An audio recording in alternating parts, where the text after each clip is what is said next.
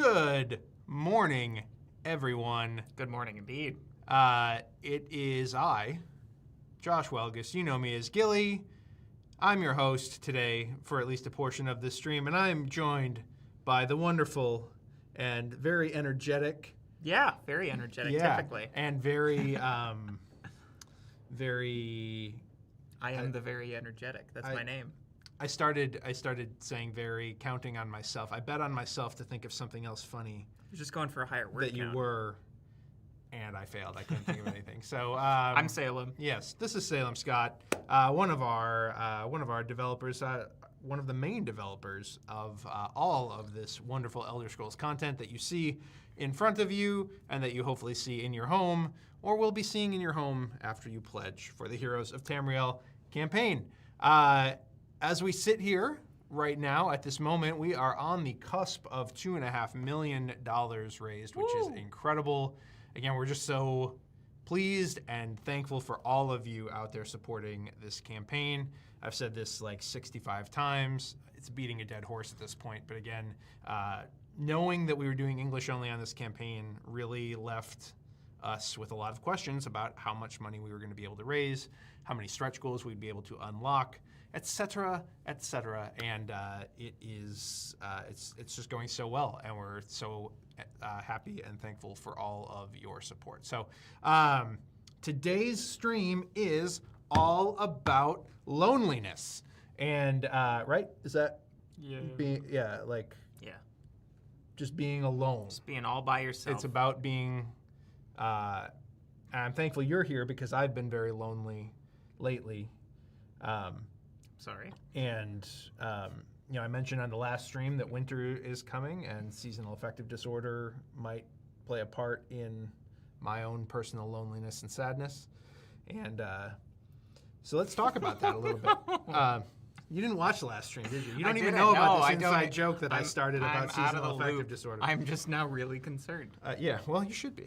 You should be. No, today's stream is all about solo play. And Salem, I believe, will be taking you through. What are you planning on playing? I don't know if we've 100% decided, but I feel very roguish today. So I was thinking like either thief or swashbuckler. Thief or swashbuckler? Yeah. Let us know which you'd rather see, maybe in the comments. And maybe, ultimately, it will be Salem's decision, not yours. I want to see what the polls say so I can do the opposite, because that's a very roguish thing to do. Perfect. But that would be awkward if everybody says you should play the rogue, and then you're like, I'm going to do the roguish thing. Oh, rogue's base game. I'm not playing that. Oh, okay. I mean, that would be really upsetting if that's what I true. show Yeah, off. that's fair. I'm doing rogue class, and I'm going to do one hand and shield. In? Black Marsh. Black Marsh. There you go. We're not doing that. We are doing Elsweyr. That is 100%. We're doing Elsweyr, and I even know what quest we're doing. We are doing the Undaunted quest. Beautiful. So that's what you'll be seeing. You'll be seeing true solo play, single character, not two-handed, etc., etc. And that will be coming up right after what I imagine will be a much more brief Q&A than the one that Josh Carlson and I did a couple days ago, which I think went on for like 2.5 hours. That's which too is long. Yeah, that was too long. But yeah, if you have questions, let us know in the comments. I'm going to, otherwise I'm going to fill some dead air with some basic updates that we kind of talked about in our update last night. But if you have questions, throw them in the chat and they will appear magically on the screen in front of me, and we will answer any that I feel are appropriate to answer. If I skip it, it's because I didn't want to answer it. And that you just have to live with that. You're just going to have to live with that for the rest of your life. So, but real quick, wanted to mention a handful of things. One, we did cross the 2.4 million mark last night, right before the update was sent, and that means that we have now added 3 metal dice to the Blacksmith 2 pack. And those are lock-picking dice that will replace your standard lock-picking dice, so that is pretty cool. Replacing these ones. Yes, exactly. So that does mean that the MSRP of the Blacksmith pack will likely be going up to $30 instead of $25. And And so that just made it a better deal for all y'all to go and purchase it here in the campaign, which is awesome. So go add a Blacksmith 2-pack if you have not already. The other thing that I wanted to make sure I mentioned is, again, we talked about this in the update, but just to elucidate it a little bit more, we did get a chance to talk to our Master of Coin, Andrew Chesney, who is presently in Essen, Germany, for Essen Spiel, and just had a talk over what is possible with the basic organizer pack from a financial standpoint, from a bulk shipping standpoint, volumetric. Talked about that, how actually the most of the cost from that basic organizer pack is going to be shipping and storage is actually going to be the biggest thing for us. And we did confirm that we are going to be able to make that box have the same footprint as the base game box, which means more stuff will fit in it, and also means we believe we're stopping, again, I have to stop just short of promising this outright. But we do intend for you to store basically everything we release for this line between the base game and the basic organizer pack. That includes things that we presently have planned, or at least are kicking around for whatever wave 3 of this game will be. If we do a third campaign around Elder Scrolls, we believe that those 2 boxes right now should be able to fit everything. Again, I cannot promise that because we are not going to make sacrifices on like doing cool stuff just for the sake of like making sure it completely and utterly fits in a single or 2 single cardboard boxes. But we're going to try to whatever extent we can within reason to make that a thing for y'all. So again, we're not going to raise the price of what we're charging for it here on the campaign. It's $18 here on the campaign. Expanding the footprint of it, again, due to shipping and shipping subsidization and ocean freight and filling up containers and that kind of thing, will the MSRP of it will likely be going up to $30 as opposed to the, I think, $25 that we have advertised right now. So I think those are the two those are the 2 main things. We've got some feedback from our crew. Oh, yes. Okay. Yeah. So this is a comment or a question that's come up in the comments like a fair number of times that basically the Guild Vault will fit everything. Okay, we're not going to release, we have no plans to release anything that will not fit in the Guild Vault. The only exception to that would be like if this remains the most popular series on the planet for the next like 10 years and we're still making stuff in 10 years, we'll probably need to release like a Guild Vault 2.0 or something crazy. But no, the Guild Vault definitely has room for everything that we have planned, full stop, and there's room to spare in the Guild Vault right now, thankfully. So plenty of room on that. Also, I'm getting just notes from our production team. We are not at Essen, as in, I mean, obviously we are not at Essen, but Chip Theory is not at Essen this year. But we have sent Andrew Chesney over to Germany, basically to take meetings because there's so many people over there. It's kind of like obviously the hub of the board game universe, particularly this week. And so Ches is over there taking meetings, talking about lots of things like language editions and that kind of thing with some of our European partners, and meeting with manufacturers and that sort of thing. But we do not have a booth at Essen. So if you're watching from Germany, I'm sorry, you will not see us there. You will not see me there. You'll not see Salem there. You might see Ches walking around there, but you won't know what he looks like, probably. So you probably won't notice him. He's tall, though, and he's British. So if you see a tall British man, odds are it's him. So just go up to any tall British man you see in Essen and just happen to catch a British accent. Person's tall. Aren't you Andrew Chesney from Chip Theory Games? Yeah. I think that is the. I think that's the extent of the news and notes that I had to share. Something that will be coming in the update today, which will not be a spotlight today. It'll just be a general like catch-all that will probably embed the stream. Is that Imperial Knowledge, the YouTube channel that is all about Elder Scrolls lore, did indeed drop their video on Betrayal of the Second Era today and this new content where they interviewed Ryan Howard, who you saw on a previous stream and have seen on other Chip Theory streams. They interviewed Ryan just about the lore and kind of process of working on all of this stuff. It's a really great interview.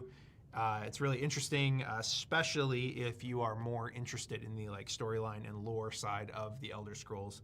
I'd encourage you to give it a watch. We will be embedding it in the update later today. Anything I missed that you I can don't think think of? so. No. Great. Yeah. That was very energetic. The way Very- that you, thank the way you. that you told me there was nothing else. Yeah, Right. I There is appreciate not. I mean, I could throw the coffee in your face, but I don't think you like that. All right, well, let's dive into the handful of questions that we've got. And again, if we don't get a lot of questions, that is fine. We will just jump. We'll just jump into Salem's solo gameplay. But we'll answer the questions that we've got. And again, if you have more, please keep them coming in the comments because looks like I only have about 7 here right now, and that's not going to take me long. That'll only take me like an hour with how elaborate my answers tend to be. But given the license and the world of the Elder Scrolls, have you found any design restrictions that you'd like to explore more in Too Many Bones 2? This feels like a way of asking us to talk about what's Too going Many on Bones with 2, Too Many yeah. Bones 2 disguised as an Elder Scrolls question. And I don't know if I'm going to take that bait. Yeah, I can kind of talk to the first half of the question, which is like, have you found any design restrictions? And then just be like, that you would like to explore more of in Sure. whatever. And I know, like, I think Ryan and I might have sort of differing thoughts on at least some specifics. But like, there's definitely been moments where the two of us like want to do something, and then because of the established lore and way things work and what's available, we haven't been able to do everything we initially started. And I know we both do both of these, so I'm not saying Ryan's one way, I'm the other. But a lot of the time, Ryan will be like, oh, this is a really cool idea. I want to hold on to this, for something in the future. Or like thinking about, oh, if we were to be doing, hypothetically Too Many Bones 2, like we could have just done it. Whereas I commonly just sort of like, oh, okay, they threw a wrench at us. I'm excited to see how I can adapt it. Mm-hmm. So I've tried to salvage a lot of the original ideas that we had to like rethink. Whereas I think Ryan's got an interesting backlog of like, oh, he's excited to like be able to flesh out things. What those specific things are, I'm not going to say because 1, I don't remember, and 2, I'm also not saying anything about Too Many Bones 2. Yeah, I feel like mechanically speaking, we were able to do just about everything that we wanted to do in this game. Mechanically, I don't think we ran within reason. So if the question is regarding mechanics, this game is pretty much doing what we wanted it to do. I know that probably, and this really goes back to the original development of the game, the most contentious thing, mechanically speaking, throughout the entire process, and I would say both internally and with Bethesda to an extent, was how to treat the maps. We've kind of talked about that at length, both how to handle the art for the maps. I know that's been a hot topic and a topic of lots of criticism because people think the maps are boring. And then like how do we display towns on the map, and what can we show on the map, and how much can we maybe fudge the location of certain things on the map because it works again mechanically better than it may be if we fudge it a little bit, that kind of thing. Maps were a little bit of a boondoggle just in general, which is kind of funny because it's a relatively small portion of the game when you really get down really get down to it in terms of like the rest of what's going on. But I would say generally speaking, mechanically, they really were, Bethesda was actually very hands-off on the mechanics of the game. And that was one of the things that I think maybe surprised us the most working on a license. And I don't know that every license would be this way. Maybe another license would look at it completely different. But we expected there to be a lot of heat right out of the gate on us to like show the game in motion, like to really show exactly how the game works, to show the full scope of it right out of the gate. And because Bethesda is a games company, they make games, we assumed they would care a lot about how we were representing their game at the gameplay level in a tabletop adventure. We've talked about this at length before.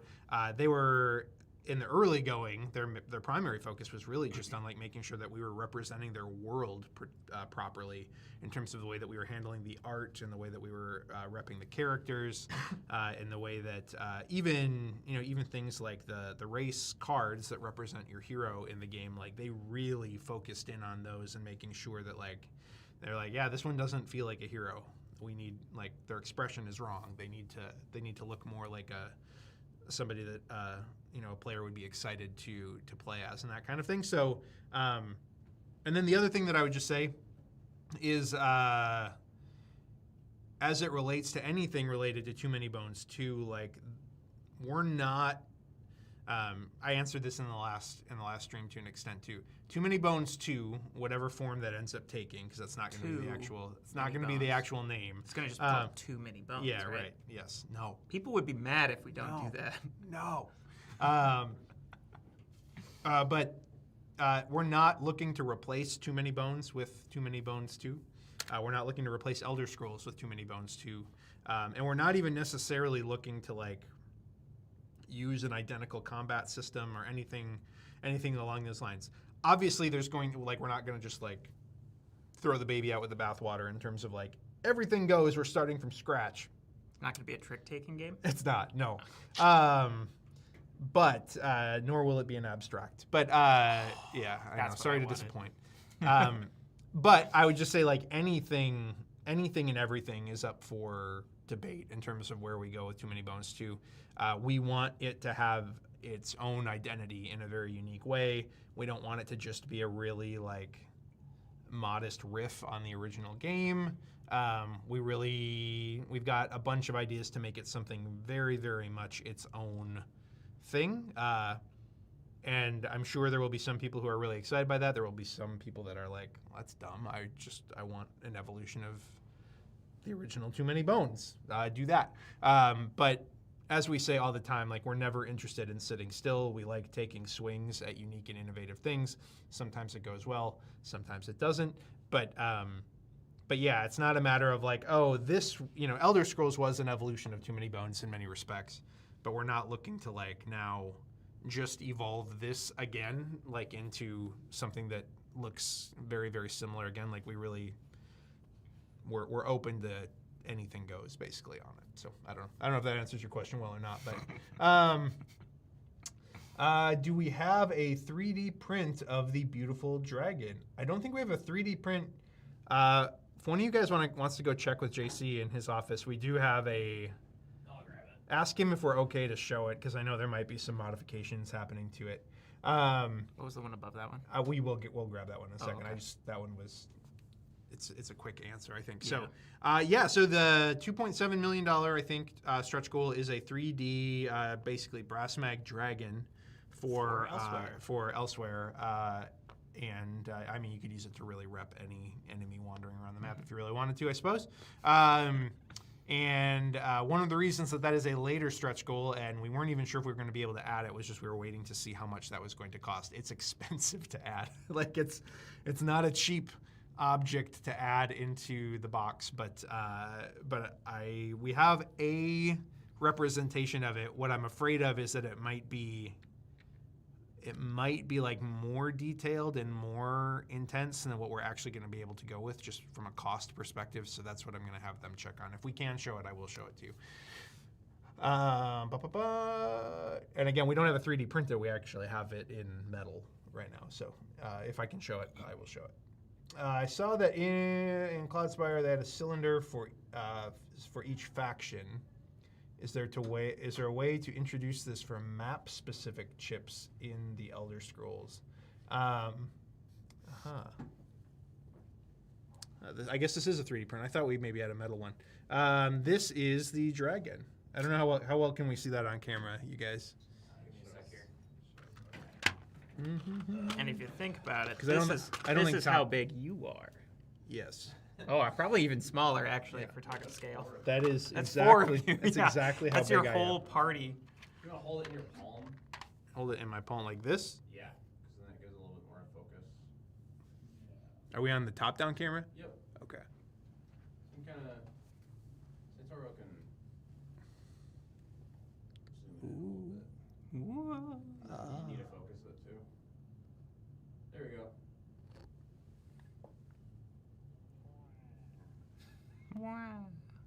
Amazing. Amazing.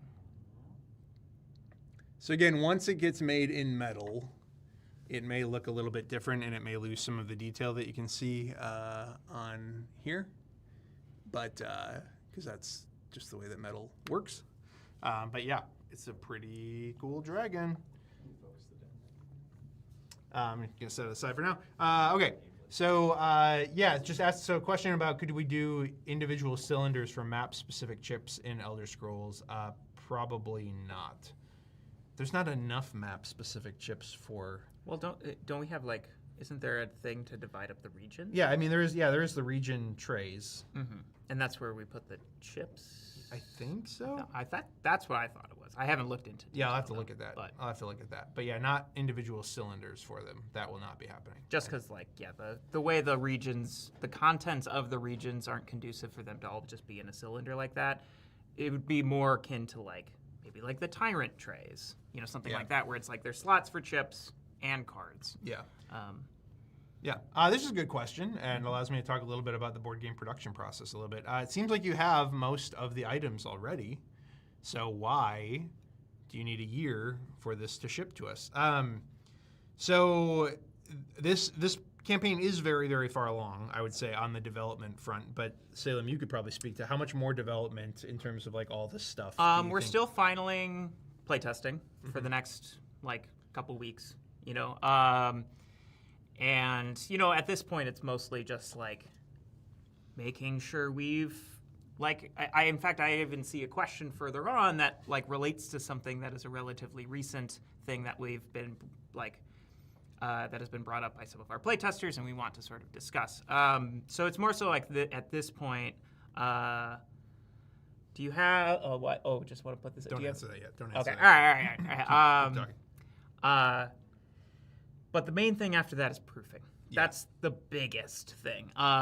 We did do a preliminary proof for stuff, like a lot of the stuff that was getting put on the campaign page because we want it to look nice. But again, it's not still the same rigorous amounts of proofing that we do before we actually send the files to print. Also, like a lot of the game text too, mechanically has updated since graphics got a hold of it and was able to make the stuff for the campaign. So, in fact, like when I'll be playing here today, I'm gonna still be playing with prototype dice because the dice have changed since we got them like printed fancy, So we do have versions of what could be considered close to a final thing, but they are not final. Yeah.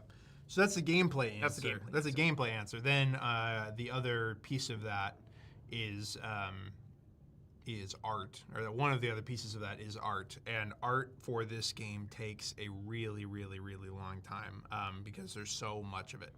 And Federico, who has done the majority of the work, if not almost all the work on the new expansion stuff, I think is only about halfway done with all the new hero art for Heroes of Tamriel. So, we're showing one new version of each race on the campaign. He's got to do another alternate, like we're trying to do like one male and one female on every single card, so that you have unique options in that regard. And so that takes a long time, not to mention like additional enemies. We're still, I know we've got sketches of 2 of the other Clashmat like sort of biome looks that we're going with for the new regions, but we're waiting for those to be colored and detailed. That takes a long time.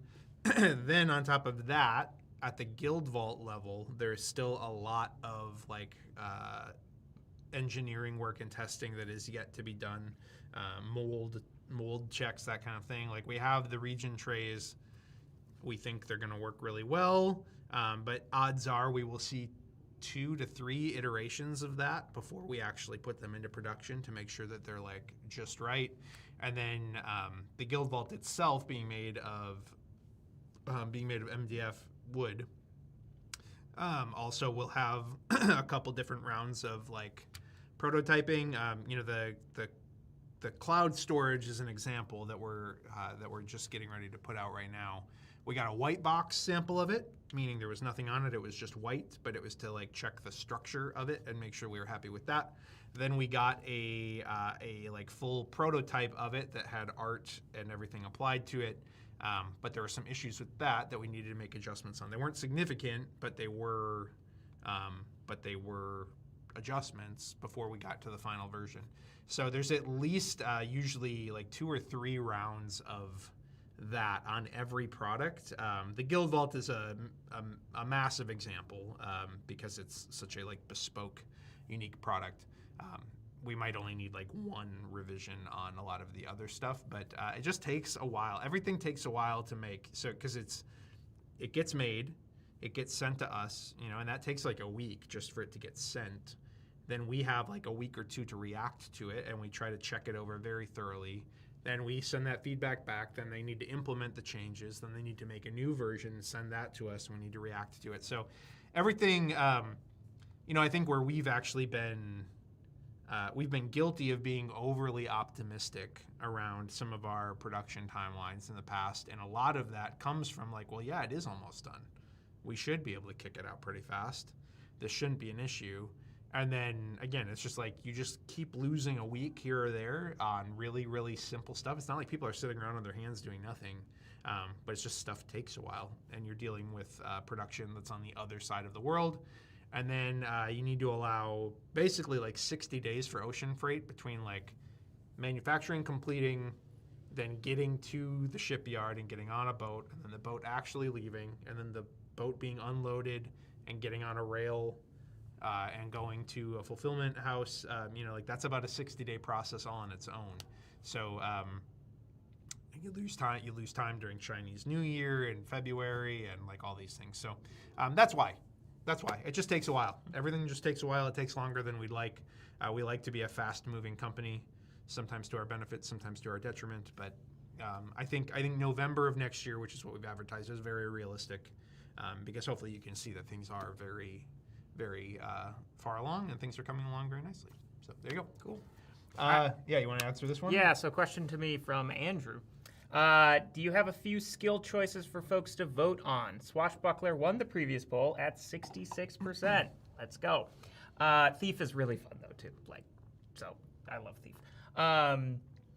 Swashbuckler, knowing what I know, because I know how Swashbuckler works, has a number of class abilities that are in light weapon, and also gains the tokens in their active slots from exhausting things from there. So a Swashbuckler wants to have a lot of dice that utilize the active slot. So that would be like one-handed shield is good for that, but that's old content. We're not going to be showing that off.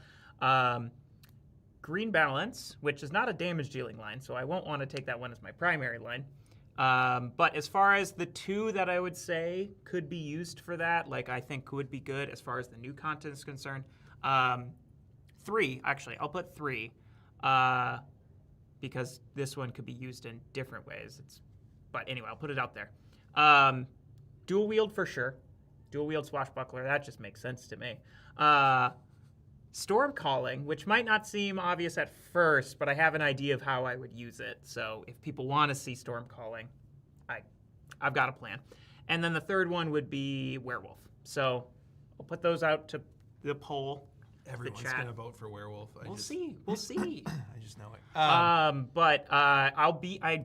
Also too, in order to show off more, we will be jumping right into session 2 for this. And I will be taking something like green balance as well, as just like to show off more of these abilities and what they can do. And then also, hopefully be able to utilize the full strength of the Swashbuckler. All right. There you go. All right, so I believe Andrew will be putting out a poll that you can vote on in that regard. Cool. Beautiful. What happens if you already have 2 werewolf players in a campaign and a 3rd player gets afflicted, Salem? It depends on the encounter that's giving you an afflicted skill line. If it's giving you vampire, I can't remember 100% if we say if you are already a werewolf and it tells you. I think that would override it. If you are a werewolf and it tells you to get vampire, you do swap that out. But if it's like 2 werewolves already used and you don't have a token and somebody would get a werewolf again, nothing happens. Now, that being said, most of the encounter cards have multiple options. So if you are a party with 2 werewolves already and something would tell you to gain a werewolf line, you'd be like, ooh, we don't really get anything from that from that option. Maybe let's pick the other option. So, yeah, that I see some people being like, should we get 2 Fur and Fangs? Like, it's not. We're not designing it for that purpose. Like, they are following the same level of like restrictions that any skill lines have. Of course, to quote Ryan, I'm not a cop. I'm not going to stop you from doing it. But yeah, so like if you do, it's kind of in the same way when people in the first campaign were like, well, what if I want a party of 4 orcs? It's like, all right, I mean, yeah, you legally are allowed to buy 2 copies of the game if you want to do that. That is not our intention. That is not the intended way to play. They are meant to be limited in that regard. But yeah, and they're not necessarily, like, the game hasn't been tested in that way either. So we which can't, means we can't guarantee that the game, like, you might, with 4 orcs or 4 of anything. Well, you can do 4 orcs now with Heroes of Tamriel. That's true. Yeah, that's true. Yeah. I mean, they'll have different abilities. Yeah, different abilities. I was just gonna say, like, you know, that don't come at us and saying this is broken when I combined 2 copies of my base game and mixed it all together and it got weird. I mean, it happened too with Cloudspire when people were like, I want to do a Greege v. Greege, and you're like, yeah, you can buy 2. I mean, then you have to like track like which one's which. But anyway, do I need or want the extra box if I'm getting the big box as well? To use proper nomenclature here, do I need the basic organizer pack if I'm getting the guild vault? No, you do not. What I would say, this is not an attempt to upsell people at all because I'm not about that. There have been some folks that have been like, well, if I can't take my guild vault to game night, how do I get all my things to game night? If you are planning on keeping your base game box and using that to transport things to game night, and you want to be able to bring literally everything, again, we are trying to make it so that everything in the entire game that we make will eventually fit in the base game box plus the basic organizer pack. So you could do that if you wanted to like take stuff out of your guild vault and then like put it all back in the original boxes and bring it to game night. I think that's silly. I think that's a lot of work. And I think you should be able to just grab one of the regions that you're going to play for a given session and the other stuff that you need, and that should mostly fit in your base game box and you should be fine. But if you want to like absolutely guarantee it and you want to be that person about it, you could purchase it to do that for $18 here on the campaign. I am not encouraging you to do that, but I gave you the use case for it, and if that applies to you, you may want to consider it. But generally speaking, no, you do not need the basic organizer pack if you're buying the guild vault.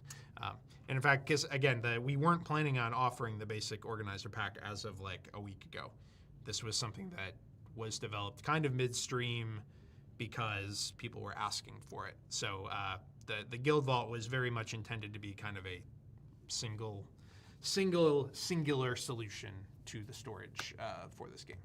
All right. Is there a way for 2 players to start with Vampire Line to guarantee a dual vampire game? So yes. However, if you've looked at the reference sheet, you might notice an issue, namely that there are only 3 level 1 dice for the vampire. Now, I don't want to 100% guarantee that that is going to be the final thing. This is actually something, as I was mentioning previously, like with our playtesters, this has been brought up and we were having a conversation of it, but it isn't an oversight. I just want to be clear about that. But we might go back, again, we're still deciding. Because the main thing is Vampire is not a damage dealing line. It is a support line in that sort of same way that like Restoring Light, for example, is a support line. And there's nothing in the game that prevents 2 players from taking Restoring Light as their starting skill line. But it's likely going to go wrong unless you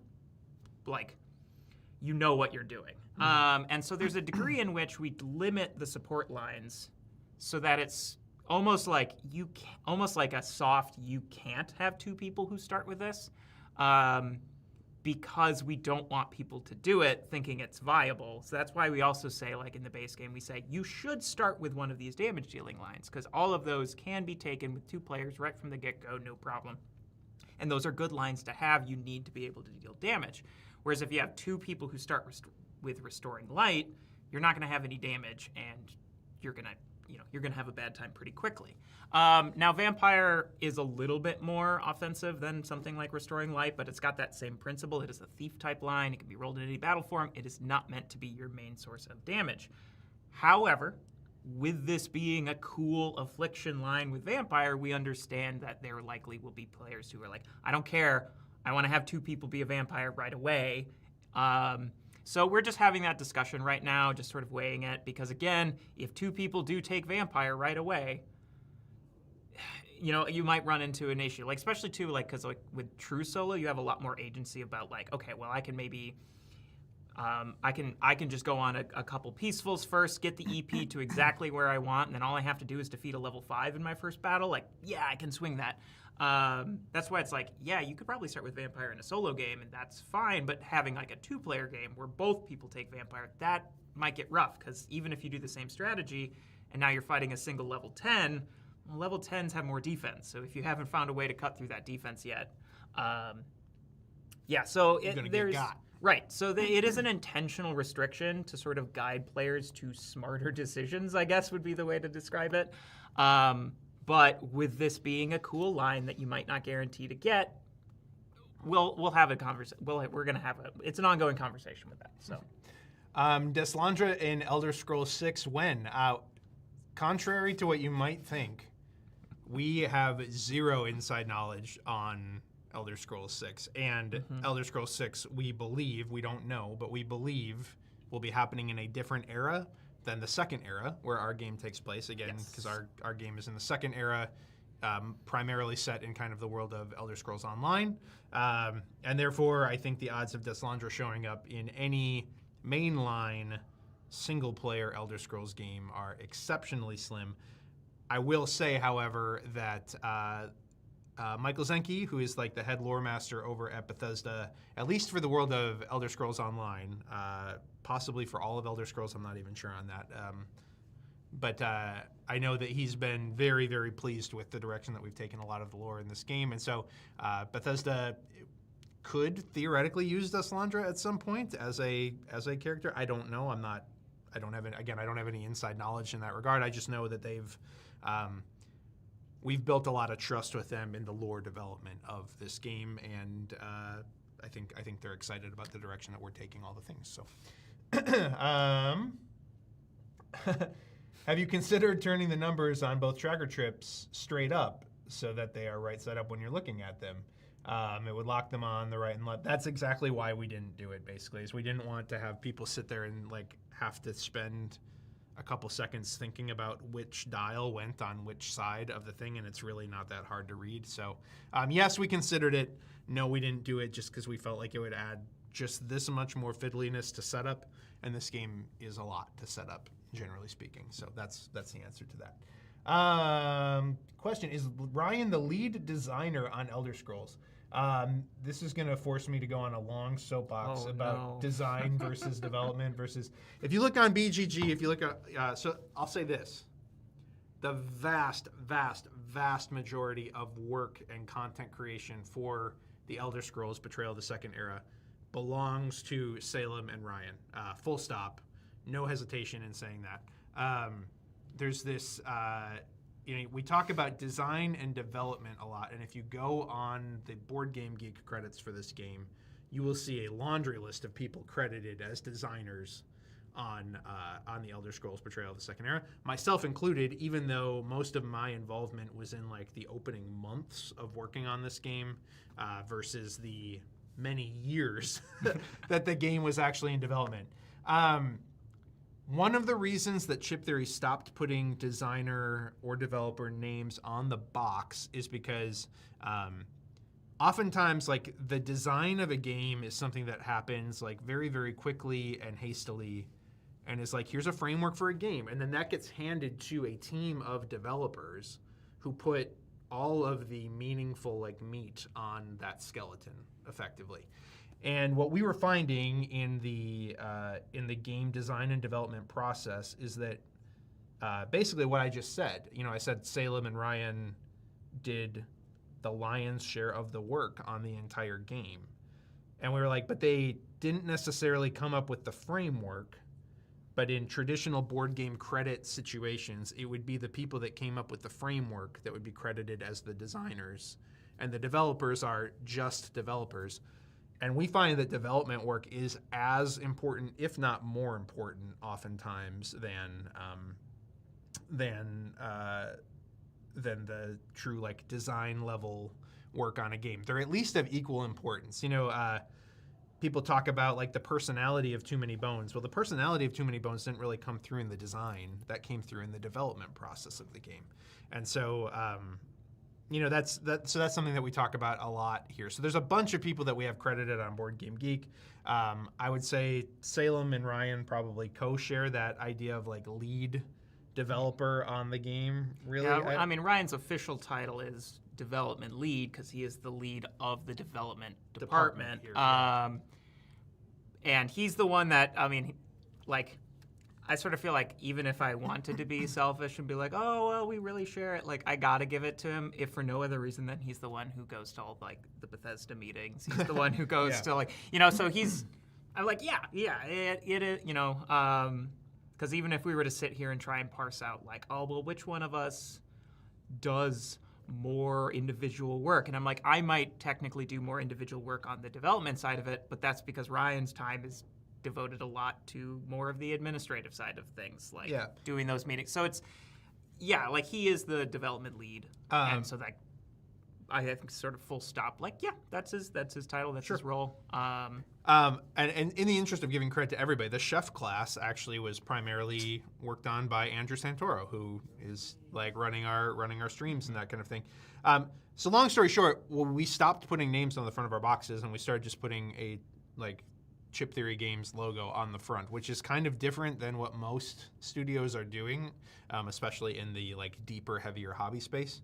And that was because we felt like putting anybody, in most cases, this is not in every case, but in most cases, we felt like putting anybody's specific name on the front of the box was kind of was kind of dishonest in terms of like who deserved the credit for like why the game is the way it is. We all work on these games in some capacity. Even like the art and graphic design work that happens at the campaign level, which is all done, which is almost entirely done by Heather Kilber, one of our marketing employees, has informed graphic design and choices that end up in the actual game, even though she's only responsible for the campaign itself. And so what we're finding is just like there's suggestions that come in from customer support sometimes that make it into our games, and we just felt like in order to give credit to everybody, we kind of needed to stop giving specific credit to like one or two people really, really heavily with their names on the box. And so we started just putting the Chip Theory Games logo on it. So anyway, really long. That's not the answer you probably wanted from that question, but it felt like it demanded that level of explanation. So. Does it mean a possibility of resurrected Desalandra and Elder Scrolls 6? Probably not. Yeah. I would love to. That would be amazing. And again, we don't know anything about Elder Scrolls 6, truly. Yep. Genuinely. We can hypothesize that, as you said before, it will not take place in the same era because the mainline games haven't taken place in that era, and they've sort of been like furthering the timeline. But again, that we can't say for certain. We have no idea. Two of kind of the same question, just any more information on additional reference sheets or a reference card pack. Nothing to share right now. Again, it's still moving behind the scenes. We will have something to say by the end of the campaign. I am anxious to get information about that, whatever we decide to do or not do about it. I'm anxious to get information about that out to backers. So if I haven't shared it yet, it's because I don't have it yet. I will share it as soon as I have it. You have my word on that. Any new skill lines coming with stretch goals? I don't. We revealed Ardent Flame, right? I think so. I'm not sure what's been published yet and what's not been published, I should say. But I think as of like the 2.7 mark where the dragon is, I think all skill lines have mostly been revealed at that point. Ardent Flame is the last one revealed. So that's the last one. Yeah, yep. So if Ardent Flame has been published, which it sounds like it indeed has, that is the last of the skill line stretch goals. I'm 99% sure. For this campaign. Yeah. There's been, I mean, people were, you guys were asking about like Vampire Werewolf and that kind of thing and making it 4-player compatible. We've had a few loose conversations about whether that would be feasible in terms of adding componentry to make that possible. I don't think that's going to happen, but yeah, I think, again, we're 3 million is what we came into the campaign with stretch goals for. Anything after 3 million, we are quite literally kind of making up on the fly. That doesn't mean we didn't have a seed of an idea for it previously, but it is truly something that we weren't planning on going into the campaign. So, but skill lines are a lot, both from a cost perspective and from a development perspective, they're a lot. So I think we're capped out and tapped out on that for this campaign. Do the deluxe player inventories fit in the guild vault? Yes. Would it be possible to get a separate magnetic board to use with the map if I don't buy the guild vault? No. At least not at this time and not for this campaign. We've been asked, I think, by at least one person for, I think, every individual component inside of the guild vault. We've been asked, can I buy that separately by at least somebody? And yeah, the answer is just both from a like not making it feel like we're nickeling and diming people and like making like just 100 billion million, it's a number, promise, like accessories available for this. We've been asked like, what about a deluxe skill line draw bag? And what about, there was another thing that people wanted to draw from a bag that they were asking for the cheese. Yeah, the cheese bag. I was like, why can't I think of it? For Shadows of Oblivion. Like we are the upscale deluxe company, but we don't want there to be more deluxe accessories for the game than there is consequential gameplay add-ons for the game, and there just comes a point where it's just not really worth it to. So yeah, no. And we've tried to put so many cool things inside of the guild vault, effectively, that we are hoping that it presents itself as something that you guys really, really want to buy. We know every little individual thing is cool, but we can't stock that many accessories. So, Can I A group of people to all individually split the guild vault. Like I get the left-hand drawer.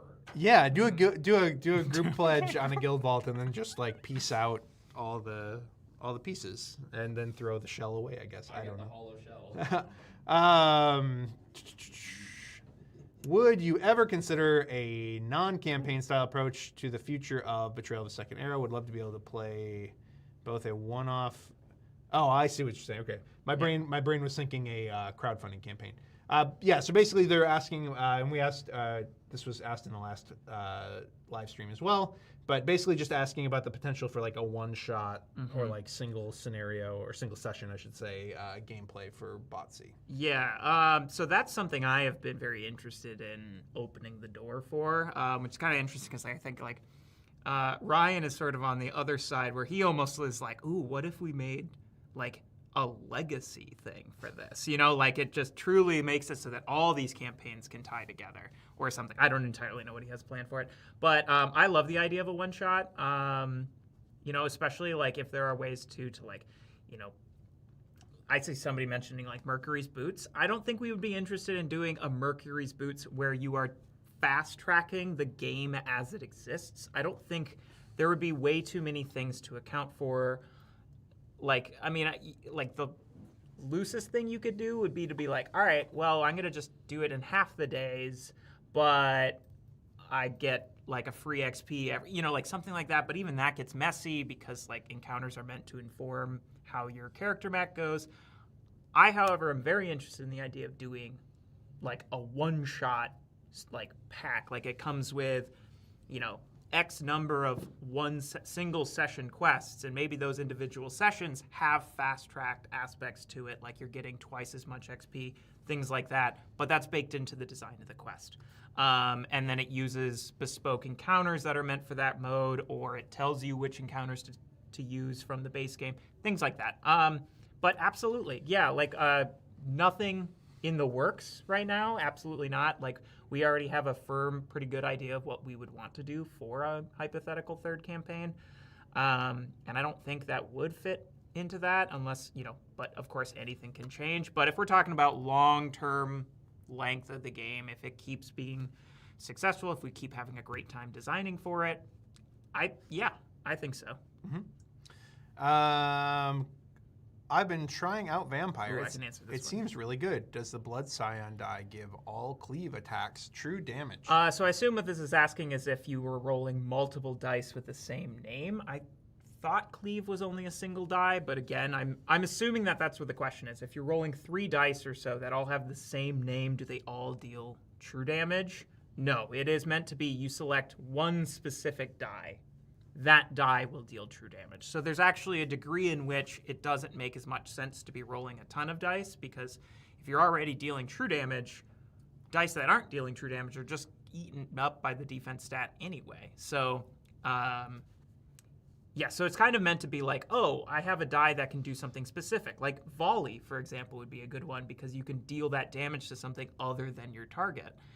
So having that be treated as true damage is really powerful. Whereas if you choose a snipe die, it's snipe die. It can already ignore defense anyway. Why are you doing that? But no, it is only meant to be one die. So however you as a player feel best to track that, you might want to roll that die off to the side, something like that if you're rolling multiple dice of the same name. But no, it is meant to just be a single die. I'm thinking about buying the Guild Vault. Any information about sleeved cards? They don't fit in the normal box, so I threw that out. Will they fit in the Guild Vault? No, we do not ever account for sleeved cards because all of our cards are PVC. I know there's a handful of folks out there that are like, no, I like the feeling of sleeved cards because I do it with every single one of my games. Or I think we've even heard from somebody who was like, yeah, sorry, I have actual OCD and I just need to sleeve them. We do not account for it. One of the benefits of PVC cards is that we don't need to account for all that extra space for sleeved cards, and therefore we don't. So that's the answer to that. I am sorry. I know there's a handful of people out there that are like, I'm gonna sleeve it. I don't care what you say. I can't help you. I apologize. Any updates on U.S. Cloudspire fulfillment? Not at this time, not since the last update, but we are, again, there is a container on the way, and I think there are additional containers leaving soon. When we have firm confirmation of all of that stuff, again, we will put out another update, just keeping everybody up to date on where things are at all around. Where are the rest of these? In the box. You're going to have to All find right. them when we take Okay, it. so I don't have the two-handed thing offhand, but I see there's a follow-up question on the vampire thing. What? Two-handed's not in here. Yes. Oh, never mind. Dome. Yes. All right, sorry. Yes, you are correct. Thank you for clarifying. So cleave, for just those who are listening, there is only one of cleave. However, it deals damage to multiple units. So how I used volley as an example, how it's like 4 damage as distributed as you choose, all of that will be true damage. Cleave, yes. Cleave will be doing true damage to everything that is damaged by cleave. Okay, would we be able to add in the Pledge Manager promos that were not a part of this or older original campaign? There are no promos for this or the original campaign that are not available in this campaign, with one exception, and that's something that we've never sold before, which is the promo metal Deslandra chip. I think it's Empowered Deslandra and Enraged Deslandra? I think. Yeah, if I that remember sounds right. So we have given that chip away at conventions with purchase, and we have not made it available for sale yet, because we are planning on basically at some point, and I don't know when, genuinely I don't know when, probably once the last region is out and we have all of the versions of Deslandra that are going to exist, we will likely sell a single sleeve of all of the metal chips together. But otherwise, anything that we've put out is available on this campaign. So the Chef Class Pack was a Gen Con release. It was a Gen Con exclusive. Ooh. However, or a Gen Con exclusive release, but that is releasing on our website this Black Friday for the holidays, and it will be available permanently. Otherwise, there's not any promos like the Thieves Trove that was the big kind of promo pack that we were putting together on the last campaign, ended up being folded into the base game. So everything is available. everything is available. There's nothing that you can't get on this campaign. Whoever's typing is typing in black highlighter, so we can't I think see. they're just clearing out old Oh, questions okay. so that we don't answer them. Looks like Storm Calling won the vote. Storm calling. That's on the vote? exciting. Oh boy. All right. All right. Cool. Call some storm. All right, I'm torn on the guild vault because of the art mainly. Is it possible that you will change some of the art? Yes, it's very possible. That is a render. I'm not promising the art's going to change. I'm not in charge of that, but I will say that we generally do at least a handful of like bespoke pieces, specially for our big storage solutions. And so the art, yes, is likely to change at least to some degree. I would say the outer facade of it is unlikely to change significantly anyway. We're trying to make it look like a vault, but I'm talking about the art that's like on the drawers themselves, on the front of each drawer. That is possible that it might change. I'm also not promising that. That said, we will be showing its development throughout updates, throughout the next year while we kind of get ready to deliver it, and you will have an opportunity to see a pretty final prototype before we close the Pledge Manager. So again, we're not offended in the slightest if you wait to make that call until you're further convinced I'll be offended that you like it. When will Valenwood be available at the Chip Theory store? It's currently sold out. It will be available when we get a reprint in, which will probably be sometime Q1 of next year, I believe, most likely. We may have had some that were still being stored over at Gameland that may be on a container now, like coming over with Cloudspire, but I can't promise that. I will have to check on that. Okay. Did we skip a question? I don't think so, did we? Yes. Oh, yeah, okay. So we talked about this in the last stream too. So just a question about, is there a way to acquire more than a single chip of a certain enemy type? Like I want a horde of skeletons or a gaggle of spiders. The answer to that is no. We are aware that that is something that people have asked for before, or something that people have found like slightly off kilter thematically speaking when you like draw an encounter. It's like you encounter a gaggle of spiders, and now you draw enemies out of the bag and there's not a single spider on the board. Again, I mentioned in the last stream, that's also something that Bethesda has called out as like slightly weird thematically. That is a concession we intentionally made for what we felt like was much more engaging gameplay due to the mix of skills you get from a variety of enemies. And, again, I mentioned, we didn't make the numbers upright on the tracker dials because it was fiddly. Calling for specific enemies, especially ones that are not quest enemies, is fiddly. It is kind of a pain to deal with. And that was something that we learned very early on in Too Many Bones development, where the base game of Bones, and I think 40 Days in Daylore, often calls for a specific enemy. It's like, search your enemy stacks for this specific bone dragon or this specific thing. And we learned very fast that in any game that is going to get a lot more content, that is a major pain to deal with and like kind of keep straight and search for and all that kind of thing. So we made the decision not to. It's even more of a pain in this game with a different enemy on both sides, because then you have to check both sides of every chip to see if you're finding the specific thing being called for, and it's just... And we still do it occasionally when we really want to like highlight a specific enemy because it's got cool mechanical weight to a certain encounter, like the Khajiit cultist in like the Wabbajack encounter in the base game, for example. Because it's like a really nasty enemy. It's got surprisingly high defense for a level 10. It's got Intimidate. It's like, oh, geez, this really has to throw you for a loop.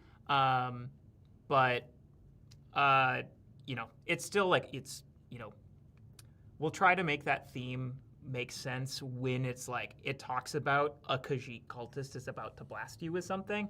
But that's why a lot of the theme is typically more like, oh yeah, you come across a group of, ruffians. And it's like, yeah, that group of ruffians happens to have like a wolf in their party, or, but yeah, it is that kind of concession. I kind of like viewing it as a creative opportunity to really question what's going on with these beasts, for example. Like if it says like, oh, a bunch of, cultists have trapped you and they're trying to like take you out, and the cultists are a bear and a mud crab. I'm just like, whoa, what cult is this? This is interesting. But yeah, it is a level of abstraction that comes at the benefit of less fiddly setup and whatnot. What's the chance of getting a dark anchor magnet opener for the vault instead of a quest marker. That's pretty cool. I That would be pretty cool. I'm just gonna put that out there. I think this is going to tie into another question, which is, can you show the $3.5 million stretch goal for a magnetic kickstand? We're going to test the quest marker magnet. Once we get a final version of it, we're going to see if it will actually work as a kickstand if you attach it at the bottom in the back of the lid. I think the odds of getting anything other than that quest marker are fairly slim. We like it quite a lot thematically. It's really big and chunky and easy to like grip and handle, and then we already have like a sculpt for it and everything. So I think the odds of it becoming something else are slim. I think an anchor would be.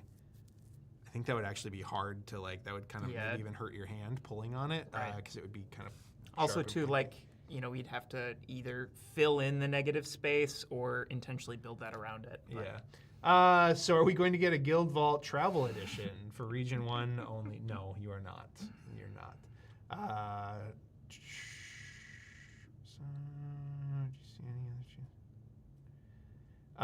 You all worked with somebody on the token holders. Do you see any other chances to work with other insert designers for official inserts that could be printed? Likely not. Though when we do see things that we really like, we will occasionally contact those folks and like use their ideas and try to give them some credit and that kind of thing. But we never plan for that. It's kind of like if the community comes up with something really cool that we are enthusiastic about, we will contact that person. You plan to make more new difficulty augments. It would be great to have more variety on this. There's Goodness, 15. you guys. There's 15. There's 15 of them. To answer this question, obviously we always might. We don't have any plans at the moment specifically because, especially as we've been like fleshing out the Daedric Princes, we have found that the design space of Daedric Princes to be far more exciting. Because like it is this balance, and then with those always having the option to just take the harder version, that's probably where most of our ideas are going to be channeled at this point. Like we're proud of the ones we put out. We're very thankful for all the playtesters who participated and offered some really good feedback through that to help shape them into what they are now. But of course, the reason why we did want to make it a PDF is so that we could update it without needing to worry about any kind of update packs for it or selling a volume 2 of Arvin's Adventures, and so we could update it really whenever inspiration calls. So we don't have any plans at the moment. More likely what we would be doing is adding more achievements and then of course updating the archives, I should say the accomplishments section and the archive section, so to account for new skill lines and new regions and things like that. But as far as the augmentations go, we're pretty happy with where we landed for those, especially it's a nice clean, like I believe it's like a 555. But it's got like the 3 different types that modify it. So we're happy with those. But of course, we won't ever say never, especially because it's easy to do, like if we come up with something cool. But most of our really exciting ways to mess with, I don't want to say mess with difficulty directly, but because the Daedric Princes give you the option to just take the curse, it becomes a way to mess with difficulty. Whereas the Daedric Princes are just meant to mess with how you approach the game. Okay, so I know from our customer support on that question about Valenwood stock. So we do apparently have some copies of Valenwood that are being shifted around between our like European fulfillment partners and that kind of thing. So Europe should be seeing a small restock of Valenwood by the end of the year. I don't know how many copies, and we are at the mercy of like things taking time to be transported. But just FYI on that. So. What about availability here in Europe? If a store has pre-sales, does it mean January 2026 as well? I'm guessing that is, okay, also in regard to Valenwood. I would say probably means, early next year, because again, I think the stock we are shifting around is our Chip Theory stock, but we might be sending it to some retailers who have ordered it from us. So I don't know a ton of details about, there's so much stock of so many of our games now in so many locations around the world that I I used to be pretty good about knowing exactly what was available where and when, and now we have so many things that I'm like, I am not sure. All right. I can answer these. I can sort of combine these next two, actually. Yeah, so the next question is, are there any plans to make traversing the overland map more interesting? Completed a full campaign of 3 sessions, and I really didn't have a push to run around the map. And, similar question, do you plan to add more of an exploration vibe to the game? Maybe single specific encounters for named landmarks? Yes, so the reason I combine these two together is because I know Ryan has ideas for some kind of, like, he called it like an open world pack, where it allows you to, it has like tables that you like cross-reference when you're at a landmark at a certain thing, and it gives you a bespoke encounter, or like, and so that, more so to answer the second question, like we have thought about it, we are exploring that as potential future content. Again, likely not for the next campaign, but if we're talking about just the longevity of this game. To sort of go back to the first question, though, about making the overland map movement more interesting, I would say, especially because it sounded like did 3 sessions, so a single campaign, a lot of it does come down to the quest, too. I'm not saying that like, will 100%, just do a different quest, but that is something that we've gotten that feedback after the game has been out, and we've been trying to sort of factor that in for new stuff. Now, of course, we don't have the infrastructure or like resources set up to like truly do like, oh, hey, for new regions now, we are going to be doing an individual encounter for every landmark. Like that is just not something that this game is set up for at the moment. That would require a large degree of development time and componentry and whatnot.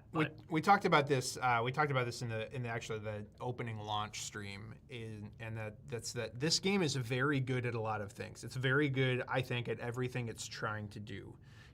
When we had the back of, and somebody's asking who came up with the cooldown track. I can kind of talk about that a little bit too. In the same, weirdly, this is all kind of connected. When we had the first back of the napkin conversations around what this game can and should be, we had to decide, like, hey, what are we going to focus on? Because you can't, the Elder Scrolls video games are so vast and so broad and so open that, like, there's never going to be a way to truly handle that in a compelling way in every single respect in a tabletop version of the game, especially when, because this is something that we talked about a lot in the early going, especially when that tabletop game needs to have a known start and stopping point. The video game, you can wander off into that corner, for 3 hours, and then you can just save and you can come back and pick it up later. When you're at game night with 2 or 3 of your friends and you're playing this together, like, you need to know when it's going to end, or everyone's going to get annoyed by the end, or they're going to start making suboptimal choices just to hasten the end of the game because you've been playing it for too long. So our game isn't terribly great at the idea of open world exploration in the way that you might expect from the Elder Scrolls games. It is exceptionally great at allowing you to become the character that you want to be and build a really compelling build and experiment with different abilities and get that endorphin rush of building your character. That's what we chose to focus on, knowing that the exploration part of the game was likely not going to be quite as compelling, and we're very comfortable with that. We don't think that's a bug in the game. That is a choice we intentionally made to serve the things that we were really trying to do with this game. If you want a really open world exploration game, there are other games I think that do it better, like Seventh Continent and Citadel, even Sleeping Gods, Iridia. There's stuff out there that's doing more of that kind of thing. We made the decision to really lean into replayability, which means kind of not having static things that always happen when you go to a specific location, and not having a world that you can memorize. And there's trade-offs with that, right? Again, you do lose some of the narrative through line. You do lose some of the sense of specific place within Tamriel. But again, we made those decisions largely to serve what we were trying to do. And we knew that this was going to be an evolution of Too Many Bones. Too Many Bones is ostensibly a combat game. It's a tactical combat game. and we knew that's what this was going to need to largely lean into. Now, just to really quick, though, relate back to things we can do and are looking and have been very intentional with a lot of the quest designs for this round of content is like, even though like the encounters themselves don't have, the landmarks don't have bespoke encounters to them, we are looking to be like, how can we make sure the overland mechanic really sort of incentivizes map movement more? How can we make quests do that too? Like, for example, I don't want to give too many spoilers because it's a pretty cool quest that I'm excited for people to discover. They're like on their own for the first time, but there is a quest in Somerset where it sort of puts a lot of face down tokens across the map, and you have to go very intentionally go try and find certain ones and utilize different ways to move around the map, including like town actions. So because you don't have enough time to just be like, oh, well, we'll just do a loop.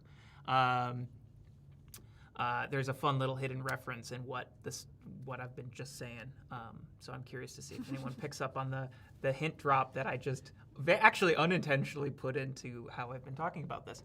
But anyway, that's to hopefully be like, oh yeah, this quest is really engaging from a map movement standpoint. Not necessarily from we went to this landmark instead of that landmark kind of aspect, but just we could not complete this quest by just standing still. And we truly try to make that happen at every quest. Whether or not we have succeeded in every quest, of course, is up to, but that is something we always want to keep in mind is the map movement.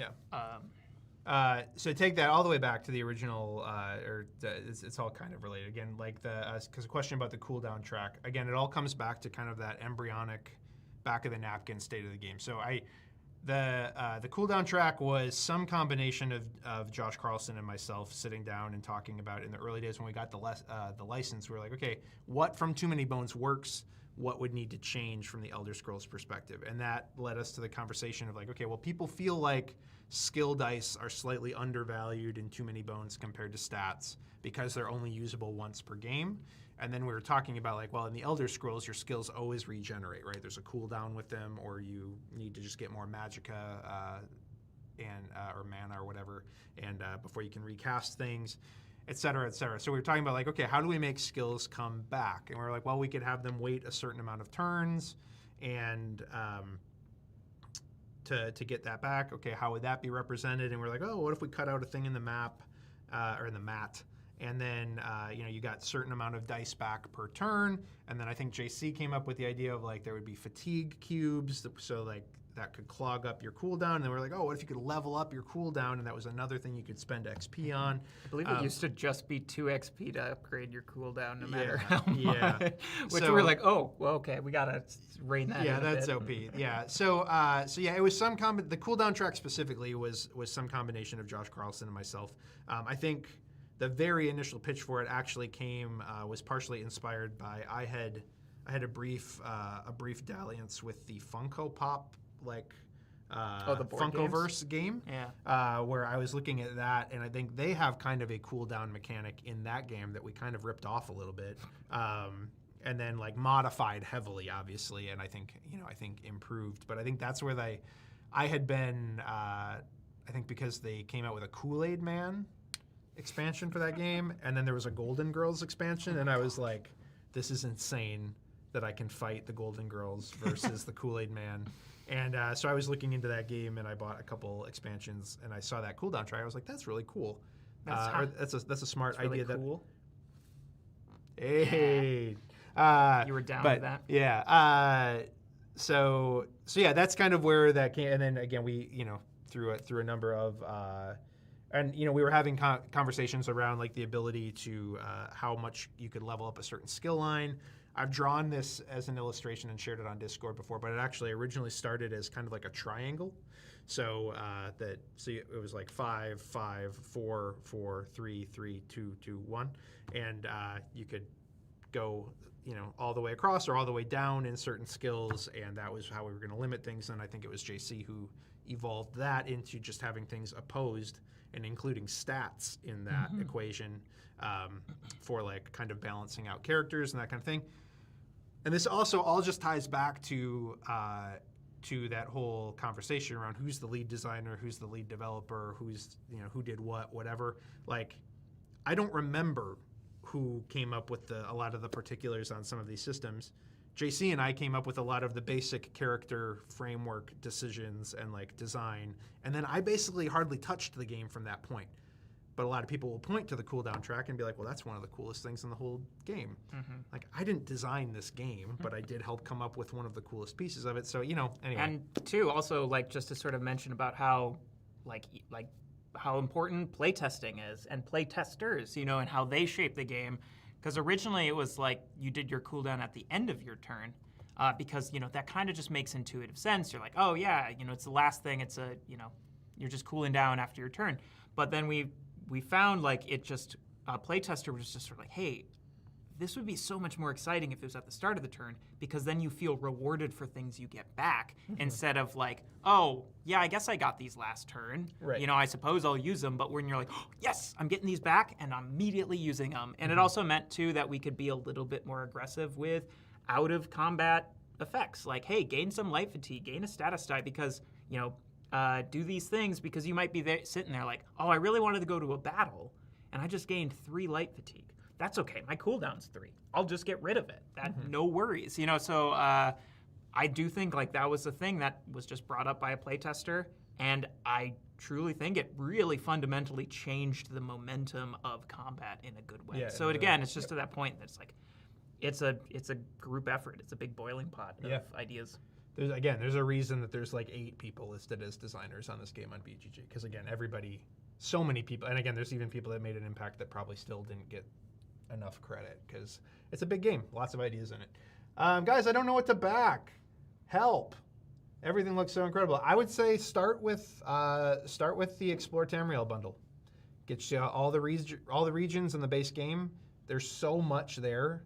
You will not be starved for gameplay in the slightest. I would start there, and if you love what you experience, grab Heroes of Tamriel later. Grab Grab Fur and Fang later. Maybe pick up a Guild Vault later. But again, we try very hard not to be the FOMO company. We try to be the anti-FOMO company to whatever extent we can. And you don't need to buy it all right now. I promise. You will have plenty of gameplay starting with that bundle. So any chance we'll see Josh 3.0? If you don't know Josh 3.0, he's probably in the chat. But Josh Schwartz is our warehouse manager and handles overseeing all of our United States, not North America because Canada's separate, but all our United States fulfillment. We could totally have him on stream sometime to talk about the shipping process. And I don't know if there'd be enough questions to go around, but we could always try bring him on for gameplay too. Yeah. So yeah, I don't know if I totally understand how this is phrased, but it's a question just about digital versions of our games to maybe help people learn them better, that kind of thing, like Too Many Bones or Cloudspire. Answer this on the last stream too.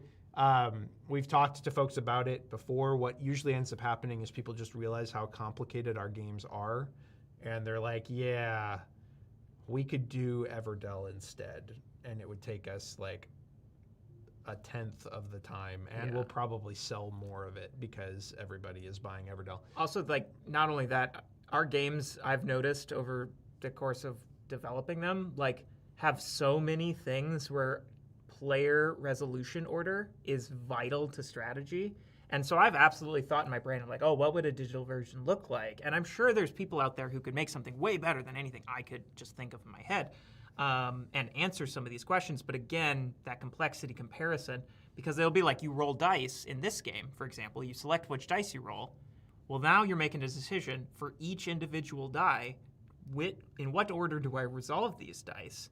And do I even want to resolve this effect or not? So it's not just oh, cool, the digital version, you could just select the dice, it rolls them, and then it does them. And then your turn's done and it moves on. It's all of a sudden like, especially in this game where you could be gaining tenacity mid-engage and then use an interrupt, like, yeah, there's a lot of things that are very difficult to replicate in a digital space because it requires just like the human brain to be able to go in whichever direction they want. same thing we said on the last stream, though. We do have so both Neon Night games, Neon Rain and Fight 5, are presently in alpha on Board Game Arena. We are working with Board Game Arena also on getting Tanglewood's Rose and Tanglewood's 20 Strong Solar Sentinels on Board Game Arena. And again, those are not full digital implementations. I get it, but like those, we are working on that. And just the last thing I'll say, again, we were approached by Direwolf Digital, which we'd love to work with them about doing a digital implementation of Too Many Bones. We sent them a complete collection, and then it was kind of this thing of like, oh, that's a lot, you guys. Like, that's a lot. And we were like, we know. And you know, there's always the fear that you release a crappy digital version through like a smaller company that maybe allows you to get it done cheaper, and that effectively damages the brand of your board game. And so we're always just cognizant of that too. We'd want to work with somebody that was really well established in the space and we knew was going to handle things the right way. That's also exceptionally expensive, and so I don't know. We'll see. We would love to do it. It's going to take the right partner at the right moment with the right amount of funding in order to make something like that happen. Maybe it's the type of thing that we would even have to run a separate crowdfunding campaign to make happen. I don't know, but there you go. Will there be a skill line dice expansion for Ardent Flame to bring it in line with the other primary damage dealing lines in other battle forms, Salem? Yes, I believe. I mean, yeah, I would be shocked if no, because I've been operating under that assumption. So yes. If you sell the magnetic map tokens separately, which we don't, but if you do, which we don't, but would any metal sheet work? I have a tip for this, actually. For the map, they're talking about like yeah. magnets to the And map. because I've been doing this with playtesting, because I love the idea of having little magnetic things. I have been taking my maps, putting them on a little square. I mean, it's a whiteboard technically, but yeah, any metal sheet would work. And I'm using the Hoplo magnet tokens for like the tactics and whatnot, and just sort of assigning in my head which ones mean what. There you go. So if you already have those, or if you're looking on picking them up, I know they're not cheap either, but I think they're $25. They're not too bad. Are they? I think they're relatively affordable because it was all one. I thought there were more than that. This is what I get for not looking at the web store. Have you considered adopting the profession mechanics like we have in Elder Scrolls Online, like blacksmith, herbalist? Yes. Yes. We will say no more. That is all we will say yes. right now. Yes. Artwork book volume 2, possibly on a third campaign. We kind of there's not as much art going into these expansions as there was in the base game. The base game had a ridiculous amount of art between all those chips, all those heroes, all those enemies, all those items. So in order to do a second volume of the art book, I think we would want to have just more to pull from, which likely would include Wave 3 if and when that comes. So is there a reason you did not do a deluxe draw bag for things like the skills? Yeah, primarily just because there's not a ton of benefit from having that stand up on the table. You don't interact with it nearly as often, and it doesn't get as heavy duty of things thrown into it. So like the enemy chip bags get a ton of heavy enemy chips thrown in there, and you are drawing from them every time you do a battle. And also the skill line tokens are just a lot smaller. They're a lot lighter. It just doesn't. You just don't benefit from it as much. I know people are asking about it. If we get like a groundswell of like 1,000, if we think we can sell 1,000 of something, generally speaking, we will do it. Okay, just to give you a peek behind the curtain and how we operate with what we're going to offer in terms of products. I don't think we'd sell 1,000 skill draw bags at like $25 a pop, and I also just don't think they benefit the game much. And again, we're a capitalist enterprise. We're trying to make money. I've never shied away from saying that. However, we do genuinely try to be very careful about like doing things that we feel like are really nickel and diming people. And that just starts to feel to me, it's like, oh, I get a deluxe draw bag for this, and now for this, and now for this, and now there's a cheese bag, and now there's a new entrance tile, or a pack of 5 entrance tiles. And no, they don't do anything, they just look kind of neat. And now there's premium health, and now there's magnetic tokens, and now there's a map tray.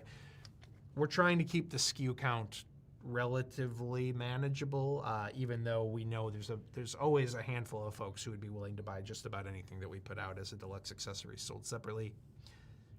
we try not to get too ridiculous about it. Again, believe it or not. So, with the recent changes regarding languages, will that also change for older projects like Too Many Bones? I mean, we haven't run a Too Many Bones project in a very long time, so I'm not necessarily sure what that question is getting at.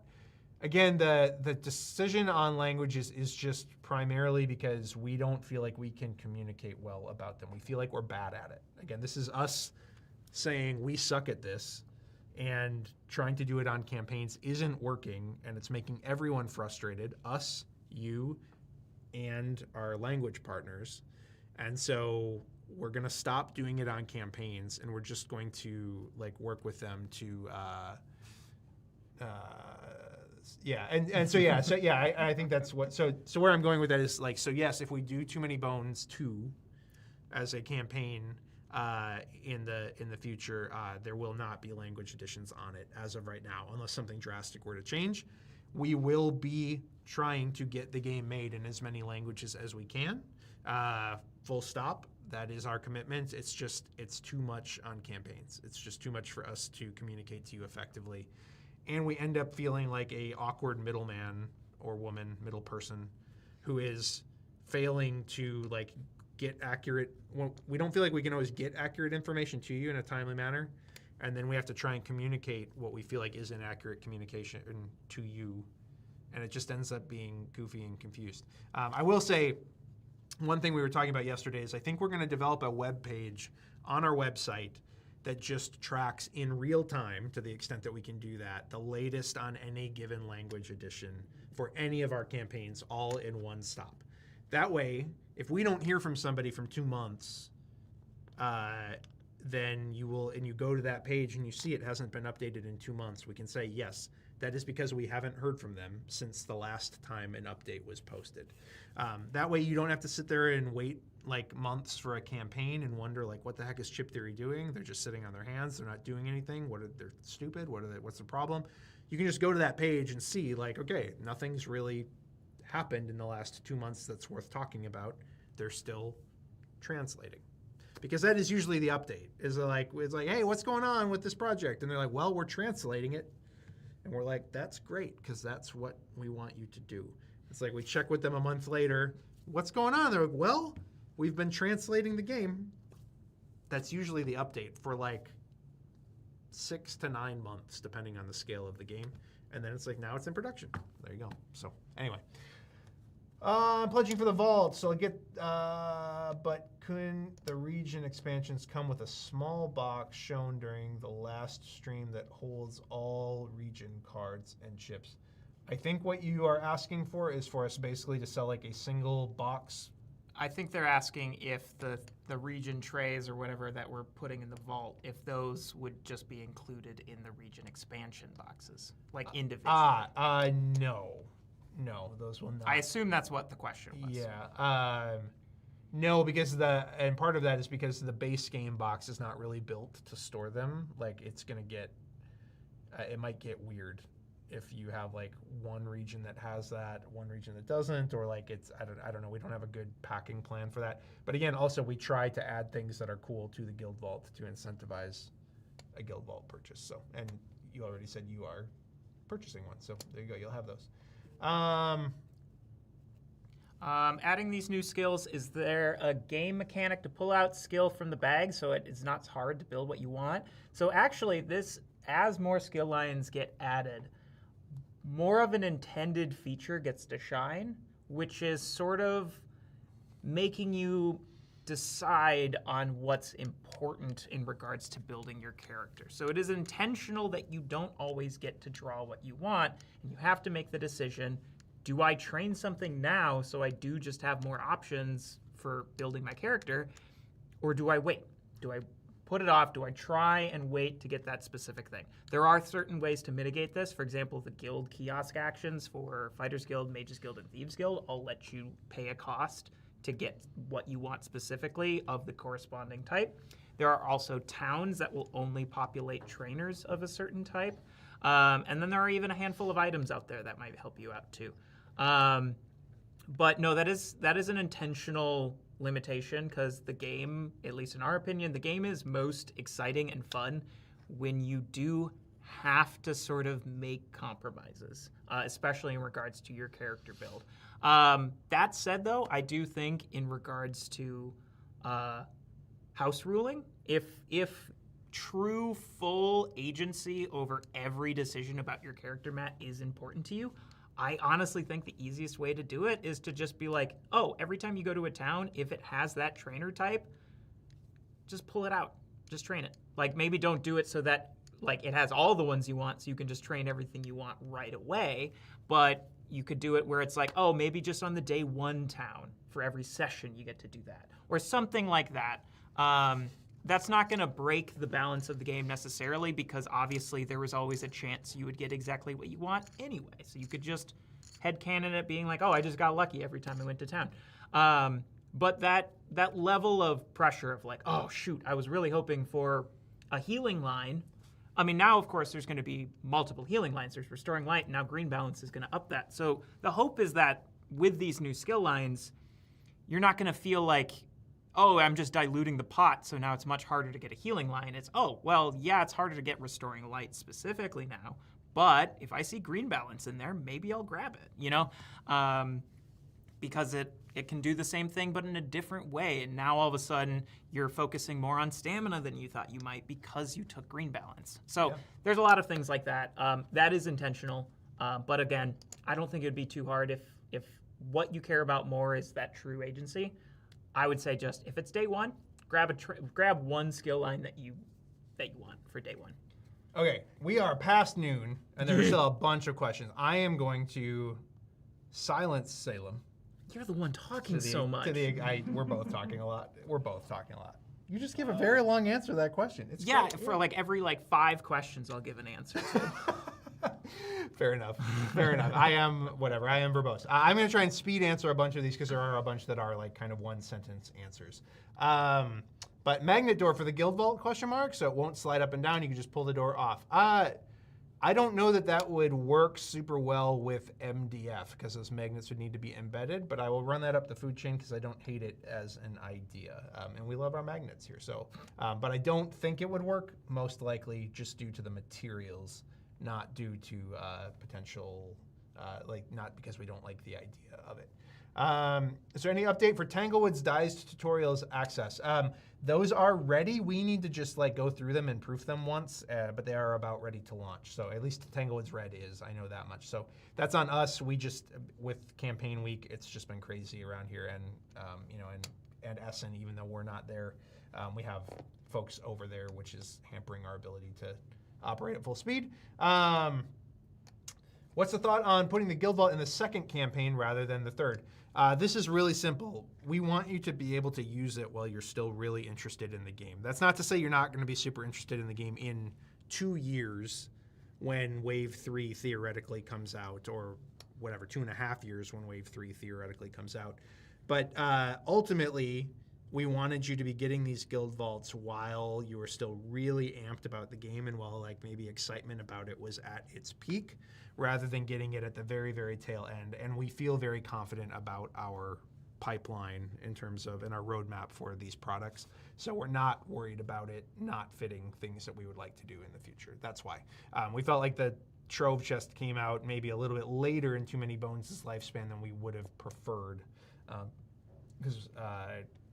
And we want people to be using it while they're excited. So could the Stretch Goal Dragon serve double duty as the key for the vault? Absolutely not. The magnet on the key is about this size in terms of its size and diameter. This is representative of the Dragon Mini, which is very small.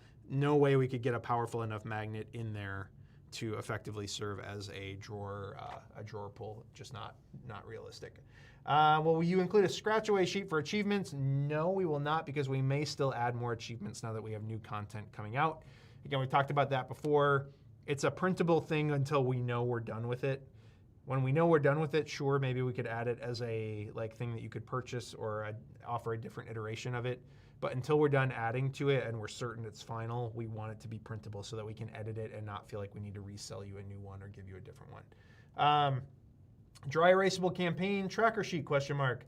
You could laminate one of the paper ones. I don't think we're planning on offering a dry erasable one. And I also, anytime a dry erase thing needs to be stored in a box, there's a good chance it's not going to look very good when you get it back out again, due to it bumping against something or possibly, like having some stuff removed.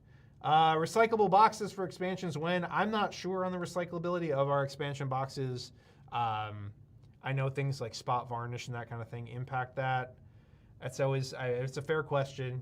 Do we make it look really nice and sexy and shiny, or do we make it look, again, kind of lesser? I hesitate to say make it look bad. It probably wouldn't look bad, but those types of user experience things do impact just like overall perception of products. People pay a lot for our stuff. I don't know.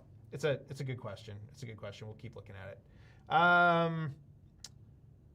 Quick answer to this, Salem. Is there a recommended way to use the Daedric Princes, as in pick a few randomly or choose one specifically? Choose one specifically. And you can stack them too, so if you want to play with multiple, you can. How do I volunteer as a playtester? I think you can do that in our Discord or by shooting us an email. There's an interested in Discord role on there that we typically try to ping when we do a project. Why not use all the encounter cards for a Too Many Bones like 12-day game where at the end you have a boss battle? Because that might mean like completely getting rid of the map, and like the region travel and that kind of thing. I don't know. Again, we're talking about possible solutions for future maybe one-shot adventure kind of situations. No promises to that regard, but it's something we get asked a lot and something we'll look at.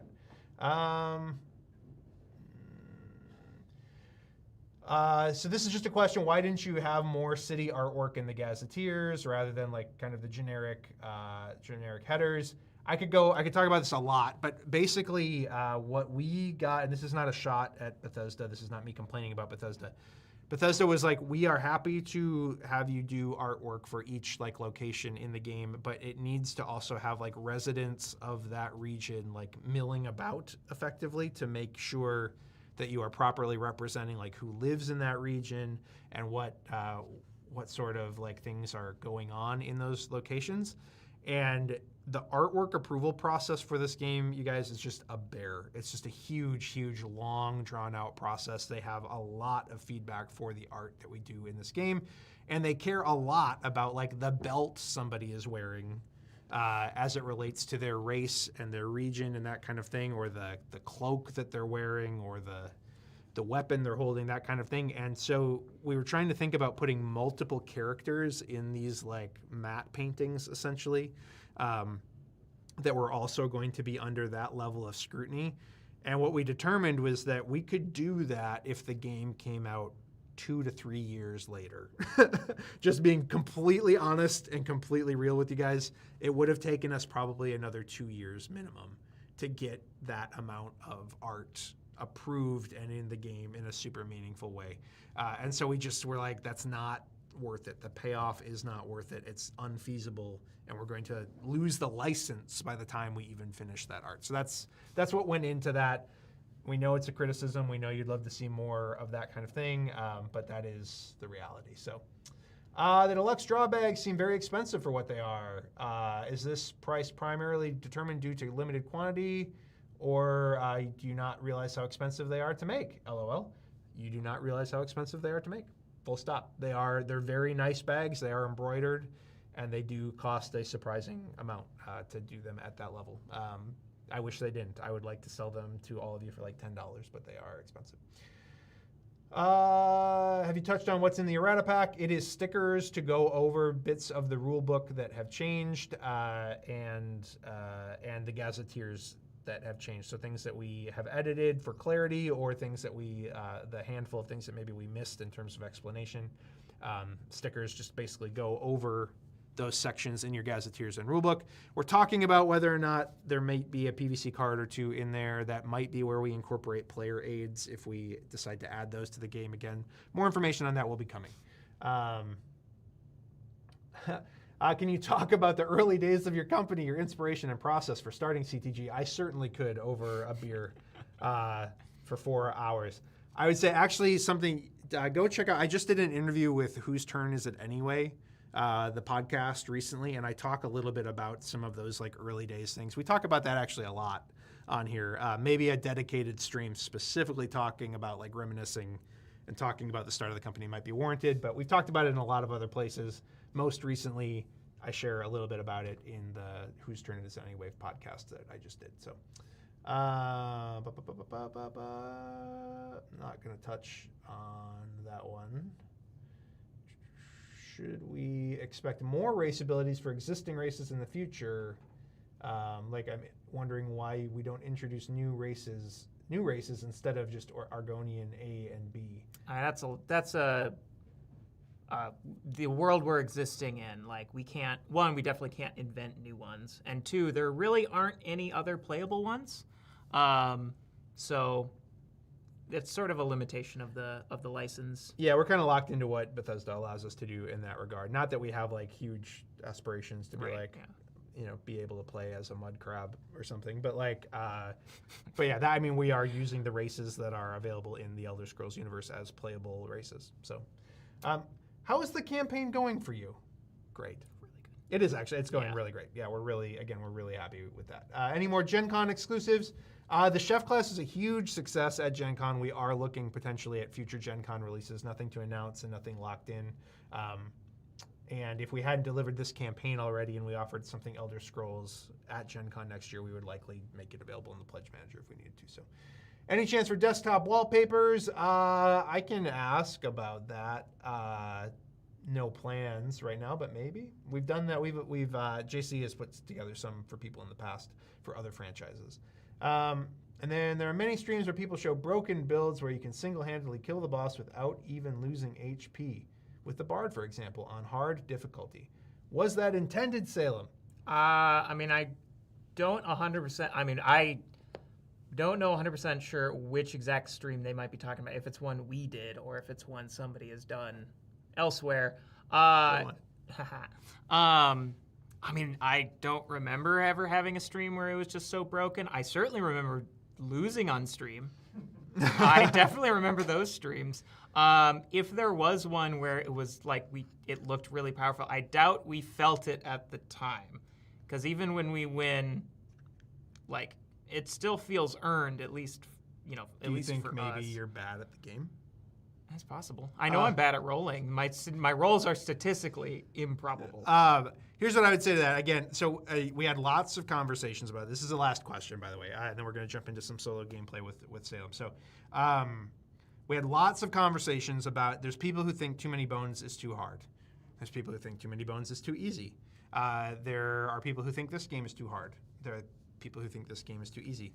We had a lot of conversations around what should the difficulty curve of this game look like. And the video games, the Elder Scrolls video games, are not challenging. That is not the point of the video games, okay?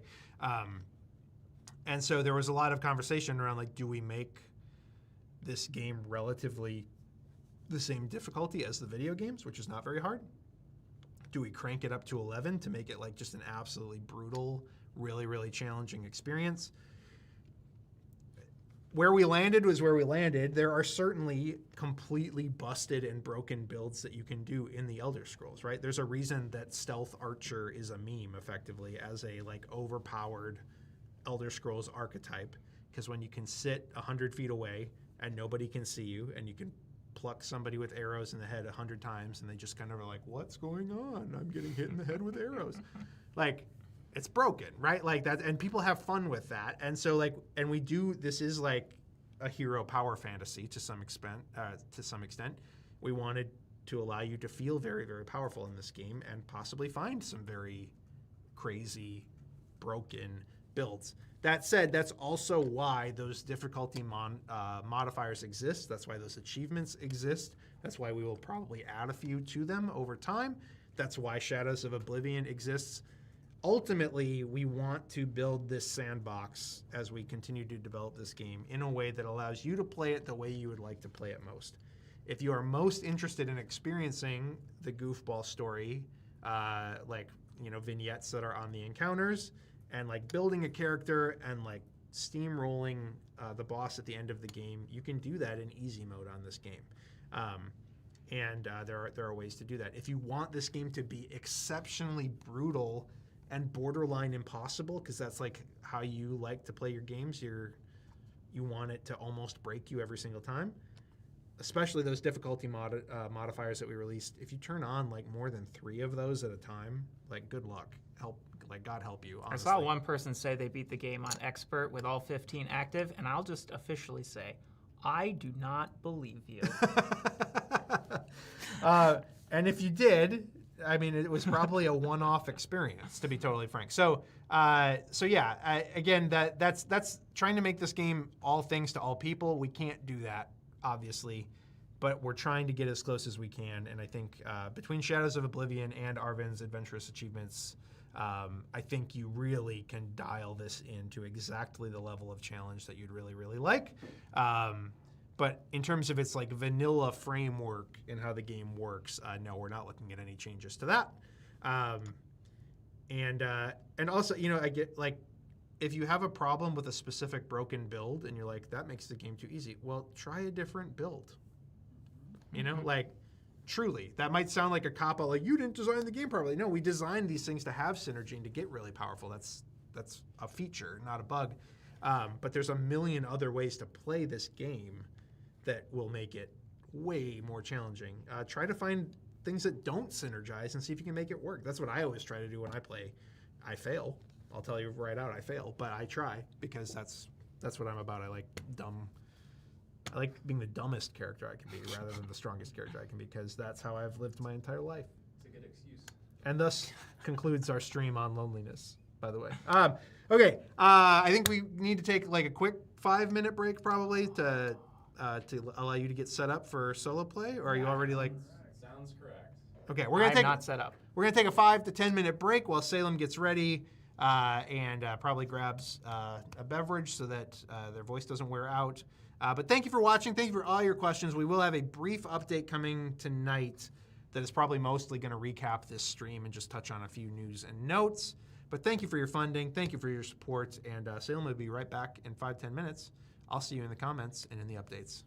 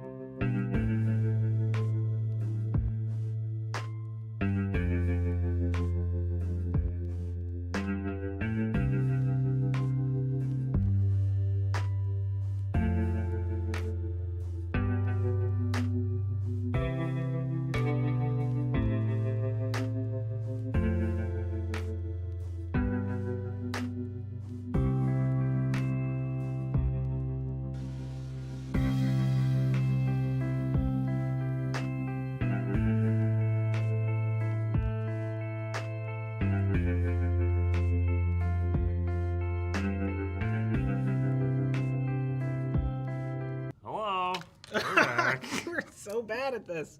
Oh, wow. Hello, we're back. We're back. We are trying. Hey! All We're right. loading up the skill bag. So, I mentioned that we were going to be doing session 2 so I can show off a bit more of this stuff, which means we need to build this character. I don't know. Is this visible? It is. It is? I mean, it was. It was. We moved it. No, it's not. What at all. camera is this Jeez. on? I mean, it'll show up in Okay. a second. All right. I don't know. Visible. You're good. Cool. So, per the poll, we're starting with Storm Calling, which, actually, fun fact, despite what the level 1 die would tell you, is probably not a good damage dealing line. But I mean, the as first far two as a dice damage do. dealing line goes, that isn't a mainline one, it's workable. You can absolutely work with it. Kind of like Daedric Summoning isn't technically regarded as a main damage dealing line, but it's absolutely workable. Yeah. So I've got my 2 there, and we are going to give myself 18 XP because that is sort of like the average expected going into session 2. I'm also playing an Argonian today. We didn't put that up to a poll. We just, I guess, picked it. Yeah, Carter did. I wanted to do the Nord, but I realized the sheet we have for the Nord is just slightly out of date, so I figured I won't. I hate Nords. Wow. Wow. Wow, we got a representative of the Thalmor over here. Can't Yeah. stand them. All right, Who, the Thalmor? Which you are? which you are. More like bored. Oh my Right? god. All right. So, I also wanted to make sure we get a chance to show off some green balance to a degree. So, I know it's technically cheating. I just told people it's against the thing to pick one, but I got one. What are you going to do about it? I'm actually going to put it there. so. Waterboarded is what All right. we do. So, we're going to just say that those are, and any remaining, I just have to get throughout You it. never upgraded your cooldown. I have not yet. This so, is a terrible use of 18 XP. This I will is a say. You've terri- banked yeah. 0. I've banked 0. Have I you have just none. been doing 5 tenacity every time? We could put it up to chat if they want to see me be a master swashbuckler to start, or just start on the novice side. You have to defeat a level 10 or 20 enemy using offhand strike, which is my level 4. Yeah. Oh, you can read Swashbuckler here, novice, upgrade, defeat a level 10, 20, quest enemy, using offhand strike. General ability, after a skill die is exhausted from your active slots, place 1 Moxie token in that slot. After rolling dice, you may discard any number of Moxie tokens from your active slots to re-roll 1 die of a level equal to the number of tokens discarded. Moxie tokens are not removed at the end of battle. They have an enduring for 0 during all social checks. You may reduce the difficulty of the social check by 2 for each Moxie token in active slots. If you do, discard 1 after the check is complete. For 1, you can throw a dagger. You have to be in light weapon, but you can deal 1 damage to an enemy up to 2 hexes away. You may discard a Moxie token from your active slots to roll a d6. If the rolled result is higher than the enemy's defense stat, apply a Bane status die to it. Oh, that seems pretty good. Roll dodge, 2 cost, interrupt. When you are dealt damage by an adjacent enemy, move 1 hex, prevent 1 damage. You may remove a Moxie token to prevent 1 additional. Fire, Salt, Explosion. Remove a Moxie token from your active slots, place it on a hex up to 2 hexes away. At the end of the round, roll 3 status effect dice. Apply any rolled Bane, Blind, Daze, or Maim to enemies or adjacent to the Moxie token. Then discard it. And finally, Offhand Strike, the thing you need to use to level to master. 4 cost, Interrupt, light weapon. When you are determined as a target by an adjacent enemy, discard all Moxie tokens from your active slots, then take an immediate recovery action, and then a free engage in light weapon. Sweet. All right. That's interesting. It's an interesting start. So I have quickly built out my character. To go through the dice that I have right now, I have Storm Calling. So most... Says your health chips are gross and cheap. Oh, because I don't use premium health. Some of us are poor, okay? All right. Pledge more. Pledge more. Pledge more so we can make more money so we can buy our own premium we health need chips. I gotta. All I've got in my home is the. I've got all I got is the base. non-premium. I prefer the base. That's my hot take. I like the differentiation in weight. I like the heavier enemy chips and the lighter health chips. And then somebody's take on your thing is upgrade should be easy. Start with novice. Cool.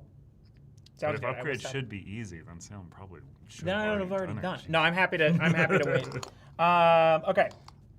So I have Storm Calling here, and I have 2 of the level 1s, because it's the one I started with. And it is Mage's Fury. Deal X true damage to your target, and those values are 1 to 3, so a lot of true damage potential. However, it does drain the die. But it does say, so deal X true damage to your target, and place 1 drained Storm Calling die in the leftmost spot of your cooldown track, moving all other dice to the right. Now, I can't use that one because you drain it after you resolve its effect, but if you've got 2 Mage's Fury, you could just be going like bop, bop. However, the main reason why you also want to save those is the main thing of Storm Calling, which is the rest of the dice, level 2 and on. Actually, you roll them and they go on your chip. So they are a status die, but they don't go in your cooldown track. So you don't have to worry about filling up your cooldown track or your active slots. It just sort of is a unique placement. And it gives you its corresponding ability. At the start of your turn, however, you have to drain all of the dice applied to your character chip or pay its maintain cost. So each one has a cost to maintain it. So I took one called Lightning Flood, which I might regret because I don't have that many combat skill dice, and Hurricane is incredibly great for defense, especially in true solo. I'm debating if I made the right call right now. I made the wrong call. I'm gonna switch. I might take up Lightning Flood once I have more combat dice. So we'll go and get into that later. Hurricane. When an enemy, cheating. I saw them train that die in the first session. oh my god. Going back When on an their enemy deals damage to you, ignore the damage from any enemy combat skill dice rolled against you with a 2 result. So 2 results essentially deal no damage to you. So now there's 2 in 6 sides on an enemy Yes. die that don't deal damage. And if no 2s are rolled, recover the leftmost die of your cooldown okay, track. So that's- even if they yeah. don't get that miss, you still get a benefit. Now, in order to maintain it, you have to gain a life fatigue at the start of your turn. Not too bad. The other one, just for example, is when engaging in light weapon or heavy weapon, you may ignore 1 defense on your target for each combat skill die you roll, not including enemy combat skill dice. So they have to be the Interesting. white ones that you've trained. The cost to maintain that one is you have to lose 1 HP. So that's another reason why I'm like, ooh, Okay. yeah, you know. Sure. All right. As far as green balance goes, I have a level 1, 2, and a 3. So my level 1 here is Healing Seed, which how way a lot of green balance dice work is you place them into active slots, and then you can place them on the map. So you're like planting mushrooms. Do you roll them and then You place roll them in them, active? yeah, you roll them, put them in active slots, and then at any time on your turn, you may place this So it's like in you- like an adjacent You're spot. fishing around in your pocket. Yeah, you're fishing You're around like, for your mushrooms. Oh, these are the seeds I'm like, I have. okay, I got I'm these gonna go plant mushrooms. them here. Where am I planting them? So Healing Seed is at any time of the on your turn, you may place this die on an adjacent hex. So that's after it's in an active slot. Sure. Then, once it's out on the board, at both the start and end of their turns, party members on or adjacent to this hex may heal 1 HP. So if you start and end, you actually get to heal for 2 HP. And then I got the next level 2, which the level 2s kind of play off of their corresponding level 1s. So I got Budding Seeds. So I have Healing Seed and now Budding Seeds. And these ones are instant. So all enemies on or adjacent to a hex with a Healing Seed die is dealt 1 true damage. So it'll heal me, it'll hurt the enemy. And the other side of it is select a Healing Seed die in play. 1 enemy that is on or adjacent to its hex gains a Bane status die. So instead of dealing the true damage, I can apply a Bane if I get that result. Interesting.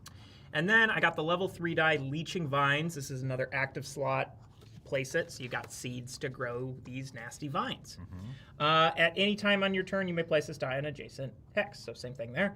When a non-quest enemy occupying or adjacent to this hex engages another unit, it loses 1 HP, and the weakest party member gains 1 HP.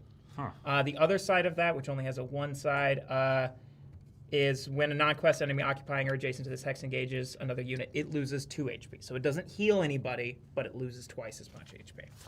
Okay.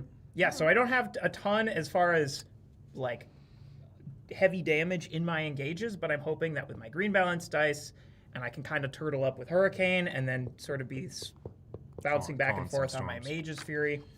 Mage's Fury is very strong.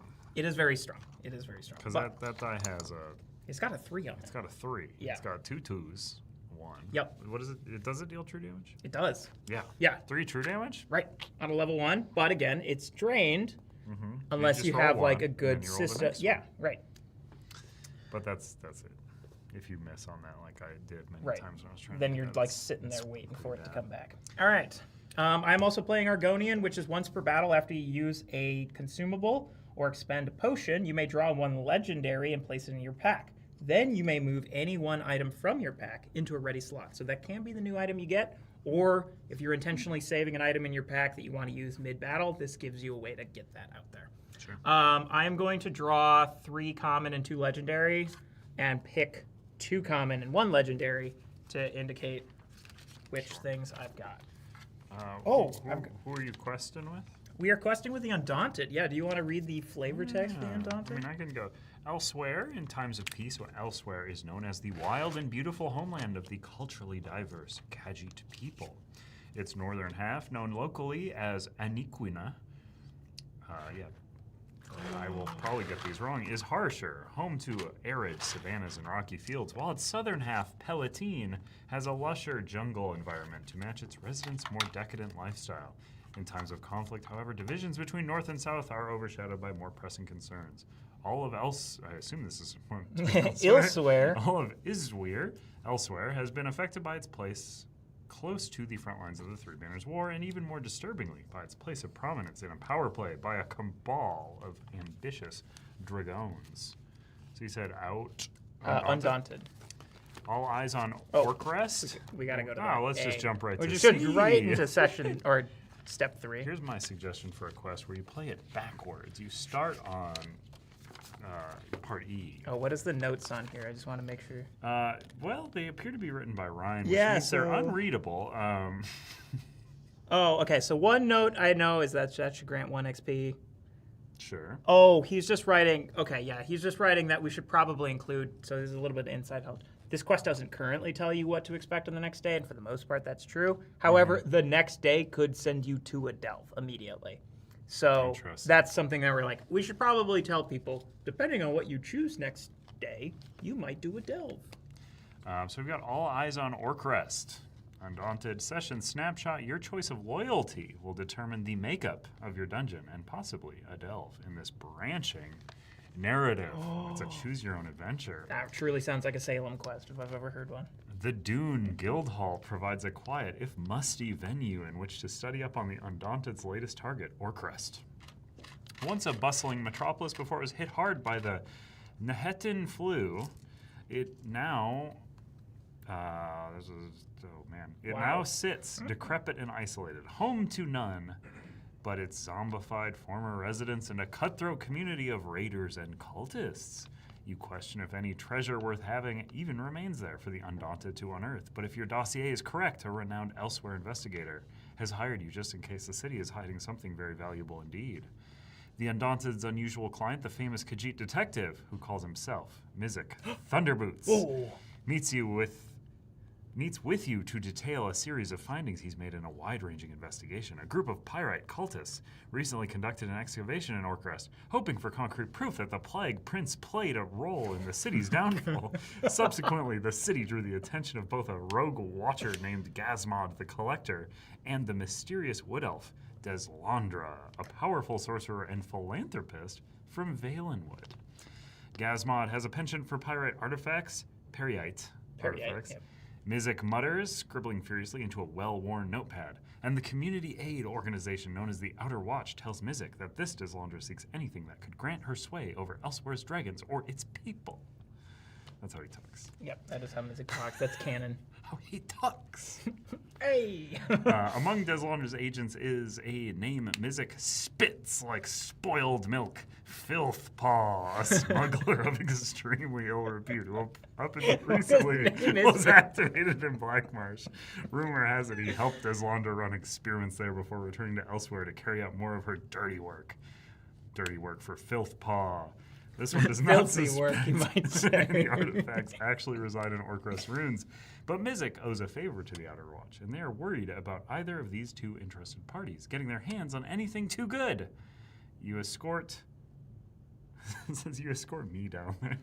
You escort Mizik down there, and you get to keep any good stuff we happen to find. First, however, this one needs to make a stop in the town of Black Heights. Mizik has heard the Periite cultists are holed up there after their excavation.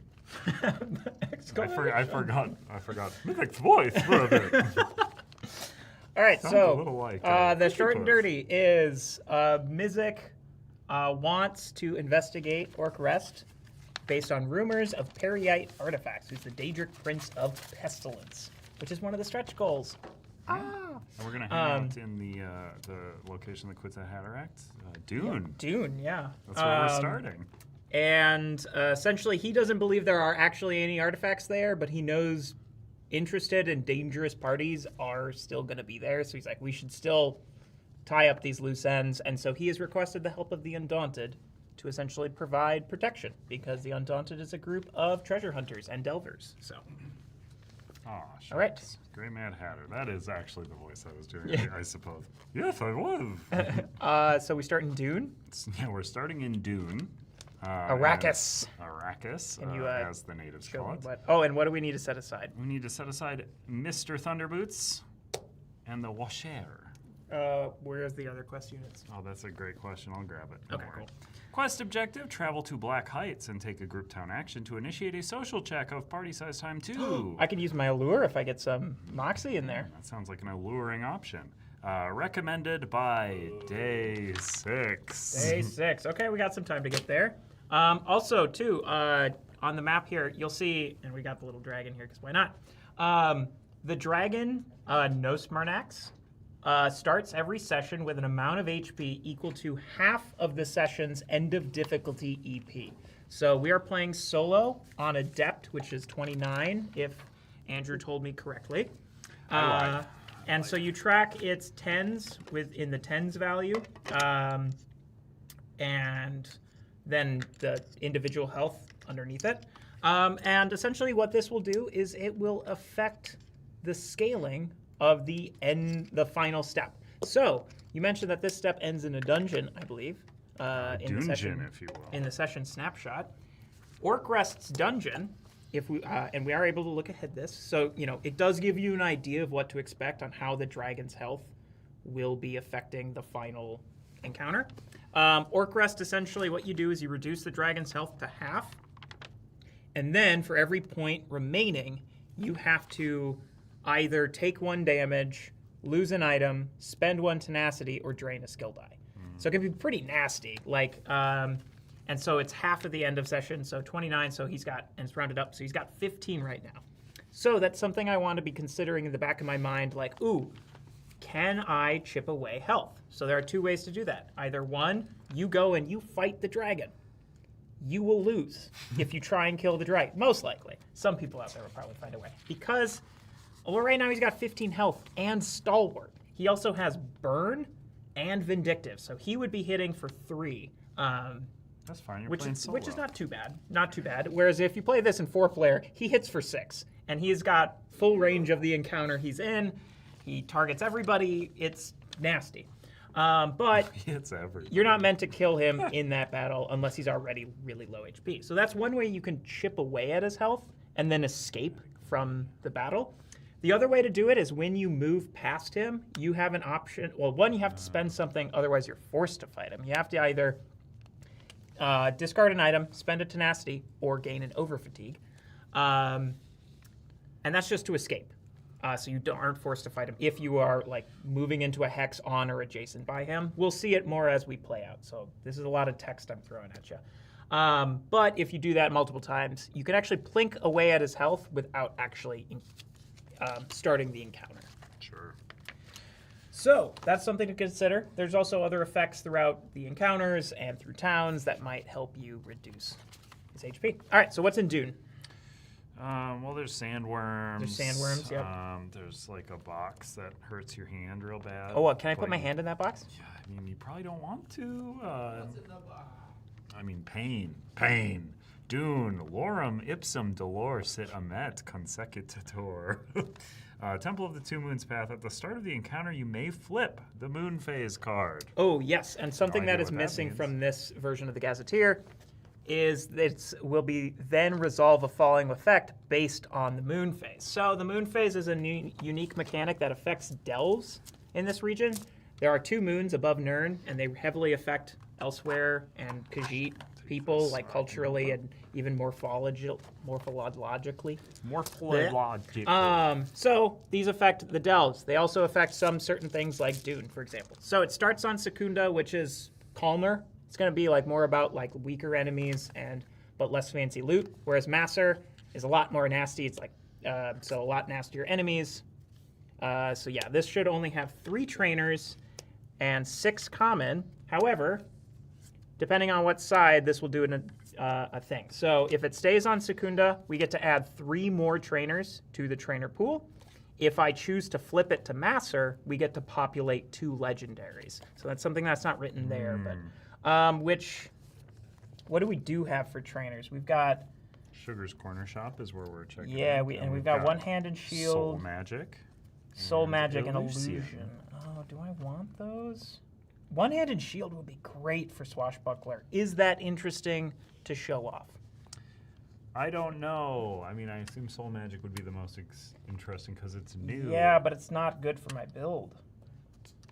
Thank you for the compliment should on my attempt to cardigan video shirt. Yeah. All right, I'm going to take one-handed shield. We've got other fancy stuff. We're showing off other new stuff. We're going to take one-handed shield, so I'm not going to... Yeah. I am going to flip this because I want some legendaries. Well, you actually did that second in the encounter, so you've cheated because you took a Oh, skill. I mean, but you could, it Okay. should say after populating. Oh, the big ol' items. asterisk next Oh to my this gosh. game. Oh my gosh. All right. Gain 1 over fatigue to defeat. Oh, a that's targetable really level good. 5. That's really good. I believe from the first stream at Yeah.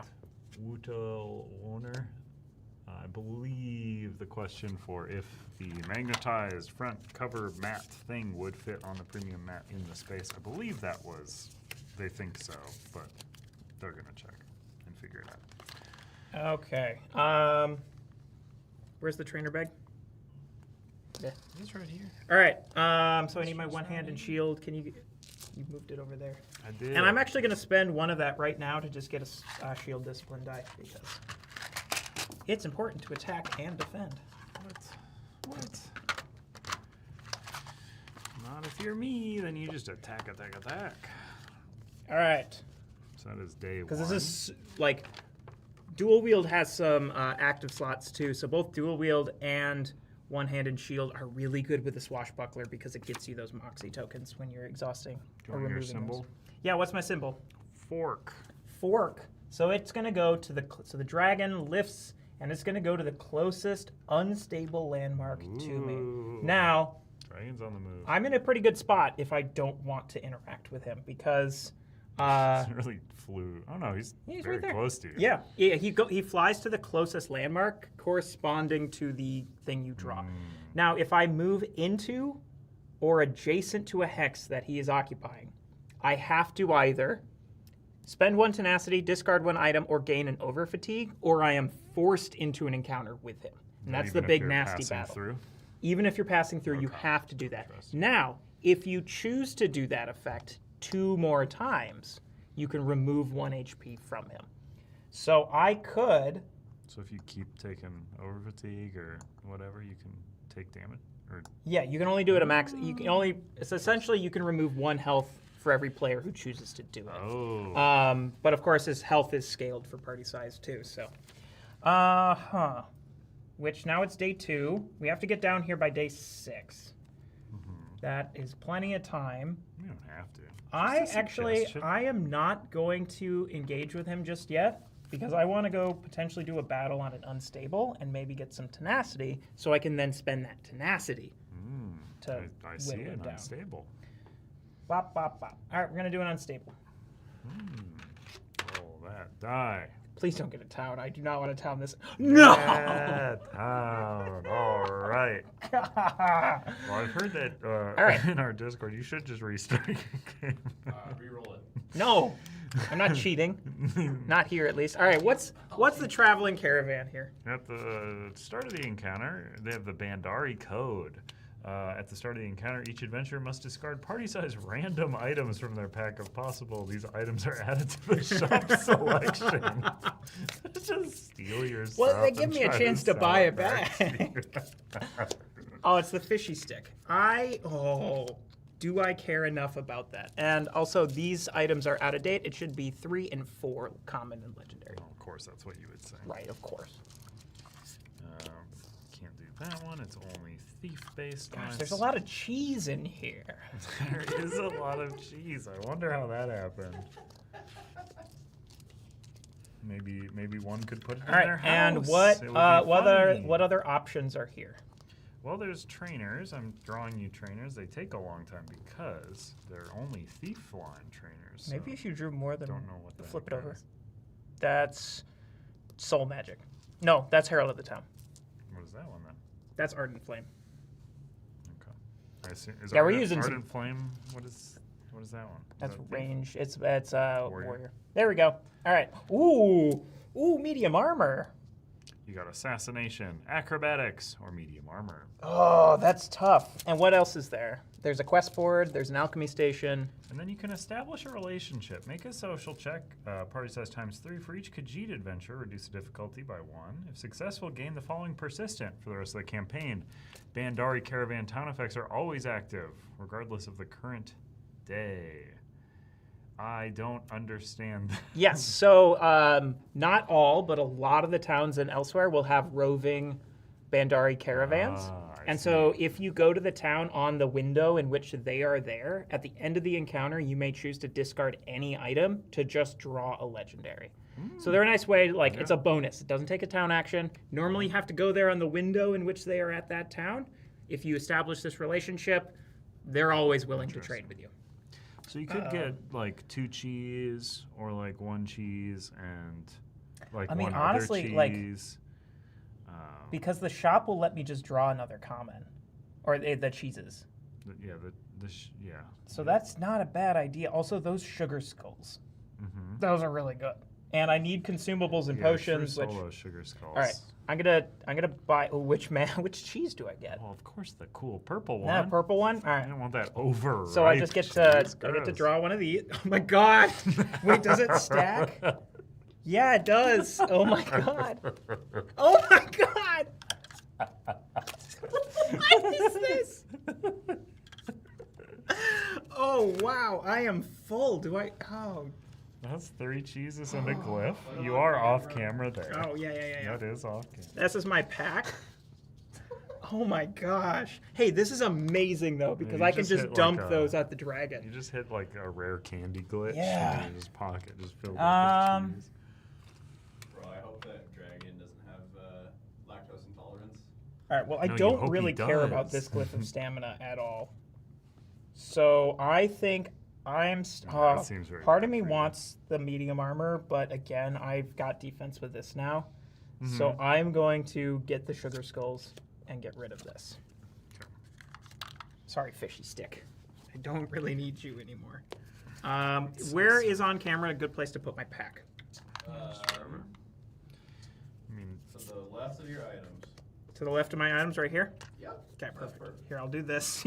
Everyone can see the cheeses that I've got in my pack. cheeses of Tamriel. Oh my god. You really are just. Well, hey, actually, I was upset to go to a town, but getting all of this cheese Just is got actually so many huge. items. You're able to heal up so much. Well, I'm gonna dump them to attack the Oh, dragon. I forgot. Yeah, you can just You're throw living your cheese best at the dragon. I am living my best life. All right, So now you're on day activate 3. province effect. So where is he gonna go? Well, you put yourself on day 3. Yeah, And it's I know. another fork. It's another fork. Okay, so that means he's gonna jump right on top of me. Ugh. So I am forced, and so you could actually just stay there because the rule is when you move into a hex on or adjacent by where he's occupying. So if I don't move, I can just sort of hope he flies away. I'm not really worried about that quiet. though. I'm just really quiet. He can't hear me. Instead, I think I'm gonna just throw a bunch of cheese at this dragon, and he's gonna have some second thoughts. So I do want to do a battle though, and I don't trust rolling another battle thing there. So I'm gonna just go to this dark pool mine to guarantee I can get a battle. So I'm gonna move there. In which case now I have to do the thing. Throw cheese at the I'm dragon. gonna throw 1 cheese at him. Okay. I'm discarding 1 item to escape him. Okay. You know, he's getting distracted by the cheese. And then I'm actually gonna give That's him 2 delicious. more cheeses, so he Wow. gets really sick and he actually loses a health. Yep. Boom. So 3 cheeses for 1 damage. Yeah. Okay. So this is a pro tip.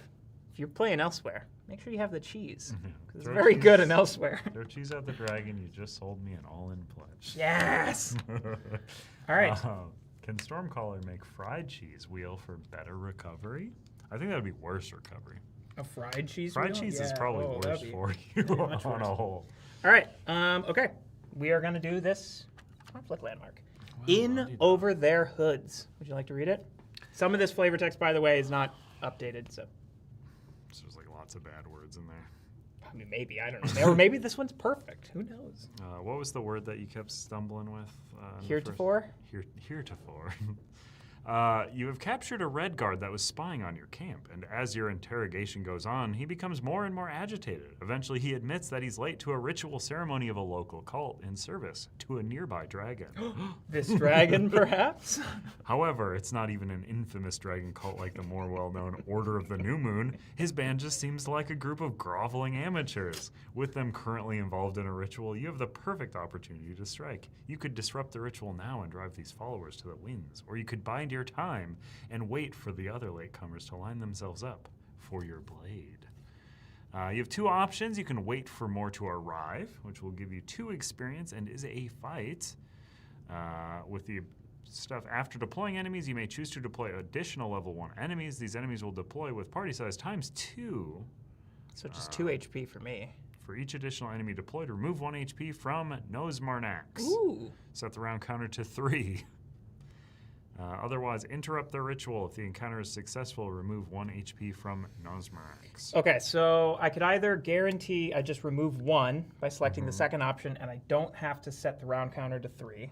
It is going to be Give me the enemy bags. 18. Well, don't show me what they are yet, because I have to make this decision beforehand. So it's So- 18 times 1. So essentially, in order to make option 1 worth it, I have to deploy at least 2 level 1s.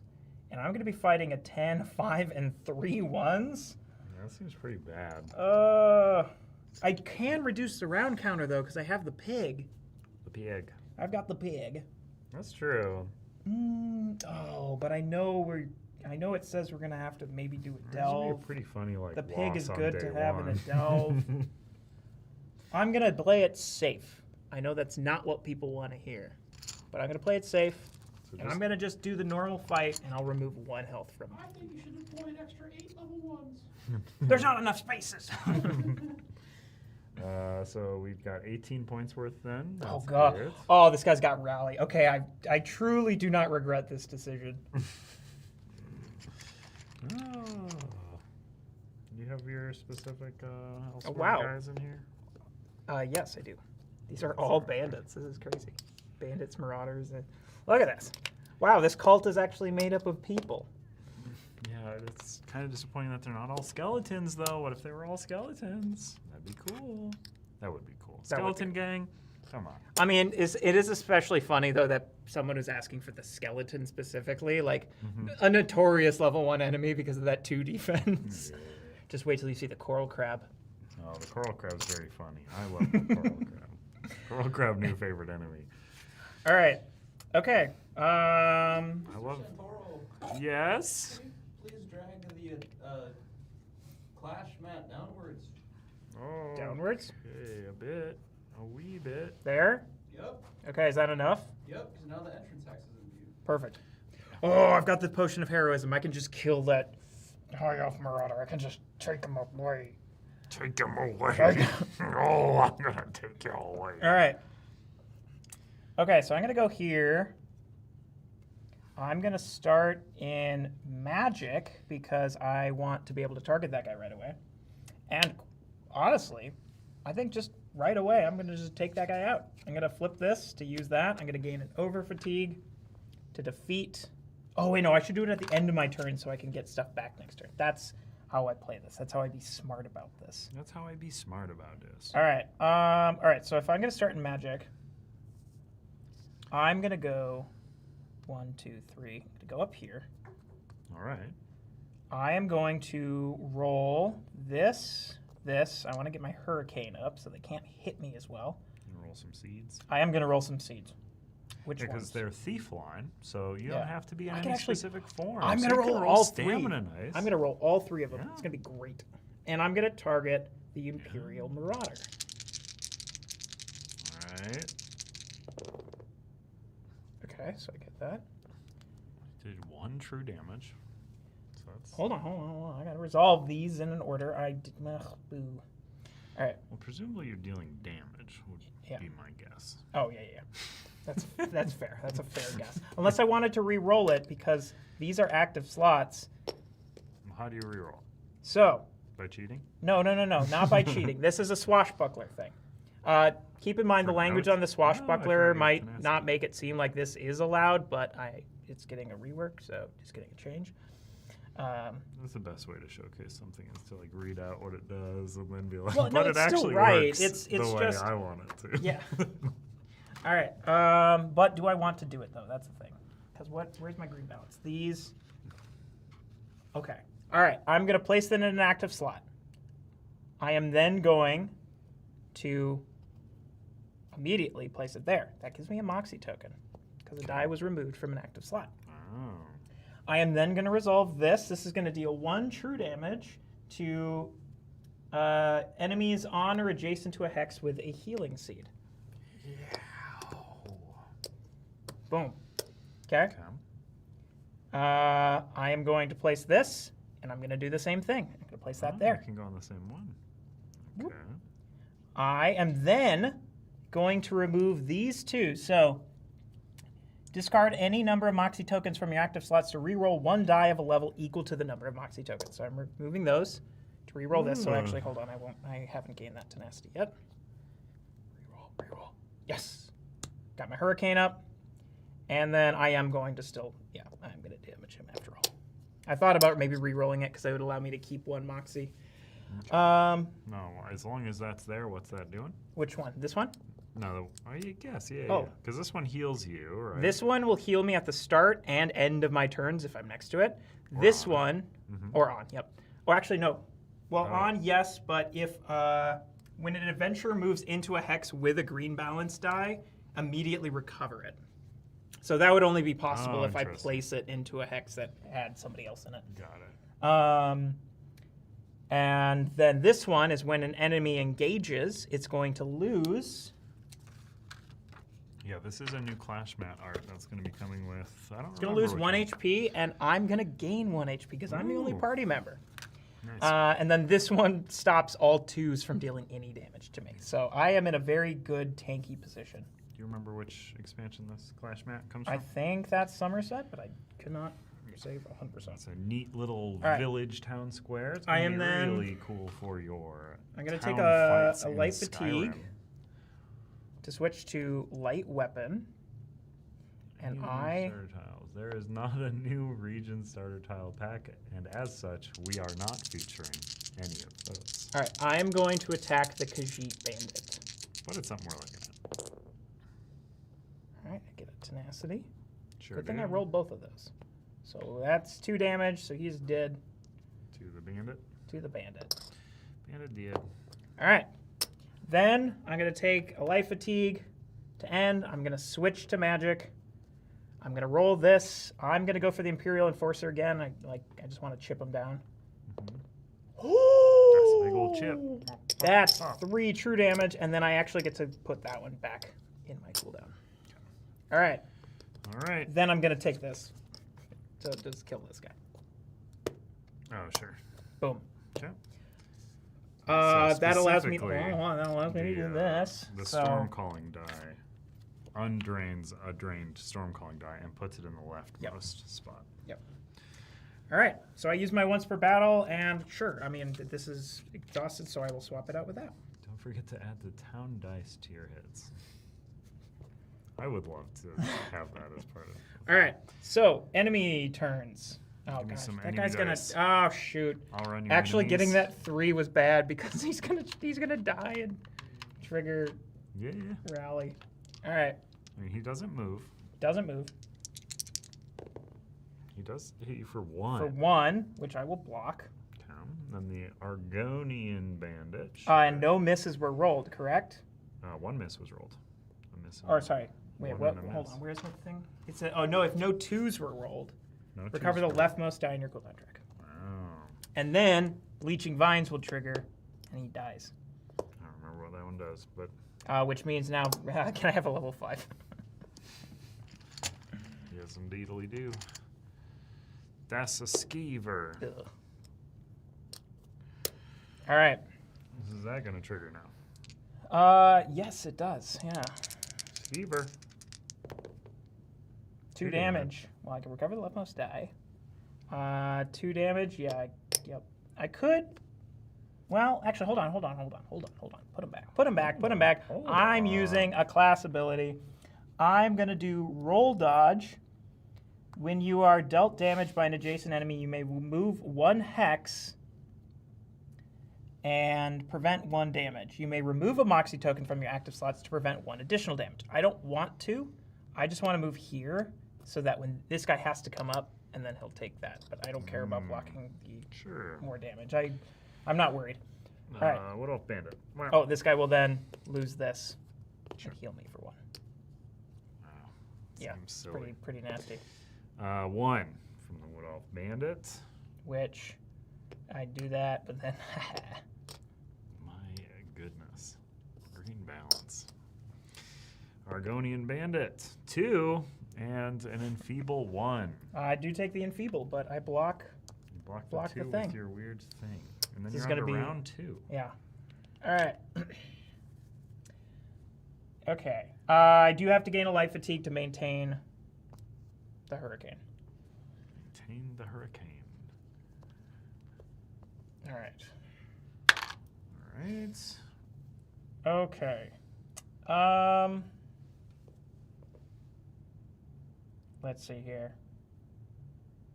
Will enemies move through this like normal? Yes. Yeah. And will they make it go away, or they're just going to pass through it? They'll just pass through it. Okay. All right. Let's see. What do I want to do here? I definitely don't want to use my skulls. I think I am going to use this. Oh, this will. Always my- seems correct. Yeah, but I'm trying to think if I actually want to do it yet because I want this back almost more than I. Really? I'm gonna wait 1 turn. I'm gonna wait 1 turn to do that because I'm not gonna kill anything with it, so it doesn't make so much sense to do it. So instead, I am going to go into this battle form. You could kill the bandit with it, That guy. or the other guys if you rolled the Yeah, I don't. fungal die along with it. I'm fungus just die. I'm gonna target the Wood Elf Bandit. You got it. That's a lot of damage. Ooh, so that's 1, 2, 4. 3, and then this one is going to deal 1 true damage to every enemy adjacent to this. So Wow. Pretty good. all right.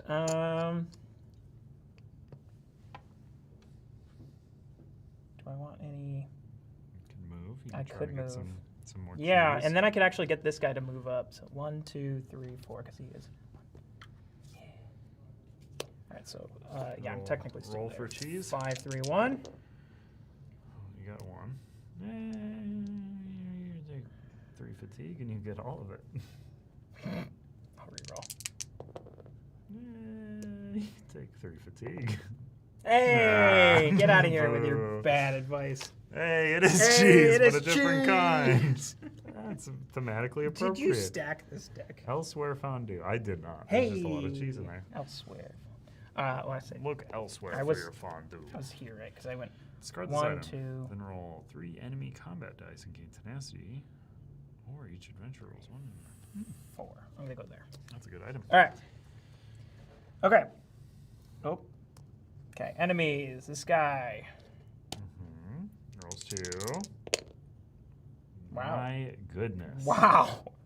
All right. This. I feel like people are gonna yell at me because I said my rolls are statistically bad. This is These are insane. statistically impossible. This is truly insane. All right. So he moves up to hit you. Oh, he'll lose 1. Even if he doesn't hit you? Just if he engages? That's what it currently says. I'm kind of thinking maybe. I mean, it's a little beefy. It is a little beefy. I'm He's realizing only that. rolling 1. He will enfeeble you. Yes. And he will poke you for 1, but then he will that worked. Man, oh, man. Yeah. Yeah. Get your fatigue. Get my fatigue. You were the holder of the fatigue cubes. I am the holder of the fatigue cubes. Uh, I mean, my cooldown's not great. no, it's pretty bad. You get 1 die back. Yep. Get to Get rid of readjust that. your over fatigue there. You can probably kill the rat. Almost guaranteed. Get another over fatigue, but that's. Oh, that's true. I could. mean, you have to. If kill I him. just let this guy lose HP, I don't kill him. Oh, you'll That's have what to I'm sit there thinking. for 2 turns worth. Yeah, that's. It might be though. Yeah. I'm gonna go for that guy. At the end of the battle, do you have to run to recover your mushrooms, or do they get? You don't. No, untrained. Yeah. I mean, running to recover the mushrooms is good because then you get them back. Oh, that sucks because I'm not gonna get that back now. Uh-oh. Oh, spaghetti-o.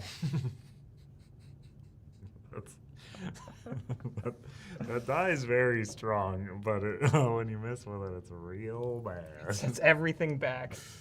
You look for more cheese. Yep. Are 4, you 6, ending 1. there? I'm not ending there, but. Oh, jeez, Wow. what is? Sorry, this There is you my go. pack. I forgot that that's my pack. Oh my god. I love the cheese. Why is it I all at love the it. front? It's just in there. I shuffled it. You've only seen a quarter of it. There's still 15 more cheeses to go. Oh my gosh. All right. You think, right? I'm gonna end there. Okay. So he's You've gonna seen go. 1, 2. What is going on with these hits? Oh no, you have seen 8 wheels of cheese and 1 fondue. Statistically This unlikely might be, pile of cheese. This might be the die that is too good in solo.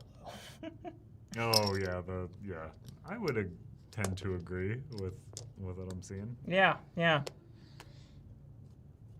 might be a I don't even know, some party size thinking on it. Or you also have to be adjacent to it to get the health. Yeah, it's interesting. See, this is a playtest stream. I mean, that is kind of what we're planning for. I mean, none of this stuff is final. Because then you're so. actually working. Yeah, rather than right, just having right. fun. Instead of just having fun. Let's see here. It is a level 3 die in a Yeah, that's support true. line, so it should be good. But yeah, this has been very, very effective. All right. 4. Okay, I do not want to maintain this hurricane any longer. Okay. And it becomes drained if you don't. It does, Okay. yes. Interesting. That's where the Mage's Fury dice can be really helpful because then you can Get those back. get those back. So you can be more strategic about when you let them fizzle. Fizzle. All right. I got to get enfeebled. Get feebled. All right. Well, I don't want to get enfeebled again, so I'm going to go up to this guy. And Roll a miss. Roll a miss. Boo. boo. You killed him. You vaporized that little dino man. I did vaporize that Dino Man. All right, and then this guy. Dies no matter what. Wow. Oh, I don't have the hurricane anymore. Yeah, but but it does yeah, that. I'll do that. So that die is not technically your doing in his No, it death? is. He just Okay. loses HP. Okay. So then you did not recover these. So they go into your cooldown? Which I think, did I play that wrong with the rally? What? The rally. Did he die from the leeching vines? I might have played that wrong, but it's actually making me think maybe that's one way the die could go. Is that could I see still deal you the always damage, be so the then you. person being responsible Yeah. for it. All right. In which case, we're gonna just say that, so I get the rot. Yeah. Get the rot. All right, get the rot. Okay. So I get 2 XP. Yep. What do I want to spend that on? I did get this new skill line that's all fancy. Well, it's an old skill line. It is an old It's not that fancy. I honestly think, do I keep it for cooldown? I think I keep it for cooldown. What? Your cooldown's doing great. Did you recover a health and a die? Remove a die? I'm good on health. And a die. Yep. Okay. And Alright. you're looking at an arrow. An arrow? That's the. Oh god, it's back on top of me. Oh, we got all this cheese. I do again. have all this cheese. Yeah, I mean, cheese-centric, what's this one do? Gain 1 to okay. I'm gonna use this. Just using it. Just Yep. drinking a quick bowl of fondue before moving on. Right, because I believe I'm correct that you can use items outside of combat. Yeah. Ooh. My goodness. Okay. Yeah. Yeah, that's a big bowl Right, of cheese. and I'm gonna that dump you 2 cheeses and 1 tenacity to chip away 1 health at the dragon. Where do I want to go, though? I should probably determine that. Did you advance your day counter? Yes. We're gonna go do a peaceful. Well, no, because I want to up my cooldown. Did you get your 2 XP? Yeah, And I did you did. remove 1 health from Nosmarnax? Yes, I did. Okay. Let's do a peaceful. Peaceful. Mm, No, No. not a peaceful. no.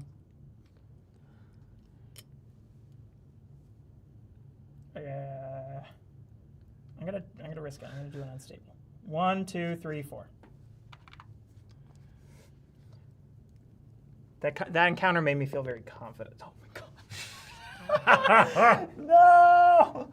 You can reroll that one. Cheat. Come on. don't- No, I'm not gonna cheat. I'm going to the town. You got Let's it. go. What's in Town. Town. It's- I don't. You know the item Yeah. amounts. They take. Well, it's just whatever it is plus. It's 1 more than what it should. So, party size items to the shop, right?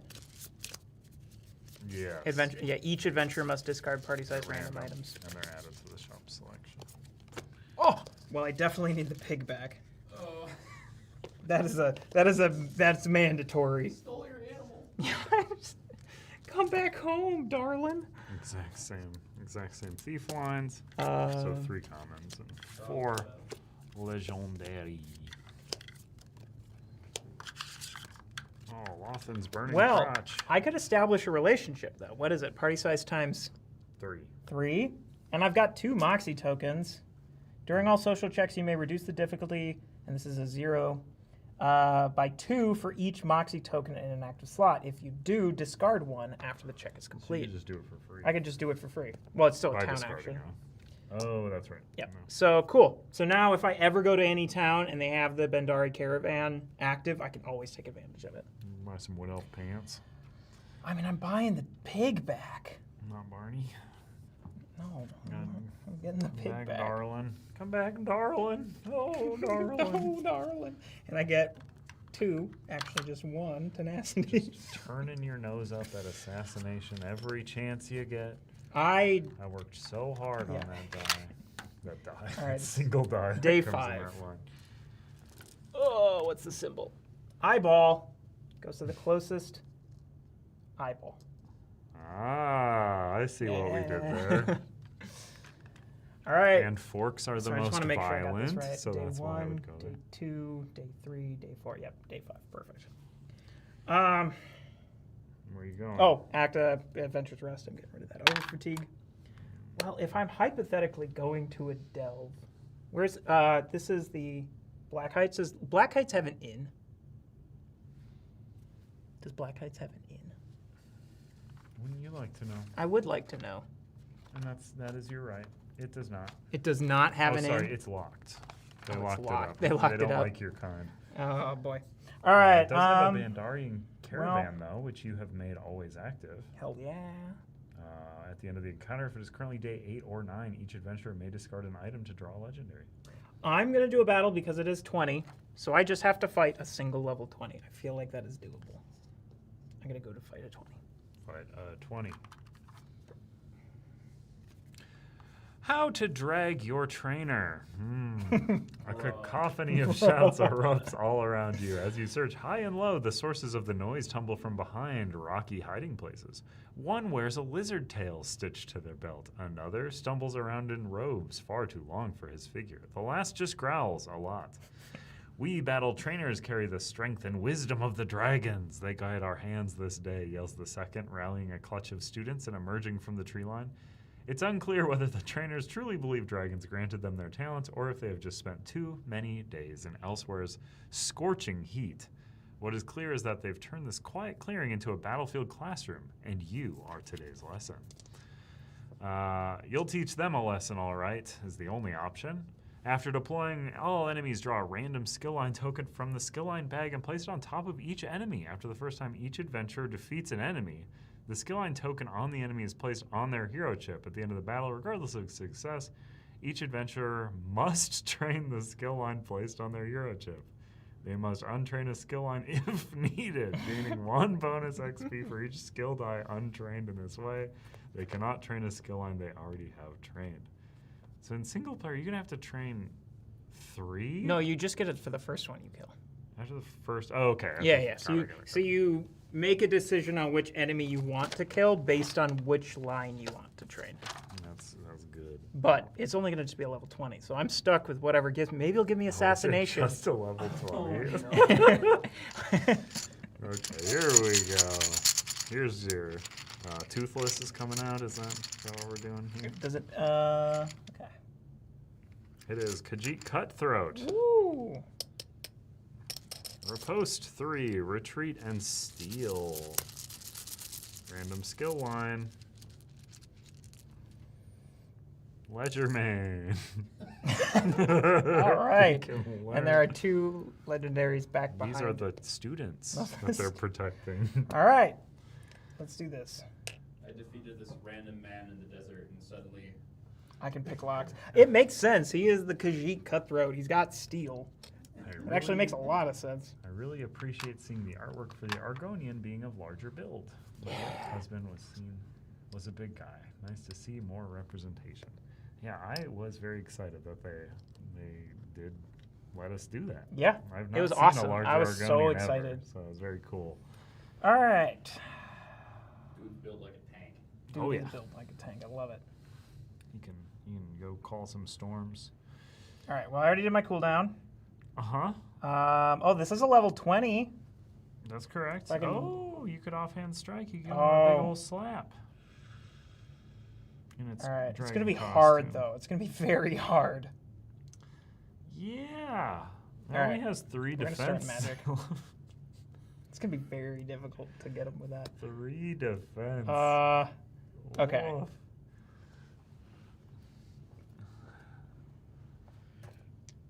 Okay. Oh! If I get him down, I can overtax that weapon. It's all true damage. So if I can just get him down to a good number. Oh. Well, that was Is a that 2. Is that cocked? I mean, it's a 2. It's a 2, yeah. Okay, it was... All right. Shoot. I really want that. Okay. Two's 2 about- true damage. 2's very, very good. Good result. That's basically 5 Okay. damage if you think about the armor, you know? Let's try Gosh. All right. I have my thing ready. So, okay. I'm going to take a light fatigue. Do this. Okay. 1. Just 1. All right. And you kind of half recover the other one. Yeah. All right. So he's going to go. Bloop, bloop. He's going to try and steal from me. I think you would need a roll of 6 exactly. 4. Does not. Whew. Okay. Deals 4. Ugh. Oh. Ugh. Doesn't the 2 do something? I don't have my hurricane out. Yep. Oh. Feeling missed with that hurricane. I missed with it, yeah, and I didn't have the moxie to re-roll it. Oof. Oh, Okay, on to part 2. You might Part want to two. munch on some sugar skulls. I know. That might I'm be a thinking good of idea. it. And yeah, I don't get my healing back until. Yeah. All right, so I get these. Hmm. Hmm. I'm gonna eat these skulls. Is that for a raggy? These skulls look very delicious, and I will use my once per battle to get a new legendary. Oh, and I'll put so that goes here. I love the artwork on those. Well, that's not. I'm not putting those into things, so I will actually put that in there for now. Ooh, the Yeah, breaching poison. Yes, because that'll let me deal 1 true damage to him, which might be enough. might be enough. Okay. We're at 2, so that's pretty good. On average, you'll die next turn. So Yes. I want to do something about Well, not with that. He's gonna steal from me for sure. Oh, because Oh, so I should probably expend this before he does, so I can just ditch the yeah, potion. That's I don't true. need. All right. Well, 1, 2, 3, Targetable. Yeah. 4. Okay. Huck that We're gonna roll poison. this. Okay. That's a 1. Blink. Okay. I will do this to deal 1 true damage. Okay. And hopefully Mm-hmm. I can do that, and that'll kill him. Sure. Oh wait. I'll have to 2x this way. All right. He's gonna go. All right. He is going to. Steal. Hold on. When I am determined as a target by an adjacent enemy. Oh, I have to gain a life fatigue to switch to that battle form. All right, so I'm spending 4 tenacity. When you're determined as a target by an adjacent enemy, discard all Moxie tokens from your active slots. Then take an immediate recovery action, and then a free engage in light weapon. So, recovery action, That's absurd. and then a free engage, which I'm going to do this, and I'm going to overtax it. So all damage I deal, this engage is true damage. Get swashbuckled. Do you get anything else out of the first ability on that? If you only roll a single combat skill die with no sure, additional sure. dice, yeah. Oh, that's Wait. so unfortunate. Wait, Mm-hmm. Waiting. I'm going to slot, and then I'm going to just exhaust it for that Moxie, so I can Okay. spend the Moxie to reroll that instead. Get swashbuckled. Get swashbuckled.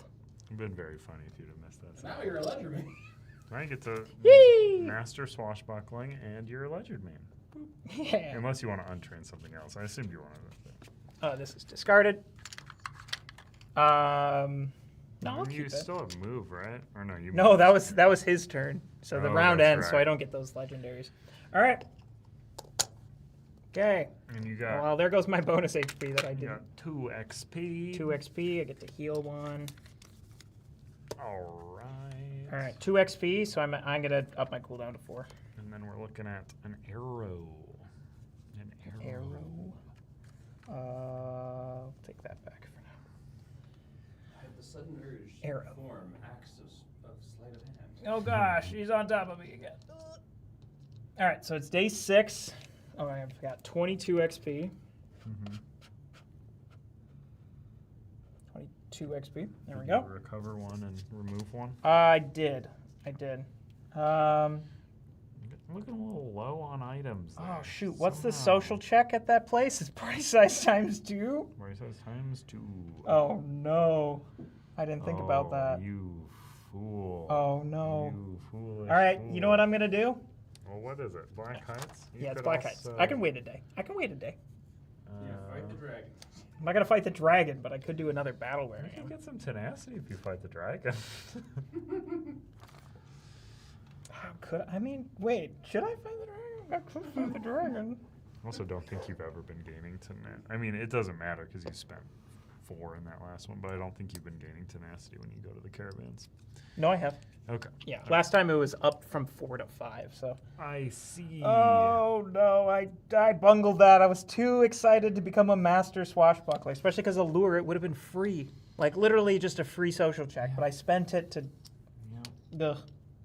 Gah. Yeah. Sure. Throw dagger plus. Yeah. None of these have the pluses on them, right? No, not the final version. All right. Gosh. So if I were to, Gosh, golly, gee willikers. I've got such low health. Yeah. But I'm gonna get my that, healing That thing town back. also does not have an inn, Right, if you recall. right. I am Can make going your way to down stay to- put. Hmm, I'm gonna stay put, and I'm just gonna do another another fight. fight. Okay, sure. Yeah, because I need You tenacity. can see from the top card that the I'm not card is reading called what it Where says. the Delve I'm not Divides. reading what it says. Why? I think that's fun because then you can try to guess what it's going to do. Where the Delve Divides. Delves in Elsweyr are rarely abandoned by choice. Whether temple, tomb, or long-forgotten smuggler's route, the shadowed halls of Elsweyr's underland hold more than just the weight of dust and silence. Some say the deeper chambers are cursed, steeped in old magics or lingering corruption from darker times. Others speak of beasts that grow stronger in the dark, feeding off the foolish and the bold alike. Hurriedly scrawled signs mark the dangers of the caravans before you, with one route warning of malevolent miasmas and the other promising ferocious fiends. If you're to uncover what lies at the heart of this place, you must choose how you suffer. This is gonna be so bad because I'm gonna maybe do a delve immediately on the next. Oh gosh. Well, you've got two options that are delving, or you could just do Brave Nothing today for one experience. That does not help me with the tenacity. Brave the Curses. After an adventurer reveals a tile, they gain a light fatigue and roll a d6. If the rolled result is equal to or less than their HP, they roll and gain a status die. Uncover is the objective there. Brave the Creatures. Encounter is successful if the party retreats while the combined point value of enemies in the defeated enemy stack exceeds the calculated enemy pool. Okay, so I would essentially need to kill 22 enemy points worth of, or 23 points of enemy.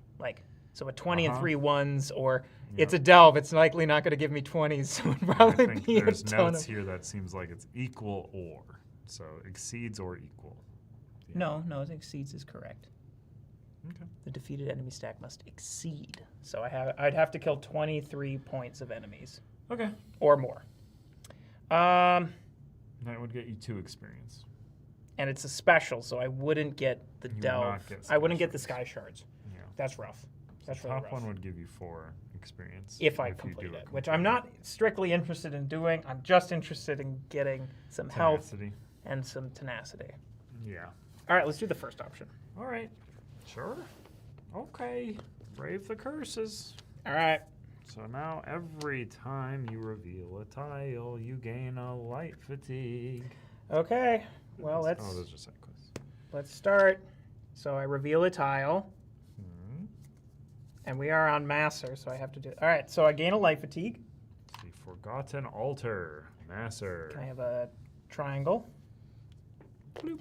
At the end of a round, each adventurer occupying this tile may gain 1 over fatigue to heal for 2 HP. I don't think I want to do that. There is a chest there. There's a That's chest. Oh, no nice. enemies, though. That's nice. Oh, yeah. Do I also have to gain a status die? Roll a d6. If it's equal to or less than their current health, Well, you're at a low health. There you go. hey, You're good. we're good. All right. I mean, I could just not fight enemies and just try and heal up, get the legendary. Yeah. All right. And you could walk in there and reveal the next one. Get some more light All right, fatigue. well, hold Did you on. do your cooldown? No, not yet. All right. Okay. Well, I definitely want to put down some healing. So, I can place this wherever I want. I don't have, or when I'm adjacent to it, I don't have to place it the same action I roll it. So I'm gonna just roll it. I'll also roll this one because why not? Yeah, you're just rooting around in your pockets right now. Yeah, you Yeah. found some mushrooms in there. Ooh. Oh, you know what? Honestly, I could just exhaust these and get the Moxie, Mm-hmm. and then I'm good with the social check. But I That's feel like true. that would still be a That's true. waste. So You just leave, get 1 experience. I wouldn't even Oh, get one because legendary I don't complete item. Oh, it. yeah, so you- I get no XP. I probably shouldn't do that. See All right, you 1, later. 2. Thanks for watching. All right, we're gonna unlock this. What is it? 2, 6, 2, 6. Uh, Oh shoot! If only I had some dice that would help me lockpick. Well, you have this token here that allows you to buy those. All right. That was the And change that to a 2. 2. All right. So now I need 6, 2, 6. 2. Sure, you could take 6. 3 more. I've got 2 more rolls. What do I need? 6. I'll take that. You got yourself. The string of Thracian pearls. Ooh. Beautiful. Okay. So I was 1, 2, 3. Mm-hmm. So because another thing I don't think I mentioned, the Delph cards in Elsweyr are double-sided because one is for Master, one is for Secunda, and so the Moon Phase card serves as a cover card. That's neat. All right. So another 3. Oh gosh, enemies deployed to this tile deploy with quest enemy skill cornered. Good. Okay. All right. Let's do that. Sure. Another legendary. Can I get a level 5? Nah. I'll give you a Nah. level 20 though. Where would I put a level 5? Ah, right Right here. there. Ooh, Kitty Cat Man. And then cornered, so 2 extra. Ooh, Kitty Cat Man. Oh, the helpful way to track. Oh my gosh, thank you. Single That's white so chip. nice. All right. Okay. Well, I could go in there. I'm gonna go in here, do this lockpick Oh, check. Did you get yourself a fatigue and a Oh D6 no, I didn't. roll? Oh my god. Roll that D6. Ugh. Oh, man. All right, so I need a 4, 3, 2 with 2 attempts. 3, a 2, and I get 3 tenacity for completing that.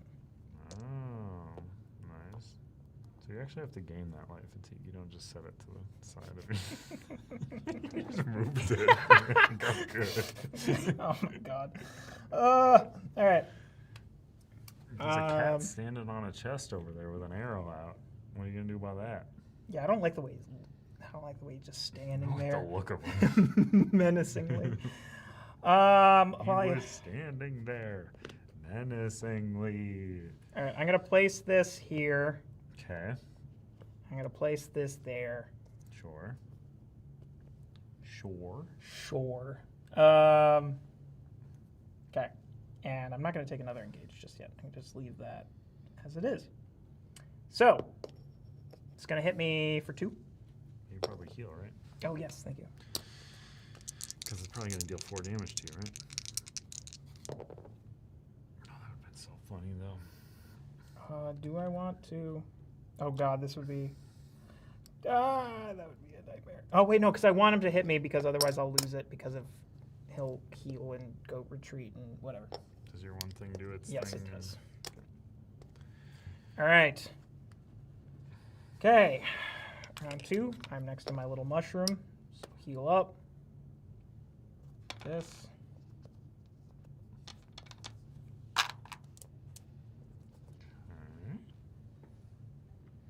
What you doing? You gonna keep digging? Keep going I in should deeper? probably keep digging. You I got could 0 sky shards so far. I know. I can't just leave my Not things over. behind. Let's see. Read. All right. Interesting. 1, 2. I should have put them there if I was really smart. 1, 2, 3. So I'm Well, gonna not recover really. those. You just recover them. What do you mean? No, but so I don't have to move back. Oh. Hey, a sky shard. And you pulled the last little tile. After deploying enemies for each adventure with a level 4 skill die trained, which I don't have any, deploy a level 20 to an unoccupied hex in this tile. Then deploy a level 5 enemy to each remaining hex. Oh. Oh, that's funny. Okay, so it's gonna be, it's gonna be 3 that's, level. that's fortunate. You can't pull the 1, so there's 3 5s instead. That's great. Okay, but you have 1 sky shard. Then each adventurer may remove fatigue from their cooldown track equal to the number of undefeated enemies in play. Then flip the moon face card. Interesting. 5. Uh-oh. Oh. Cinch tiger. Ruh-roh. Ruh-roh, indeed. And a bear. Oh, God. Oh, boy. And you haven't even gotten the sky shard yet. Nope. You haven't walked in here. Oh. Well.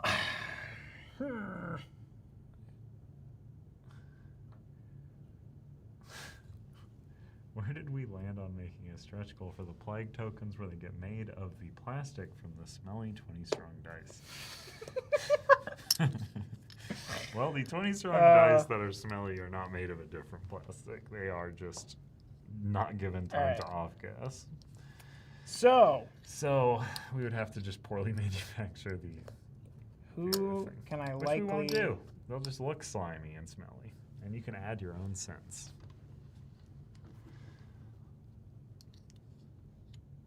Surely there's not a market for scented dice. Surely that's not a thing I see at every convention I go to. That's such a wild thing. All right. Here we go. I'm gonna try this. I'm gonna do a fire salt explosion. I'm gonna remove a Moxie token from an active slot and place it on a hex up to 3 hexes away. Just put it on his face. Okay, I'll put it on his face. And at the end of the round, I'll roll 3 status effect dice and get to apply any Bane, Blind, Daze, or Maim status dice rolled to enemies on or adjacent to that hex. Sure. All right. I am then going to take my first engage for this turn, I believe. Mm-hmm. Switch to defense. That is a healthy tiger with range. Yeah, I'm worried because I thought about doing this, but it's going to riposte me for 2. It is going to riposte. And especially if we change this, if we make sure that this is that it's you dealing the damage, that would also trigger it. So I almost don't want to place it there. I might place him there. Yeah, if you've not washed or off-gassed your original 20 strong dice, you could definitely put your plague tokens in there, and it would do the thing you want it to do. All right. I'm gonna spend this to reroll that. There we go. So defense, thing, Defense, thing, defense. and I'm gonna place both of those. On top of the kitty cat man? And that's 2 Moxies I get for that. All right. Okay. And then end my turn. You're just going to sit. Okay. I'm Okay. tanking up. Well, let's see. So. All right. Nice Let's little- do. So the bear can't get to you, so bear goes first. Yep. That's we'll do fine. the bear does nothing. You probably want the steel guy to go first. Yes. So he roll a d6. He has stolen from you. It has to be from a ready slot. No. I'll get rid of Oh, this. also status effect dice, probably. Oh my gosh, you're right. Roll 3. Roll 3. Status effect dice. Oh, that's the end of the round. Oh, end of round. Yeah, not I end thought of you your meant for turn. revealing that tile. Did I do it for that one? You did not. Roll a d6. That is a status effect dice. That That might be good. You might roll stealth. You didn't. I but didn't. You might. I mean, blinds. Blind hasn't affected Takes me yet away your because range, I didn't but- target anything. Why am I rolling 3? So this man is now going to punch you with a sword for 2. Blink, blink. Is that 2 Moxie? That is, but there's 1 Moxie up there, so it's just 1 Moxie. Oh, you have a hard limit at that. Yes, Okay. it's 4 tokens. Cinch Tiger. Sure. Oh, sorry. I meant to use after an enemy engages you, gain 1 tenacity for each combat skill die that was removed. So 1 tenacity. So I get 2 tenacity. Ah. That's why I also wanted to do it. 3. 3. No. I'm gonna spend 2 to roll dodge Okay. to block 1 damage, and then I'm also gonna get rid of a Moxie token to prevent an additional 2. Additional 2. Yep, Oh, because it's it's upgraded. upgraded. So you But then he will retreat. And Oh, that's true. Yep. at this. Also, this would have triggered on that guy. Oh, that's right. So now this guy, The Maradour. 2 damage. 2 damage. I'll take it. And then- Interesting. Okay. Okay, round 3. I am next to my thingy. You are Heal. indeed next to your thingy. All right. Cool down. Mhm. How do I get that sky shard? Well, you probably have to clear some space. There's a lot of guys hanging out in there. It's a party. You could lure them out. I could but, lure I him mean, out. You do but have a bunch of bad tiles to do that with, and you have no branch off points. I'm gonna do something. You've weird. made a very bad. I'm gonna do something action. weird. I am going to take an explore action. Oh, can you explore an occupied hex? Yeah, I think so. Interesting. That's why it's there. It's there for this exact reason, I believe. You won't be able to move. I won't be able to after move. doing That's that. fine. So instead of my move action, I'm going to explore because it's 3 hexes away. My stamina is 4. All right. Okay. Oh, gained a blind status die and 4 minus party size tenacity. Ooh. So 3 tenacity? And you already had a... I already had a blind, so all right. Oh, it's gonna have a level 20 on it though. Classic. That's fine. Classic. All right. There we go. Did you gain a light fatigue Not and roll yet. a D6? I was gonna. And any result will give you a status this time. Oh, no. So. Oh! Yikes! Oh, that's good. Good Oh, my stuff. God. Okay, so you've got a level 20. And you connected it up in this way for some reason. I'm going to redraw because it's the exact one. I did not do a good shuffle on this page. That's going to be nice and loud. Ah, chill, Blaine.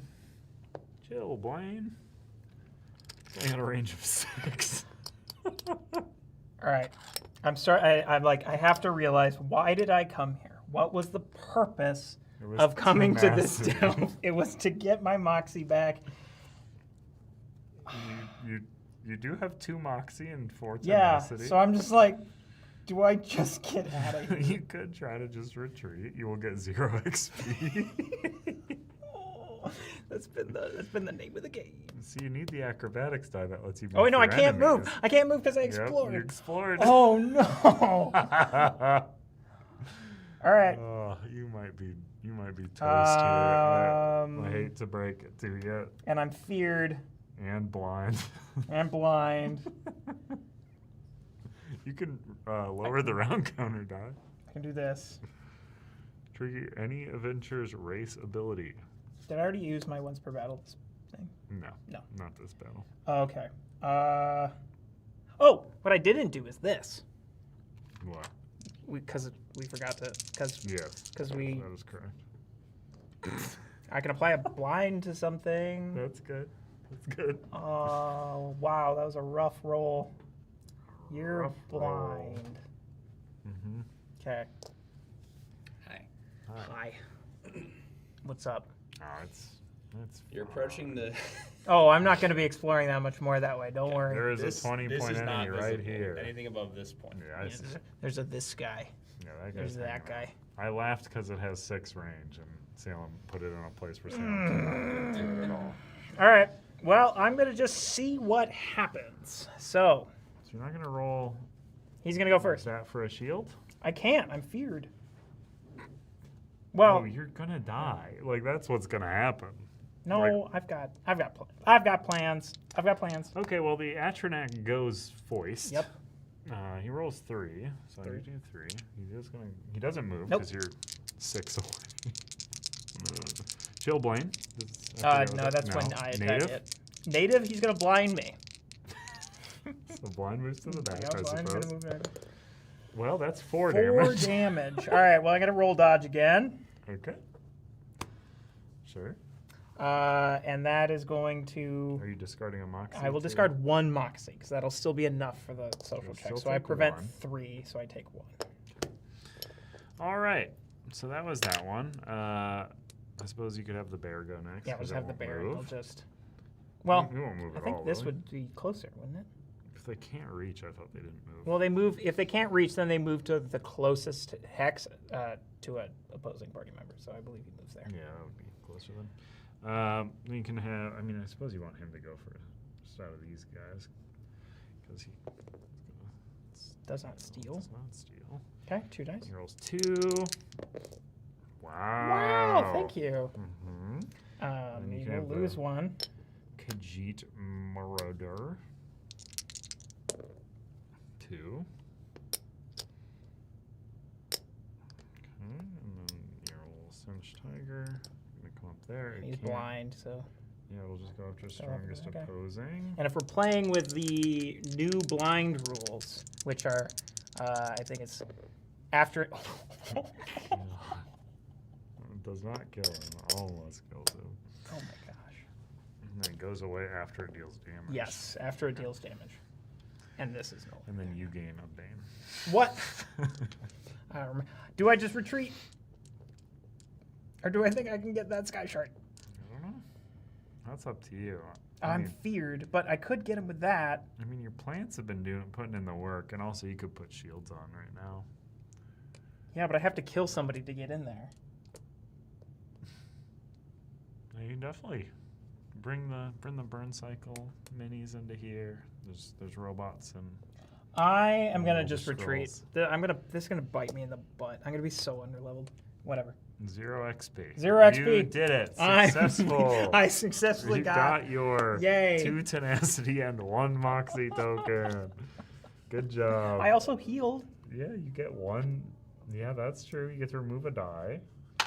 Heal one more. That was the other reason why I was at 3 health when I started this. Yeah, you got fork.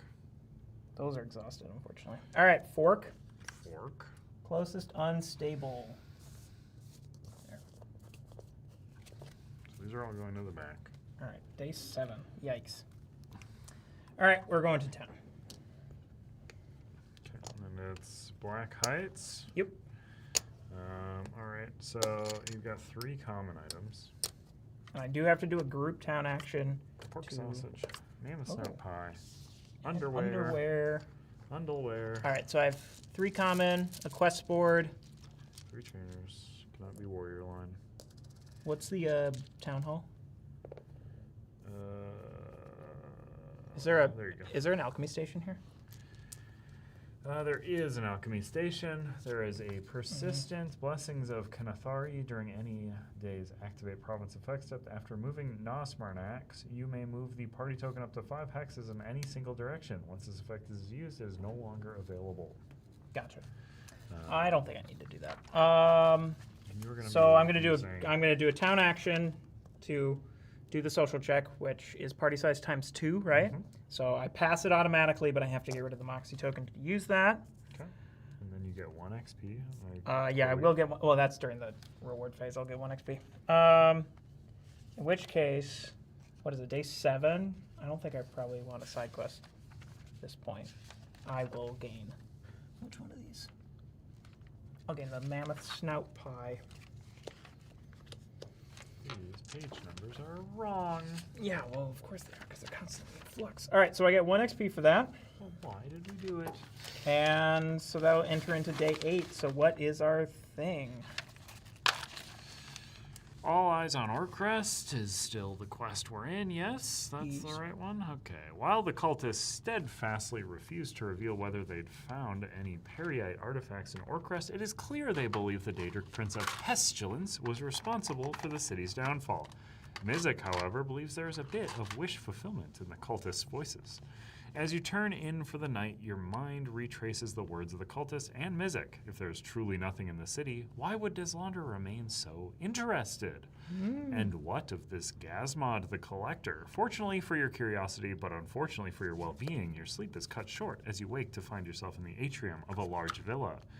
To your side, you see Mizik, equally as perplexed as you. After a few sniffs, he mutters, "We are no longer in Elsweyr. Treasure hunter." Oh, we are no longer in Elsweyr, treasure hunter. This is Oblivion Air. We're in Oblivion? It is quite observant, a disembodied voice echoes through the atrium. A massive watcher levitates from around the bend of a hallway, its eye oscillating between you and your Khajiit companion. Oh, that'd be so distracting. Gazmod knows of its investigations into Orcrest, and a lost Periite artifact can be found within, the creature says, its voice emanating from who knows where. It must join Gazmod's collection. Mizik objects, attempting to convince Gazmod of the artifact's likely non-existent. But the Watcher does not relent. Another is attempting to uncover it, Gazmod says. If it will not assist Gazmod, then it will join the collection instead. Gazmod turns its eye away, allowing you and Mizik a moment to deliberate. We cannot help this floating octopus, Mizik whispers. Badot is counting on us. That's the voice we settled on for Mizik? Yeah, I guess so. Yeah. You ponder your options. Surely Mizik has concocted an escape plan already, but perhaps the favor of a Daedra could prove more beneficial than that of a mortal detective. Oh. Kill that cat. Help that eye man. But yeah, that's quest objective. Choose to either escape with Mizik or take Gazmod up on his offer. If you escape with Mizik, initiate the following delve. Otherwise, proceed immediately to quest step B20. Well, Ryan told me to test it with Mizik because we already did the Watcher side, so we're gonna do. Well, Ryan's your boss, I suppose. So So we're gonna team up with Mizik because we like Mizik's voice. So what's the delve? for this delve, I'm a companion controlled by the party. I gain the skill Ritual Number, where number is equal to 5 minus party size. Oh, Ritual 4? 4. Dang, that's gonna be good. What does ritual do? On its turn, it heals all. What is it? Party members in sight or allied units in sight. At the end of this unit's turn, all allied units in sight heal for number. Wow. So- My goodness. 4. Wait. Does that include Mizzix? No. No. Oh, okay. Set the moon phase card to Secunda. If an effect would flip the moon phase card, ignore that part of the effect. After each time a sky shard is gained, deploy the Watcher to the closest unoccupied hex to the adventurer that gained the sky shard. It deploys with HP equal to the number of sky shards that have been gained, including this one, times party size. Okay, so just yeah. Delve tiles cannot be revealed while the Watcher is in play. Yuck. After adventurers suffer damage at the start of a fatigue round, set the round counter to party size and advance the day dial by 1. Log in your campaign journal how many times this effect occurs. My goodness. Encounter is successful at the end of a round in which at least 4 sky shards have been gained and all undefeated party members are occupying the hex where the most recent sky shard was gained. If it is currently session 2, you must gain 2 additional. During the reward phase, gain 1 additional XP for each time the day dial was advanced. You have to get 6 sky shards. And I have to kill the Watcher each time I get a You will sky get shard. 4 XP for doing this. Oh my. There you go. You shuffle those. Oh. Shuffle those. Boy. All right. By the way, Carter, just a heads up. This might expand the scope. We'll That's improvise. fine. We'll pull the camera out if we got All right. So I get Mizik. Old Mr. Thunderboots, Old Mr. who Thunderboots. has 3 health, 3 range, ritual 4, 1 attack, 2 defense, detection, and bladed. All right, would you mind drawing me a What is card? bladed? Bladed is when its target is adjacent, it deals 2 additional damage. Can we get a grown-up Gearlock child if Too Many Bones 2 is in the future? That's an idea, if that were the case. But who knows? Caved-in Quartors. All We right. got a long boy. Fallen Rubble. 613. If unsuccessful, immediately end your current movements. And take 2 true damage. Then all units occupying this tile gain a day's status die. Yeesh. What a stinker of a one to start off on. So you got an Argonian Mirador in there. Maradour and a He is common. sitting on top of a common. And there's 3 health? 5. 5. That's 4. Cute. All right. Get So, start with cooldown. Suppose. Whoop. Okay, not bad, not bad. Okay. All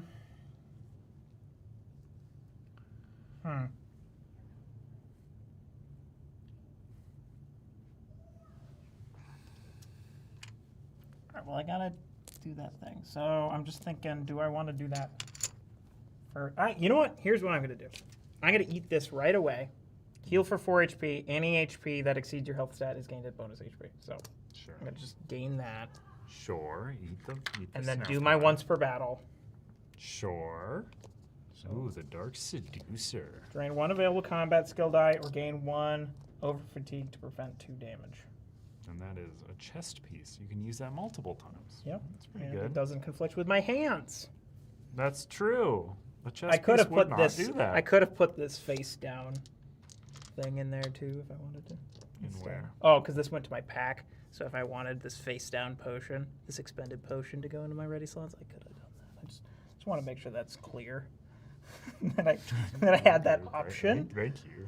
You're welcome. It's really important to know that. All right. Oh, I suppose you could branch off down there. Oh, I don't like this guy. I do not like this guy. It's just got divert and enfeeble too, and you've been doing All right. so good with So I your need a cooldown. 6-1-3. There's a 1. Okay. Well, if you're unsuccessful, you only have really bad effects happen to you, so that's fine. All right, 3 life fatigue. What's the penalty? End your movement. And take two two true true damage. damage. Then all units occupying this gain a daze. Okay, well, We love life fatigue. boom. All right, Man, done. We should be playing with that cheese. That Okay, cheese so modifier. 1, That'd be some good stuff. 2. Have another card. Cardia. Ooh, Main Ooh. Temple. When revealed, take 1 true damage, or flip the Moon Phase card. You cannot do that. So. Well, it says that part is ignored. Oh, so you can So I choose guess to I guess flip yeah. or take true damage. Presumably, you want to take. Yeah, I'll do the to flip to and not do ignore yeah. it.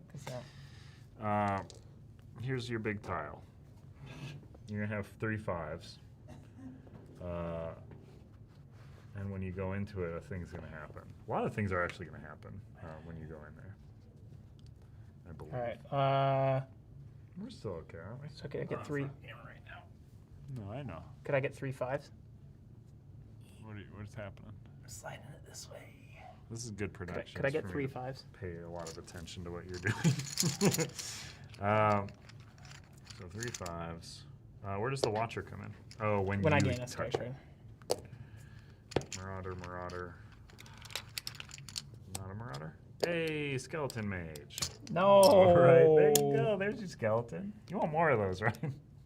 I hate this guy. Why would you want more of him? He's terrible. Yeah. He's the worst.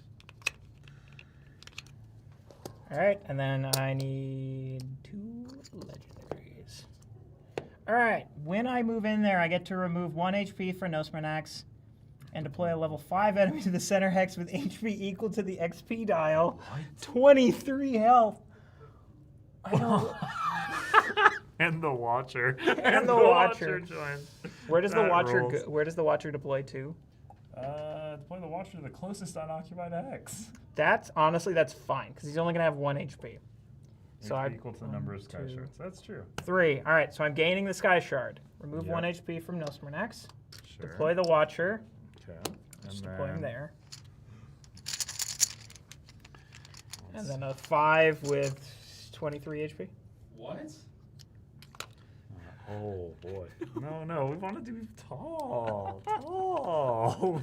Wait. 7. This might not even be in focus because it's going to be on such a different height than Yeah. everything else. Wait. 7. Wait, this is real? That's real. That lives with us on Earth. 2. Forgot I have my water. And a Wisp Mother. It only rolls 3 combat dice at 4 range. Recover. Ethereal. Oh God. This is maybe the worst 5 to pull in Yeah, the that entire was- bag. Oh my God. What? So, game too easy, yeah? Okay. You got this. This is turn 1. You're fine. There's a lot of turns to go. Oh, this is where speech dice would be. Speech dice would be quite good right now. Yeah. Or that potion. Or that you had potion to that I kill the level got. 5. Oh yeah, I could have loved that. Oh. But you had to be a ledger man. I mean that potion's sitting in your inventory, empty. It's just an empty bottle, right?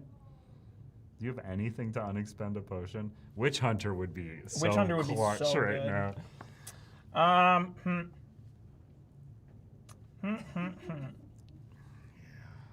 This is interesting. I'm tempted to just leave this all behind and go this way. Does this enemy enter the front camera? Is it tall enough at this It's point? not tall All right, enough. so Okay. I was here 1, 2, What's that? 3, 4. I'm gonna go back there. You punch the Oh. watcher.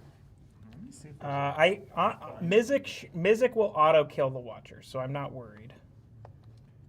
might be a fun angle here. Because you have to defeat the watcher to delve again, right? Yes, this is correct. I think I'm going to switch to magic, and I'm gonna try and roll my hurricane, and I really hope I don't miss Missick. Mizik. I'll target the Argonian Marauder. That was really bad. Blech. Okay.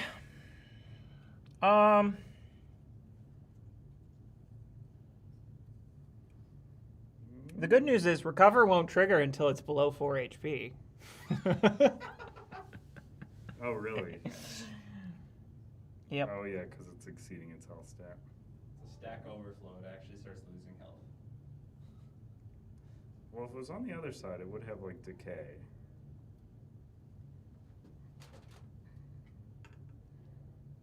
Oh.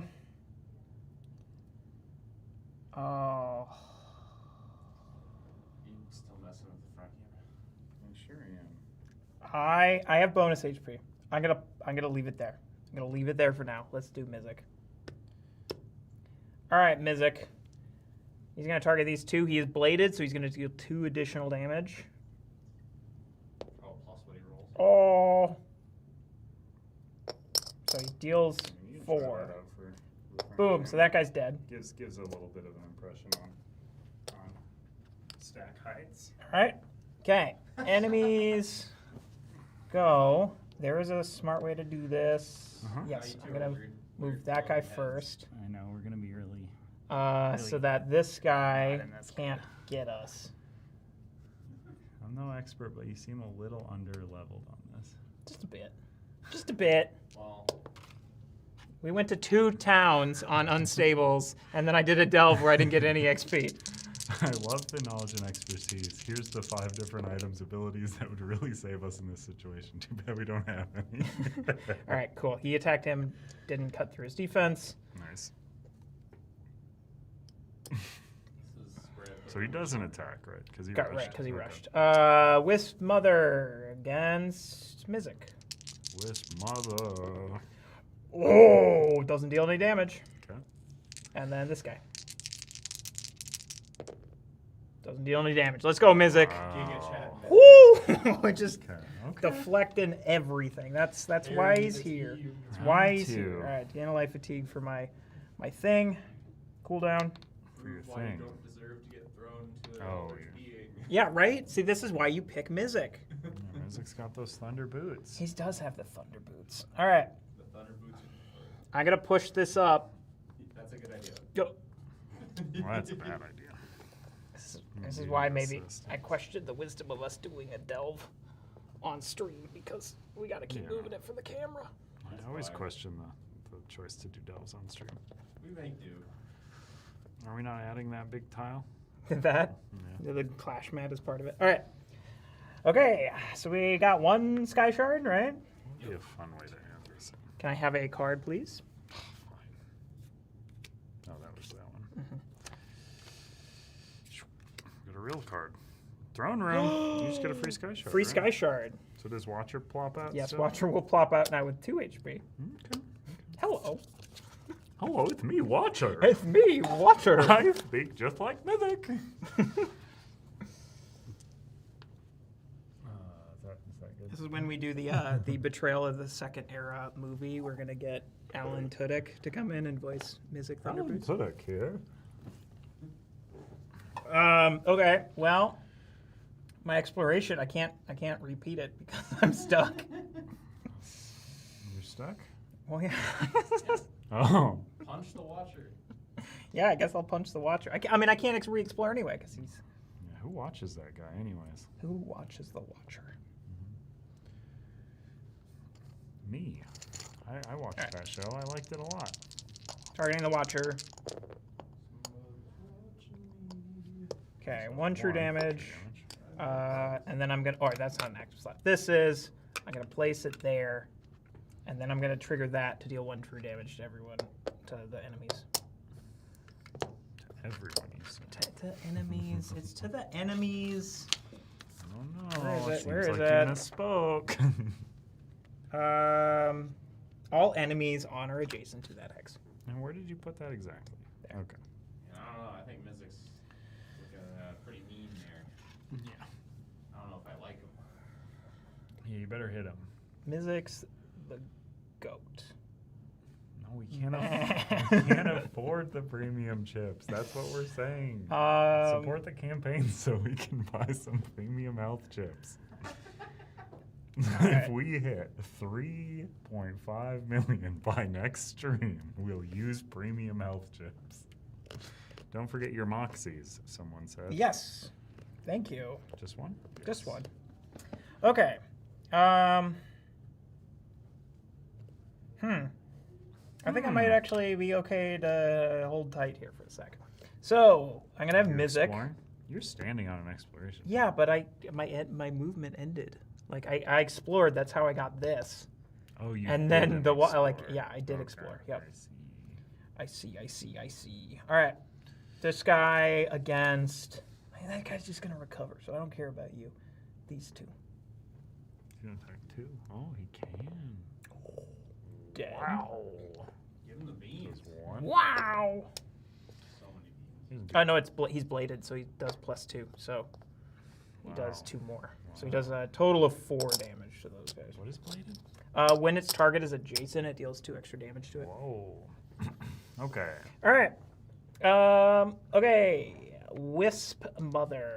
So you're 1/3 of the way through the battle. Ryan has a message for you in chat. Oh no. What? You ruined their endgame playtest by taking all of their skill dice. Way to go, Sam. Whose? Ryan. Ryan's. I asked if I could take stuff. What do you need? I don't have everything. Fight. We're doing a playtest on stream. Yes? No. Mizik it's died. Oh boy. Well, the dam has broken indeed. Does Mizik gain a health? Yeah, but from he a was at mushroom? full health anyway, so. Oh, he was at 2. No, he was. just now. Well, because did he of get hit that, by yeah. something He else? got hit by that, Ah. yeah.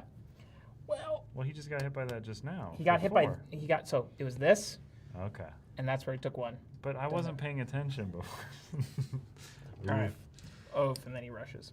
Mizik just got hit by a Wow, Mizik did get hit by a truck. Oh god, this is bad. All right, could I have a card for exploring? No. Oh, you want a participation trophy? Dungeon cash. I could use some dungeon cash to buy myself some premium health chips. Am I All right? I get to gain 5 tenacity. Yeah. That's fun, right? But Gives you an alternate route. I don't want these guys. All right. So, we only so I got need a 5 and a 1. And this guy will be coming in soon. Oh, the Cinch Cub's back. Ooh. It's first with a 5. So it's actually the Cinch Tiger. And a high elf bandit. A high elf bandit. Wow. All right, and you do have 1 common item, which goes right in the center, I believe. Yep. And then when you move in, you're going to make a lockpick check on the top card of the common deck. If unsuccessful, distribute party-sized true damage among adventurers and place yourself in any unoccupied hex on the entrance tile. Interesting. All right. Well, But you will get a Sky Shard. I do not want to leave my mushrooms behind, so I'm going to go 1, 2. Do I bother lockpicking that common? I mean, I might as well try, as right? well. 3, 5, 5. 3. You could also rotate that for this thing, because 3, 5, 5 is not the easiest. I mean, that's 2 light fatigue, and you just get it. Yeah, I'll do it. And you got a Tarragon chicken. All right, what does it do? Lose 1 HP. Roll a d6. Remove light fatigue from your cooldown track equal to the rolled result. That's pretty good. You could just undo what you just did at the cost of 1 HP. Actually, oh yeah, here's what I'm going to do. I am going to place it there. Yes. And then, so I was at 1. Oh, you're taking off the 2. golden gauntlets. Well, for now. For now, it's going to be the whole fight. Just wait. All right, so I need to do lockpick check on the top card. Watcher. 4, 2, 1. Now what? There's a 2. Mm-hmm. I'll take one of those to change into a 1. Last roll. All right, so I get the Sky Shard. So I'm up to 3 Sky Shards. Halfway there, team. Let's go. Halfway there. All right, so 1, 2, 3, You can't explore. 4. I know I can't which is explore. alive. I know. Okay. Although, wait. I should probably end next to the Watcher because I have to hit him with stuff. You do have to hit him with stuff, probably. All right, I'm going to just try. I'm not going to gain any 2, 5, fatigue for 6. this. 2, 5, 6. Just Oh roll a my 2, God. 5, 6 then. Well, there's a 2 and a 5. You Yeah, can take see? 5 light fatigue and just get it. Just kidding. No. Wow. Wow. really hot out the gate. All right. Okay. I am going to use this chicken. I'm going to eat it. I'm going to lose 1 HP. Roll a d6 and remove that much fatigue from my cooldown track. Ooh, that's pretty good. I am going to use this potion. Trigger any adventurer's race ability as if it were zone. I'm going to use my thing. Oh, is it trigger on chicken? Oh, That's it's a any crazy- consumable. The monkey! the Raisins! Oh, that's so good. Raisins is really good. Raisins is here to save me. Raisins will save the day. All right. Let's Had, then switch to this form. Have you ever had sour cream raisin pie? I don't think so. Yeah, it's really good. All right. It's good stuff. Good stuff. I have so much Tastes tenacity. fairly close to pumpkin I'm gonna pie. do this. I'm gonna throw a dagger, and I can Somehow. just deal 1 damage to this guy. Got it. All right, and then I'm going to roll these against the Watcher. If I order premium elf and have them sent to CTG headquarters, will they arrive by next stream? I don't know. You have to take that up with Josh 3.0. You'll try to bring them Boom. over in a wheelbarrow. Okay, Watcher's dead, Okay. and I've got some defense. All right. All right. Okay. Really appreciate these live streams. Well, we appreciate you checking them out. All right. So enemies. Yup. I don't know why you're acting like that's hard to move, and it does not have sight on you. So that's fortunate. That guy can't reach you. There we go. Okay. That guy does. He'd be rolling 2 dice. He is native, so he's going to blind you. I know. Get blinded, fool.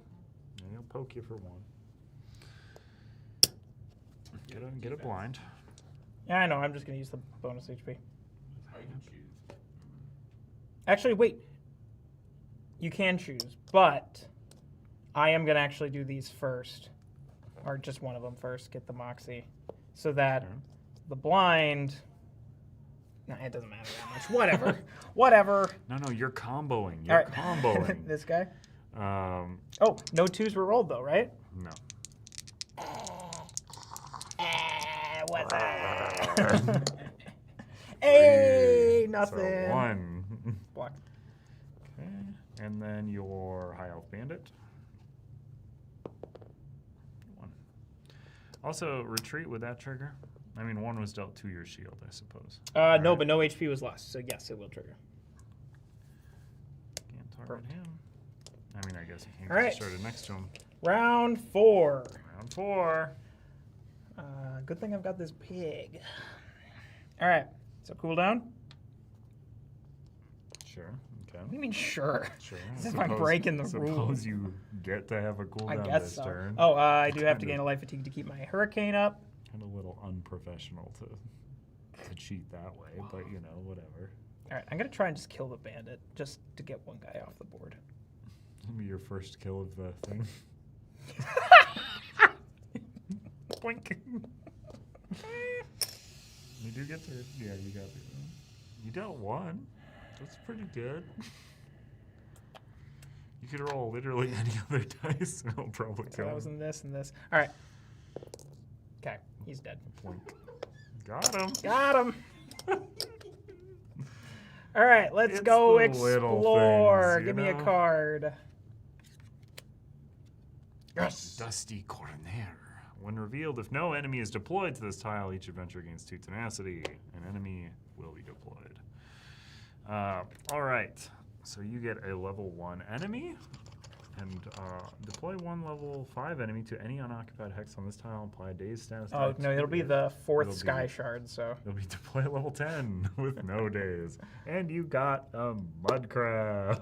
Woo. All right, so I was here, right? You were, yes. 1. Oh Watcher. gosh. I haven't gotten the sky shard yet. And if you move here, a level 10 is going to pop Yeah, in yeah, there. yeah. Oh, that's rough. That's really rough. Yeah, that's not great, isn't it?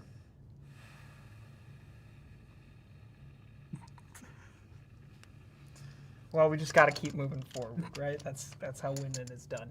All right, give me a level 10. Oh no! No, don't say that.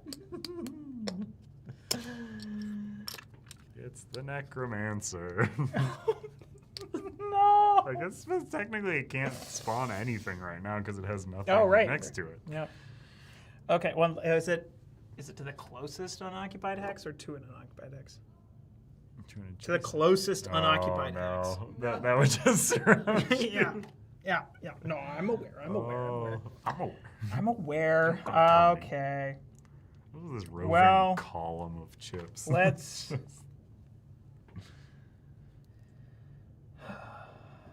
Santoro, why are so many health chips included in the base game? Wonder why. This is funny. That thing could be way smaller because I could put 25. No, how much of it? 23. 1, 2, 3, 4, 5. It's 25. Yeah, I could Okay. be using half of the white chips. Less than All right. half, but We're gonna place it there and then immediately place it in my hex. Okay. In Uh, my hex. I would get a moxie, but I'm gonna get rid of the moxie so I can do it, Mushrooms. and I can do the same thing there. Mushrooms. What's this one do? Select a healing seed die and play. One enemy that is on or adjacent to the hex gains a Bane status die. Yeah, Sure. that's something. Simply adopted the darkness. You will be getting blinded left and right. Yes. Well, what am I supposed to do about that? But you are honestly it might be easier. I'm on you a- doing this I'm by on, like, a yourself than mega with another healing. person right now. I'm on a with how mega much healing blind space, is so- going around. Is it always blind, or is that because of the moon phase or something? No, it's No, always it's just blind. Yeah, it's just blind. That's yeah. Okay. All right. Let's.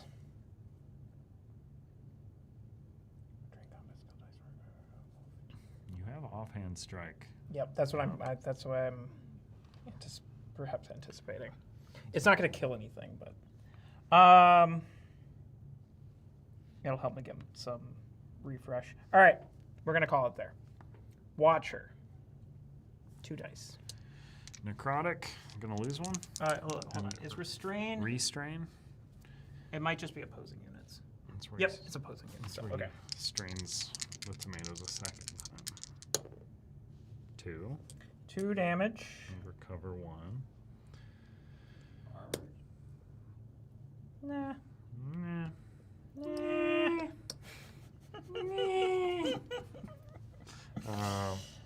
Oh, actually, yeah, hold on. I'm gonna gain an over fatigue to prevent 2 damage.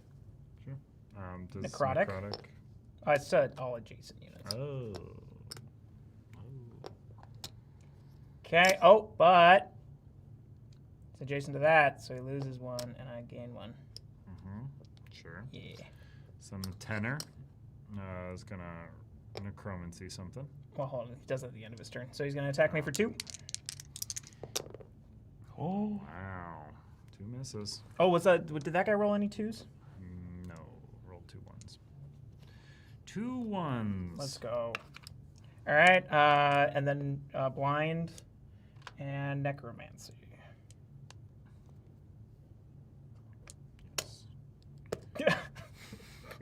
Doesn't I mean, act I am this- glad I killed that guy because that guy's much better than this guy. Doesn't act this set, right? No. And then he'll lose 1 and I'll gain 1. Assume we want the Wisp Mother to be going first always. Of the Yeah, fives. probably just.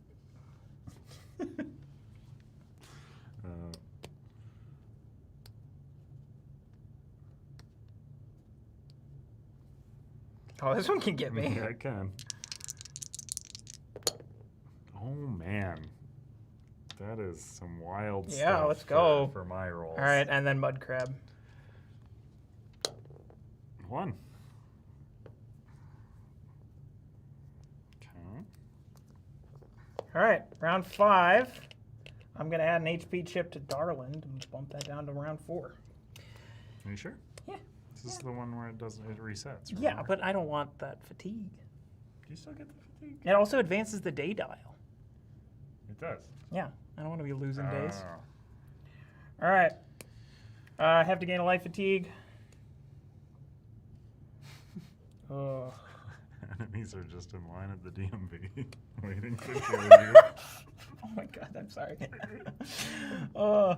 Gosh, I'm blind, so I have to go for the Necromancer, which is not the worst thing in the world. No, you probably want that. I mean, you probably want the Watcher, I suppose. But you have to kill the Necromancer to clear the path anyways. Right. You did your regular cooldown? Yeah. You sure? Yes? Yeah. No, did I? You did Can a we- bunch of little yeah. oneers. I don't think I did, actually. Yeah, because I did a That's what bunch of was the... gonna say, I don't okay. think you did. All right. All right, that's I got verification. Yeah. I mean, That's you. you got You're the verification. reinforcement. All right, so I'm not blind anymore, so I could go for the Watcher if I wanted to. I probably don't, though. I probably do want to go for this guy. He's got 2 defense. That's so stupid. That's why you roll your cool little Stormcaller die. And do some true. Mm-hmm. Oh, and I can roll this. Mm-hmm.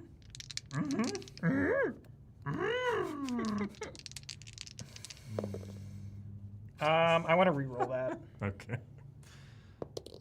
Yes. That's slightly better. And then 1 true damage from that thing. To the same guy. Yep. Oh, he's so He'll close. die before he triggers, right? Yeah, he will. Because Necromancy's at the end of his turn. Well, he won't even attack. He'll get banged. Oh, right. That's huge. Okay. You just won't be able to move right now. But that's fine. 'Cause And you can't I'm explore. going to take a life fatigue to switch to this form. And I'm going to throw a dagger at the mud crab. Sure. It's not going to deal any damage, but I'm going to remove a Moxie token to roll the d6 then. If the rolled result is higher than the defense stat, he gains a bane. Get the bane. Also, I totally forgot. I'm a master. I can re-roll any die at the cost of a Moxie. Oh, yeah, you don't have to. I don't think I've Good cheated. cost. I haven't made things Yeah, you harder just for haven't myself. been I just doing haven't it often. done it. Okay. Lots of banes around. Which is good. Yeah. Okay. I mean, you're pretty I'm pretty. troubled up there. Yeah, I've got the monkey too. So I'm gonna go for it. The picture on GameFound says green balanced die should be placed adjacent to players. Is this true? Oh yeah, no, that's true. So these should be like. Oh God. Oh, I probably have cheated a little bit. Thank you. No, that is correct. That is accurate.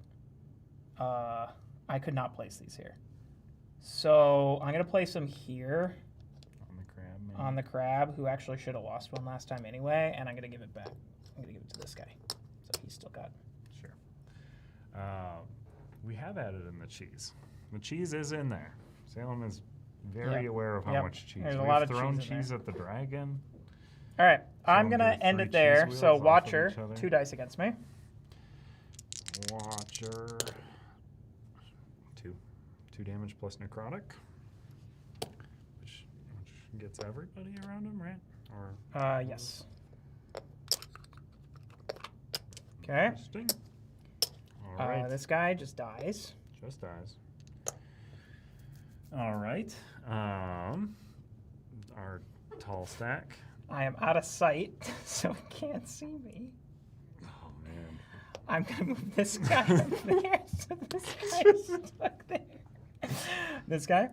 Mm-hmm. Still just delving with a bumbling. 3. Oh well, nothing for the Prevent- 2, so just I'm gonna 1. Take 1. Loses stealth. All right.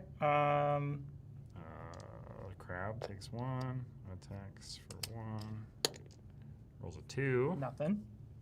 And then High Elf Bandit rolls a 1. Which I'll get to recover that, and then it'll do this. Blank, blank, blank. Cool. All right. Round 5. Yep, I get to heal for 1.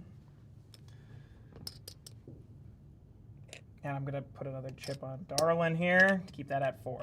Oh my God, this is insane. What the heck is happening? Gotta kill that All right, Watcher. I do gotta kill the Watcher.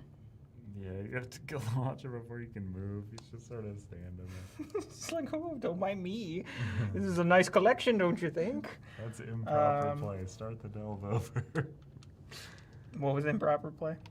Your placement of green balance, so you have Oh, to start yeah, the yeah. delve over. Did you take a fatigue for this? I thought I did, but I don't think I actually because I did cooldown. I don't think I did. There we go.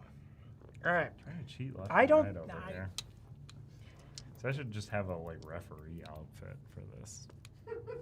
Just you take All right. you take 1 true damage for each infraction I catch you on. That would be very funny. 2 true damage to the Watcher. Okay. That's half as much as you need. And then I'll take a light fatigue. You sure will. I'm gonna whack him. Gonna try. You will try. Oh yeah, he's dead.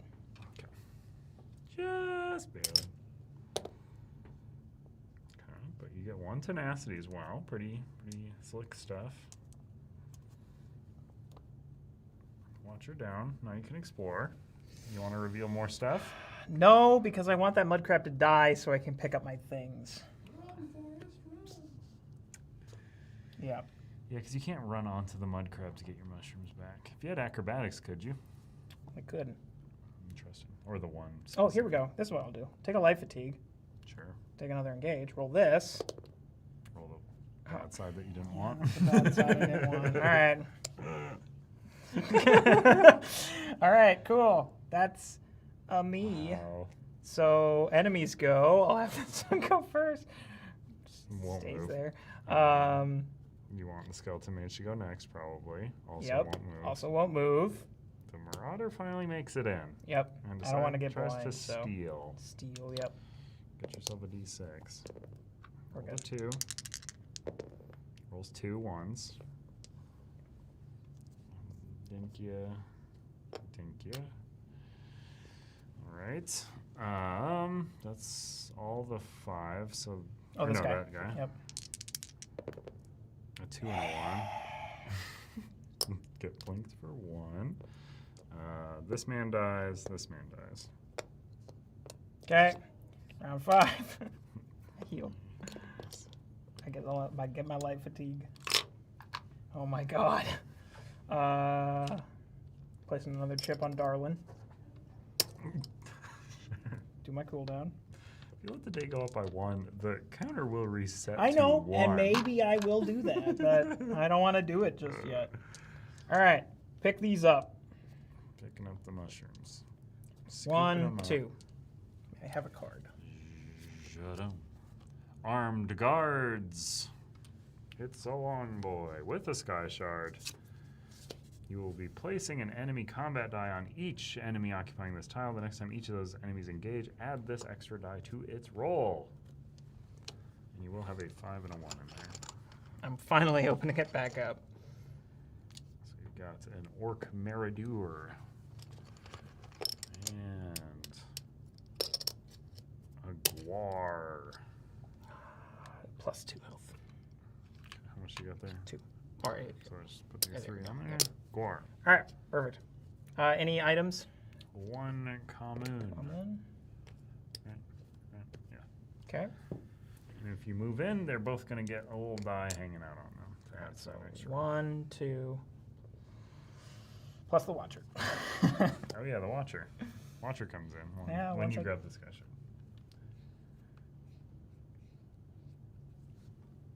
We gotta do it. Watcher comes out. With 5 health now. 5 health. Is that your 5th? Yeah. You're most. I need of the way 1 there. more. Oh, I'm so close. 1 more than you need to escape, or what's the? I need to be occupying the hex in which that last roll is gained. Sure, that seems very easy. All right. That guy's just gonna pull me anyway, so I might as well just end here. Just end in there. And then I am going to go into this form.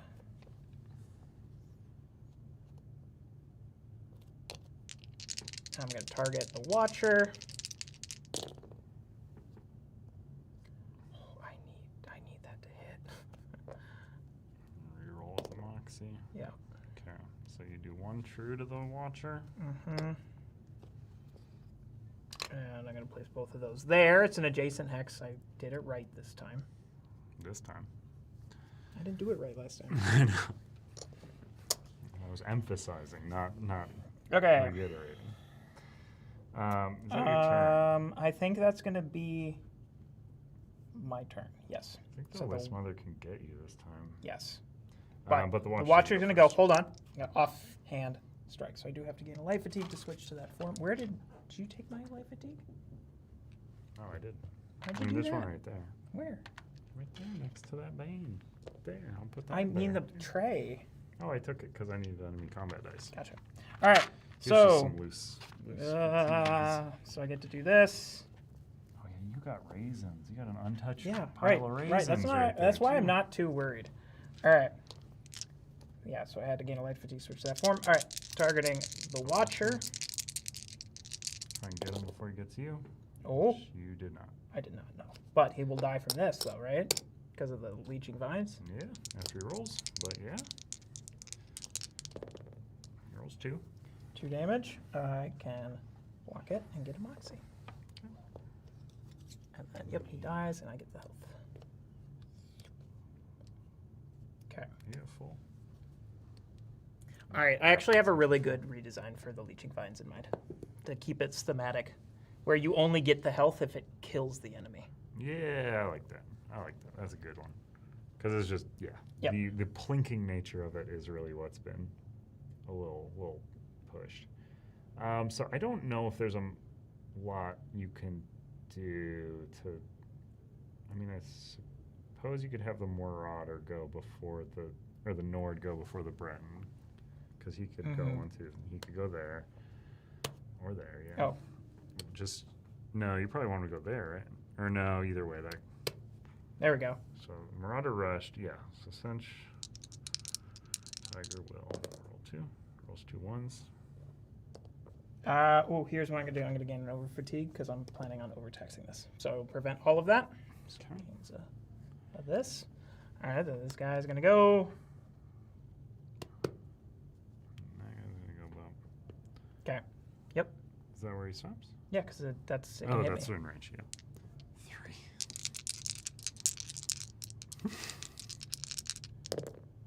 3. 3. I will gain an over fatigue to prevent 2. Okay.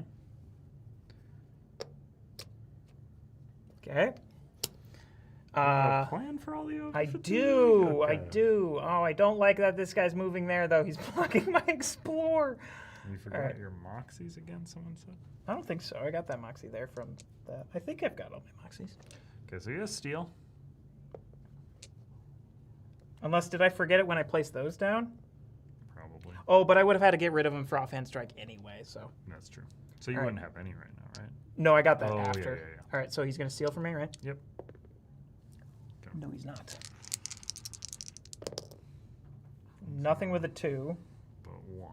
but 1. I will put 1 on rate. Well, if I'm going to overtax this. I assume that's not. It's is it prevent? Wait, did or- you roll one more? Did you roll that one? Oh, I didn't. Also, is this considered a miss or It just deals prevented 0 damage. Yeah, Okay. so. All right. He does reroll that one for Yep. aggressive. Ooh. Wow. Oh. Ooh. All right. Sure. Okay. I'm going to gain a over fatigue to prevent 2, and I'm going to put 3 on raisins. What is happening? Why? What? These are both 2s. Oh my God! What are you? Oh my God, Salem! What are you What are doing? you I'll take doing? it to prevent the I one. was like, no, that's a. All right, now that guy. Yeah. So 3. He's gonna roll 3. For 2. 2. I will. I'm gonna do this. Gain an over fatigue. Overtax this. Recover all drain combat skill dice and remove all fatigue from your cooldown track. What an absurd item. My goodness, but you've trashed it. I have trashed it. See, we're good. I was never even worried. This guy will take 1 because of the. These guys both take 1. But we're gonna just say right now, I don't get the healing. I only get the healing if it defeats someone. Yeah. Okay. So you're on to round 5. On to round 5. Gain a life fatigue. For Round your 5. thing. Nice. Couldn't you dodge roll your way on that hex? Yeah, Oh yeah, that would have been smart. Well, no, because I used my offhand strike. that's true. I spent all my tenacity out. Yeah, I don't think they can see the tenacity Oh, too much. yeah. Yeah, but Sam's that would have currently been. has 0 tenacity. But no, that's a great strategy if I had the tenacity still to do it for that very reason. All right, I will put another HP chip on Darlin. I hate you. I heard it. I heard it as soon as I said it. You a Brit? Okay. Let's see here. Well, this jerk is in my way. Next, you're gonna start saying Zeds. Zeds. All right. I'm going to target the Marauder.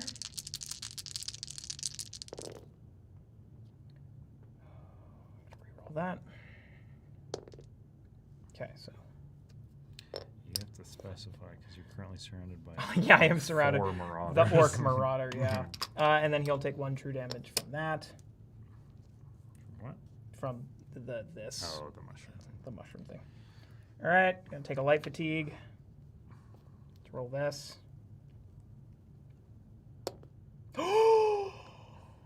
The fabled 3. Gets him. Just gets him. Just 3 gets true. him. Oh, My goodness. let's Storm go. Calling. Can I get another card? Sky Oh, Shard. is that really? Oh. Sky Shard. Not We'll a Sky use- Shard. And it isn't. Cliff Face Observatory. No, it's Secunda, right? Yep. Yeah. Cliff Face Observatory. When revealed, you may take 1 true damage to recover 1 drained skill die. Oh, Um, actually, you only have the 1, which can kind of be recovered by other things. yeah, and I'm running away from my healing, which I don't like. Yeah, you've been really good at picking those up when you leave. Yeah. Sort of by necessity.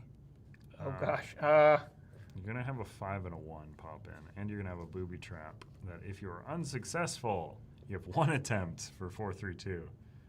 Oh, interesting. That might be good to fail. 432, if unsuccessful, lose all but 1 HP, exhaust all skill dice and active slots, place yourself on the entrance tile. That's not good. There's nowhere for me to go up there. Unless I just rush that way. Yeah.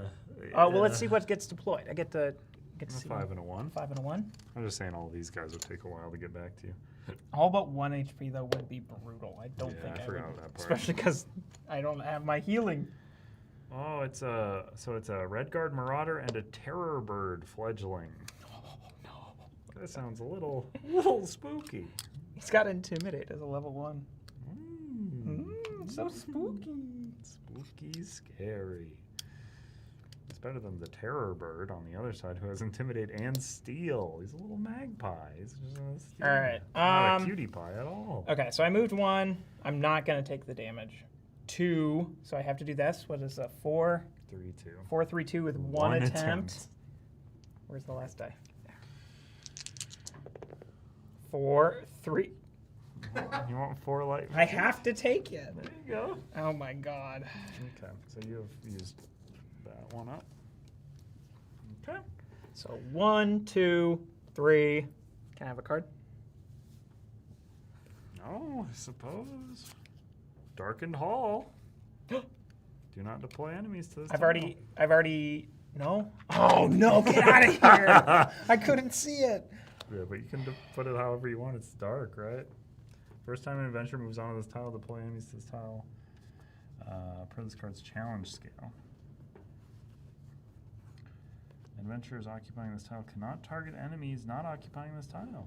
Adventurers not occupying this tile cannot target enemies occupying this tile. Okay, so I still deploy this. All right, I'm moving in, so you can deploy the level 5 enemy. Deploy him there, please. Skeever.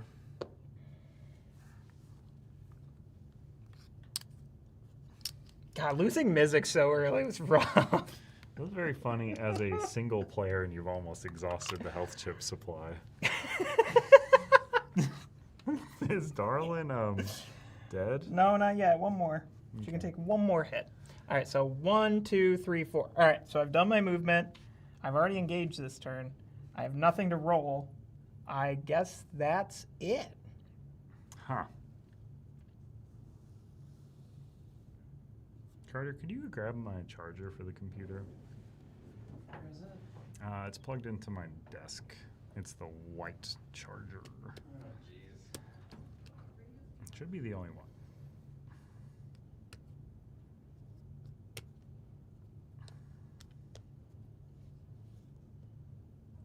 Okay, so this guy's gonna go.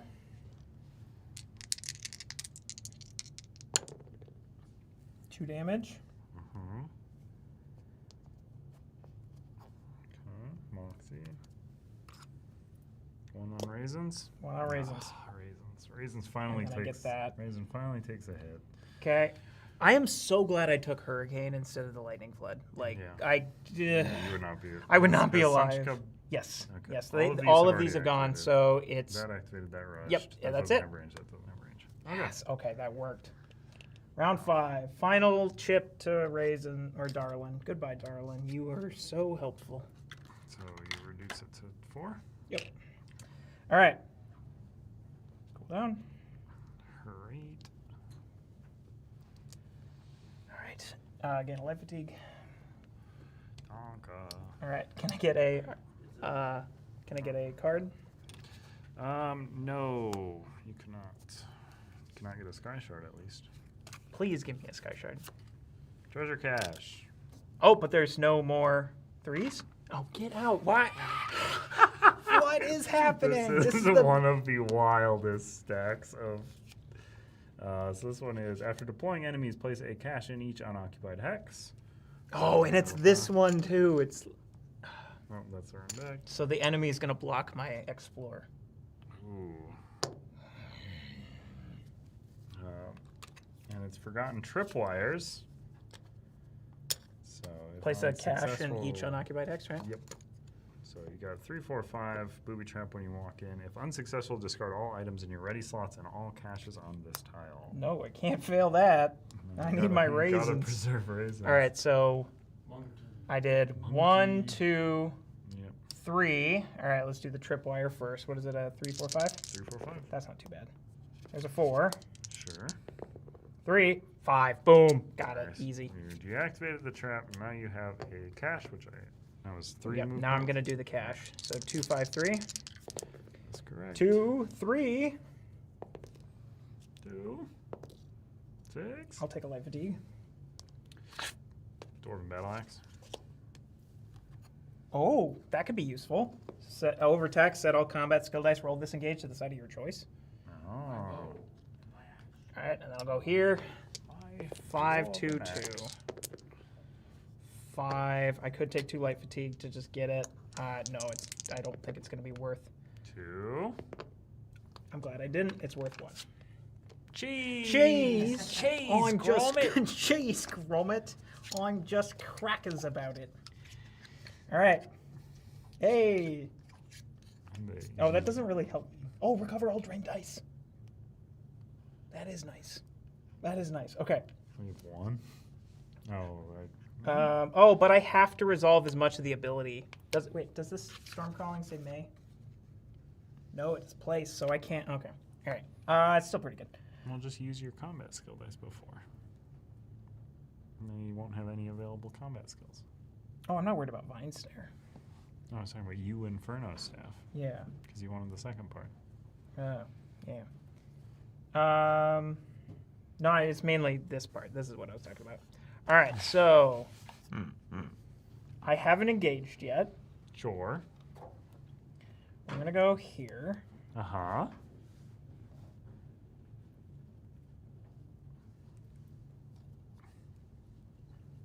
And I'm going to overtax this. After this engage, recover all drained skill dice. Which I'm going to re-roll that because I think I can do better. I couldn't do better. You couldn't. Why'd you even try? So that one goes there. I have to do that, unfortunately, but then I do get this one back. Okay. You overtax something? Yep. Okay. Wow. Oh, Wow. no. Oh, no, I think I messed up. Ruh-roh. Rut-row, Raggy. You just gotta kill this guy so you can keep walking. Hold on. This is what I have to do. This is such a stupid play. Even put- if you set them all to the desired Yeah, side yeah. of your choice, it's not gonna. Not be- gonna kill him. Oh, it's defensive. Yeah, and I'm not going to use it when he hits me because I don't want those to drain. All right. Sure. All right, let's go. Okay, is there anything higher than a 5? No. Let's just have the Wood Elf Marauder go. Chat asks, this don't guy you should've get moved. both dice back if it recovers all drained dice after the engage. No, because the second part of the ability says to place a drain die into your cooldown. It is not a may, it just happens. And when Okay. you resolve an ability, you have to resolve as much of it as possible. Okay, So I had to do that part. And then after the engage. sure. Sure. But I'm going to have them both back next time, which is what I wanted. So, you had This So go. that guy. Cinch Cub goes. Skeleton Mage goes. Marauder goes. Skeever goes. Well, Skeever double moves. Oh, yeah. They both have rush. Yep.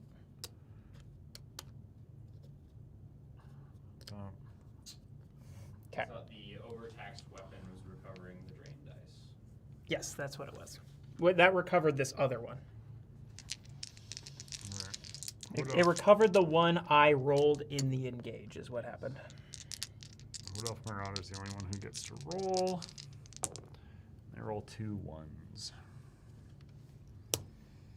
Raisins. Poor little raisins. Okay, round 5. Oh boy. No more darling to save you there. Nope. I like how I could roll this to just. A little mushroom patch over there. Yeah. You could poke at that wisp mother. Yeah. All You right. just have to do it 22 times. Okay. So you do have to clear the Marauder. Well, that's recovering it. Yeah, that's true. Recover only starts to trigger when it gets down to 4 health, though. So you'd have to do infinite. Yeah.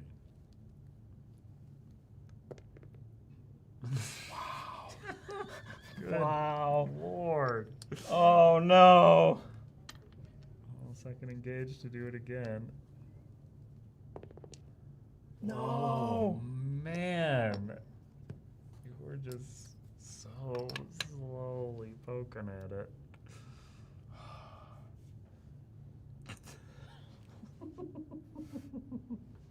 Wait, what did it roll on its turn? It rolled 1-1 miss. I should have recovered this. Yeah. Okay. All right. That's you? That's me. Oh boy. Oh boy. Let's go Wisp Mother. Skeleton Mage. I'm so happy. These guys all just have one range. All right, do the Wood Elf first.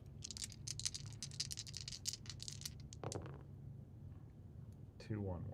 So I ignore the 2, so 1-1. 2 1s. 2 instances of 1 damage. Throw it on the monkey, the poor little monkey. Skeever. 2 1s. 2 1s. Mm-hmm. I didn't know miss or 2s rolled, so I get that. Okay. So you got 2 Moxies, 2 defense. Oh God. Well, Over fatigue. can I take 1 true damage? You can, I'll allow it. All right, that advances the day dial. I was so desperate to not let that happen. Did you advance your day dial? I did. Okay. I did. All right, so that's happened once for the purposes of. I want to explain to chat why. Yeah, it's so not- what happened here is, for this quest objective specifically, when you hit fatigue rounds, you do effective fatigue round, and then you reset to party size fatigue, or party size round number. So Sam got the over fatigue, took the damage, reset to 1, because Sam was playing solo, and then advance the day counter by 1. Which is very funny. You've been in this cave for a day now, is what I was Yes. telling you. Yes, that is but exactly what's but You got happening. a second win. I did get a second win. Mizzix has been Exercise dead for equipment. a day. It's, it's, Yeah, Mizzix is No! moldering corpse. In no! the Yes! All right, kill the dude. I don't know. That was tilted. yeah, it did seem a little cocked. I don't know. All right, let's please, please give me Please, not a Sky. sky shard. No, there's no more. There's no more There's of no these? more. I No, get it. there's no more. I Okay. get it. So this guy deploys with 6 health, which now I do have to kill this guy, which is still not nothing. Wait, so how many sky shards do you have? 6. You just, Sam Yep, just got just sky got shard 6. 6. All right, I'm gonna eat cheese, gain 2 life fatigue to heal for 2. And gain 2 life fatigue. Sure, okay. Wow. All right. I'll allow it. I'll allow it. All right, we are out of HP chips. At least the red ones. 50. We've left, got you're right, 50 we got the white chips. ones because you didn't want to use the white ones on this. Now, All right. How much less fun would that be? Okay, Watcher, do your Who worst. watches the you? You do. 2 damage. I'm going to take that. Because raisins can take more than the... Oh, I forgot this isn't the end of this quest. Wait, yeah, how do I get out of here? Do I have to kill the Watcher one more time? Encounter is successful at the end of a round in which at least 4 sky shards have been gained. Oh, 6, because it's session 2. Yeah. And all undefeated party members are occupying the hex where the most recent sky shard was gained. If it's currently session 2. Yes. Yeah, I so don't you need to just kill the need Watcher. occupy. All right, you just so... need to survive. All right, Skeever, Skeever. nothing to me. Well, it seems. Cool. And the rest of them can't hit me. Oh my god, I can retreat. It's true. I can Wow. retreat. You can retreat Yes. somehow. Somehow. We don't Yeah, know you this just, this like, path. Get the 6th sky shard, and Yeah. then you just kind of like walk past everyone Yeah. else out of the cave. No, the Well, power I'm of the sky escaping. shards lets you. I'm teleport escaping out. Gazmod's collection, so this was the heart of the collection, and I have now yes. just found the door. Yes. So you are okay. going to So I get 4 XP plus 1 for every each time. the day dial was advanced. So you're Oh, getting 5 XP. I can up my cooldown again. Wow. All right. Also, text that's not on there, but I should also remove 1 HP from Nosmernax for each time that advanced. Yes. All right. I thought that text was on there. Yeah, I think it Oh, is is on it? there Oh, somewhere. okay. Look at this. I didn't This is hear a you read mess. it, but oh my god, that is a mess. So that means the session's over, right? Sure doesn't. No, we're entering day 10. Yeah, that's part 2 of the session. All right. Okay, all so there. Adventure's Rest. So when completed, go to entry C21. And quick activate province effect step. Dragon is going to go to the closest peaceful. It's right there. Littered with cursed artifacts, Okay, entry shifting 15. walls, and traps that snatch at flesh and mind alike, escaping Gazmod's vault proves a daunting task. But with Mizzix in tow, Sure. you flee the twisted menagerie. At last, a planar tear offers an escape back into Black Height's shady alleys. You're safe for the moment, but something's wrong. The air tastes older, the bazaars have shifted, and a different moon has taken residence in the night sky. You haven't aged a day, but time in Nirn has moved. Oh. Mizzix surveys the city with a frown and a flick of his tail. This one recalls a spiced meat cart right here. And now, only empty winds and boot prints. He sniffs the air. We were gone longer than it felt. Were we? Mizzix adjusts his satchel and motions forward. Come. We have some ancient ruins. I don't know if he's actually supposed to say some. Is that what it's written? It says, come, we have some ancient ruins. Rumors love of it. diseased relics and a twisted smuggler ahead of us. Mizzix hopes you are prepared. Prepared. It doesn't say that one twice. 5 XP for 2 days for that much effort. Dum give me kill. Travel to Orkrest and initiate the Orkrest dungeon. Oh my goodness, there's also a dungeon? You just want us here all night? For this battle, Mizzix Thunderboots is a companion. controlled by Ooh, the he's party. alive. Deploy level 10 Khajiit Smuggler. It's part of He's that. like just got the crap beat out of him in a cave, wakes up the day later, and you're just like, yeah, okay. Yeah, okay. Okay. All right, so it's day 10. We got to get up to Orc Rest. Sure do. And this little jerk is right next to me. But I could Little move away jerk. from him. Yeah, I'm going to just move away from him. 1, 2, 3. There. We're going to do this peaceful here for day 10. Peaceful! There you go. The Dragon Defense Dilemma. You had hoped to enjoy a calming lunch on the Elsweyr savannah, but an armored crew marches up to you, ending your bygone dreams. The hardened soldiers identifying themselves as the Elsweyr Dragon Defense Force eye you up with a mix of curiosity and thinly veiled condescension. You'll need more than that to face the dragons, one grunts, shaking his head in disbelief. Part of you is offended, knowing full well that such a force pales in comparison to the foes that have fallen to your blade. Their charity born out of pity rather than philanthropy is neither needed nor welcome.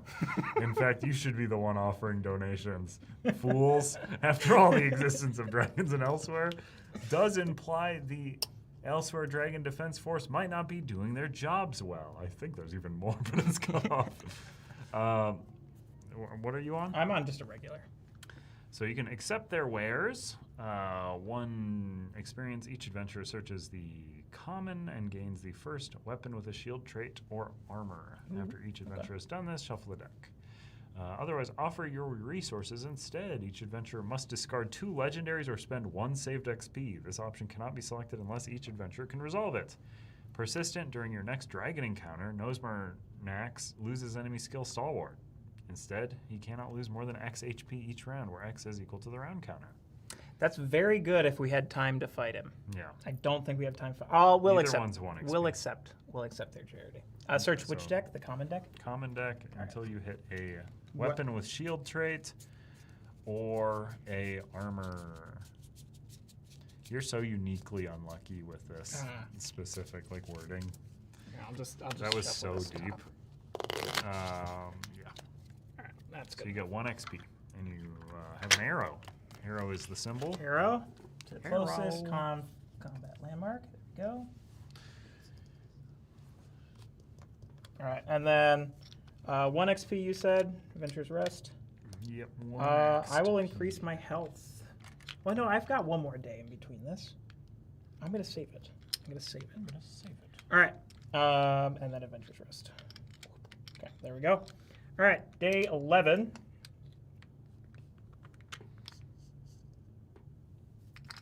Okay, 11. What are you on? Peaceful. peaceful. The winds of Kenarathi. As you step into a clearing, you find yourself overwhelmed by a sharp pain in your abdomen. Perhaps a spell cast by an elusive cultist, or simply a sinister reaction brought on by an equally sinister piece of cheese. You have been eating a lot of it. Noticing your struggle, a curious Khajiit approaches, identifying himself as a cleric of Kenarthi. He offers an enticing solution. Feeling bloated by fatigue? A Yes? bit, yeah. This one is just the spell for you, blessed by the goddess of winds herself. Should clear you out and get you moving in no time. The offer sounds promising, but it's impossible to know what twisted side effects might unfurl.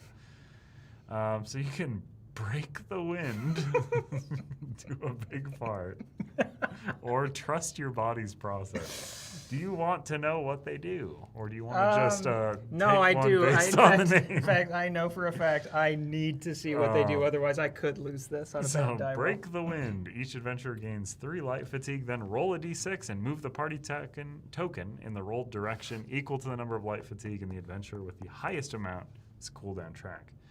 I'd move 8 hexes. After moving, each adventurer may remove all light fatigues. That's such a big fart that shot you across the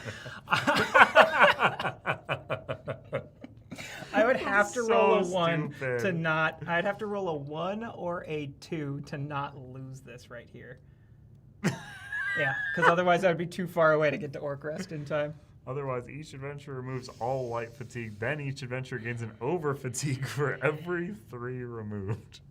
Okay, I'd get 2 over fatigue. And you'd get to take 1 out in the rest step. Yep, I have to do that. Okay. I mean, just for the sake of like curiosity, yeah, I would have been all the way down in the south. Oh my god! All right, Yeah, I so don't know if this one's been signed off on yet. Don't On get the- too excited. on the, Some of flavor the text text? is all in progress. woo! Boy, I hope so. That's quite All right. the quite the. Okay, Quite the call. activate province effect step. What was the symbol on that one? I don't remember. A big Upward fart. arrow. That's probably the closest one that would look like a fart. And I get 1 XP for that, Yeah. which I'm going to get the level 2 one-handed shield. Sure. Heroic slash, I think it's called. Heroic slash. All right. All right. right. So you're on to the final part, probably. So we got a dungeon. Yep. A dungeon. A Oh, this is dungeon? weird looking. All right, so I'm going to move here. I'm going to discard. Hold on. I'm going to discard some stuff. Sounds stupid. All right, I'm going to discard these 3 items to blink the dragon for 1 more. Oh, wait, no, but this guy's going to. No, that's. Nope, because I know what's I know what's going to happen in this dungeon because I can look ahead of the dungeon. So I'm going to just discard this to escape the guy. All right, did you get the other clash mat?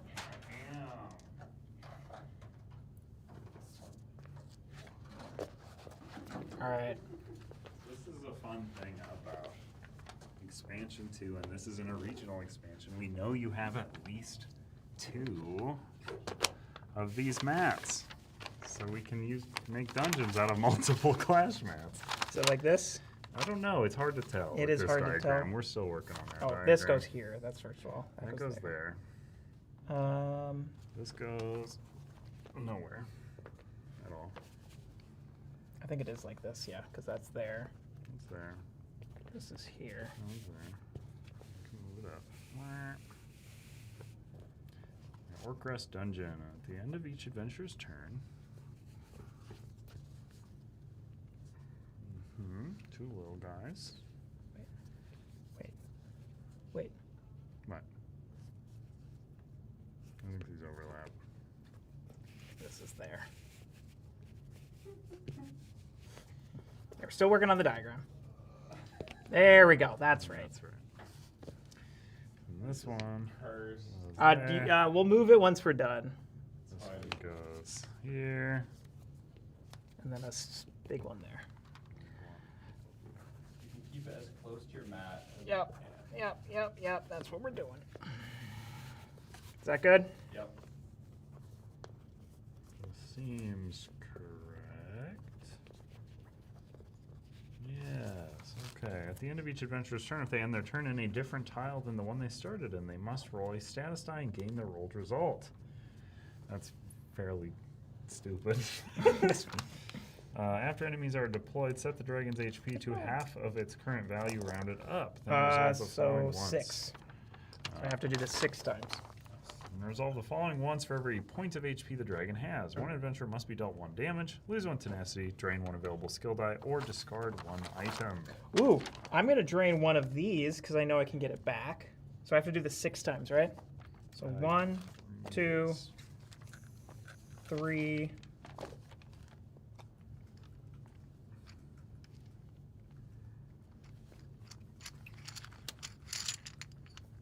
4.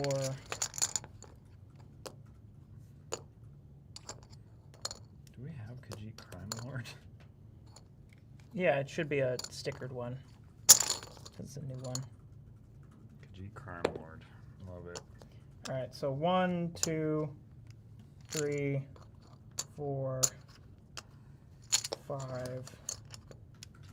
The Rasmag Dragon's a part of the Guild Vault. Correct. I believe. Fairly certain. No, I'm gonna risk it. 6. This guy comes in with party size times the number of times the data was increased in step 2A. So 1, 2, 3, 4, 6. So only 1 additional health. While the Khajiit Smuggler is in play, when an enemy would gain a non-stealth status die, it instead gains party size HP, may exceed health stat. This does not apply to any status skill die. I don't know what that means. But your objective is to eliminate the Khajiit Smuggler.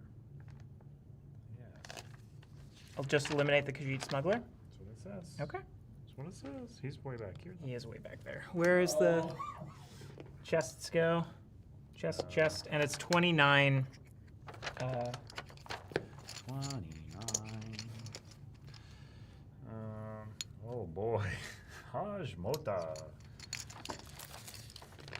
Alright, so that's 20. You get a 5. Yeesh. 4 ones. Cheese themed die. You will get some cheese themed cubes. Not a die, though. Not a die. Terror Bird.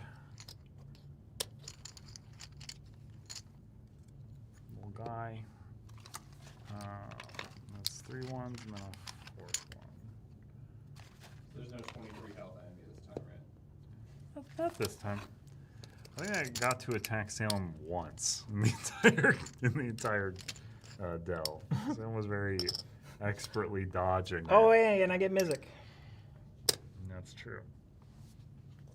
Why are we fighting Khajiit Crime Lord? Let's hope he doesn't get nuked. Fortunately, the only thing that could probably nuke him is the Haj Moda, who only has a range of 1, so I could keep my distance. Argonian Marauder could get some licks in, but Is there any special rules for the encounter, or is it just dungeon There's rules? a twisted smuggler ahead of us. So it's deploy level 10, XA. If it's currently session 2, use the Crime Lord instead. While the Khajiit smuggler is in play, when an enemy will gain a non-stealth status die, it instead gains 1 HP. So it's going to gain 1 party size HP. So if anything gets a status. Which I don't have any ways of giving. Oh, the Bane. The Bane from this. And my Moxie. Oh, gosh. All right. And then it's just all the dungeon rules of. Okay, so when it's adventurers, right? It's when an adventurer At the end ends. of each adventurer's turn, if they end their turn in a different tile than the one they started in, they must Okay. roll a status and gain the result. Sounds good. After enemies are deployed, I already did all that stuff. Okay, let's do this. Cheese Cube is the best one. Only rolls cheese results. I really want those to be Swiss cheesed, but they're drawn from a bag at random, and that just doesn't do it. It doesn't work. So you're only 1 point of experience underleveled for this. Yeah, so it's I'm not worried. You're fine. All right, You're fine. Stop complaining. I'm not You're complaining. fine. All right, I'm targeting the Terrorbird fledgling. Fledgling. Oh, you rolled a lot of misses there. Good to get that tenacity. Get that tenacity up. Sure. Great. Did you remember to do your cooldown step and rotate that Yep. over fatigue back to I did. from I your did cooldown? indeed. Good. Wow. Well, I really was hoping for some healing, but I'm going to have to rethink this.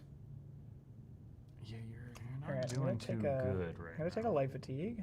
Or That's no, the hold on. First No. time your mushrooms have really failed you. I'm going to move back. And I'm going to take a light fatigue and switch to bow and try and just chip away at this wolf so Miz can go in and finish it off. No, yeah, you can. Wow. Awesome. Wow. Here's that rolling result. See, you wanted everyone to see the new stuff, but then you're like, well, I can only hold off the luck All right. for so long. I'm going to throw dagger. Deal 1 damage to an enemy up to 3 hexes away. Bat boink. All right, Mizik. I don't want him to get hit by that guy, though. But you could put him up there and you'll have both of those. I know, and he'd be bladed, but So it's, this guy's not going to hurt him, and he's a quest unit. He can't gain Intimidate, so that's true. That's true. boom. So that guy's dead. Because he does. Bladed because Wow. +2, yeah. All All right. right. So enemies' turns. Crime Lord.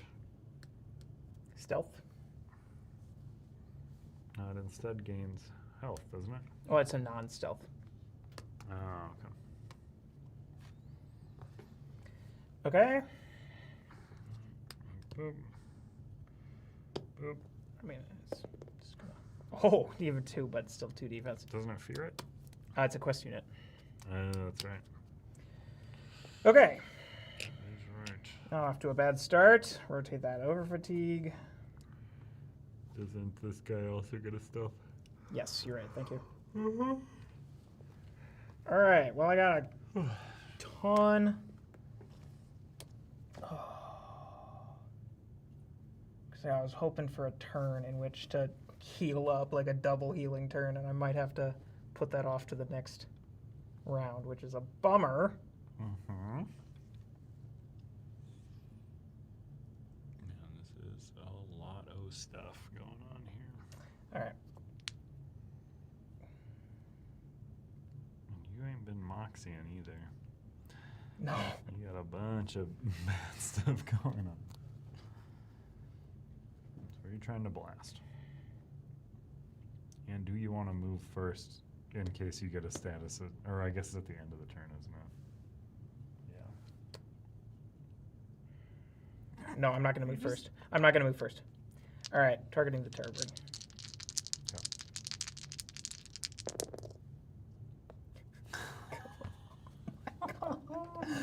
What? Oh, it only took one and you couldn't. Yeah, because I don't necessarily want to place these down yet, so I can't even get the. Oh my god. Oh. Oh no. All right. Well, I can move. You sure can.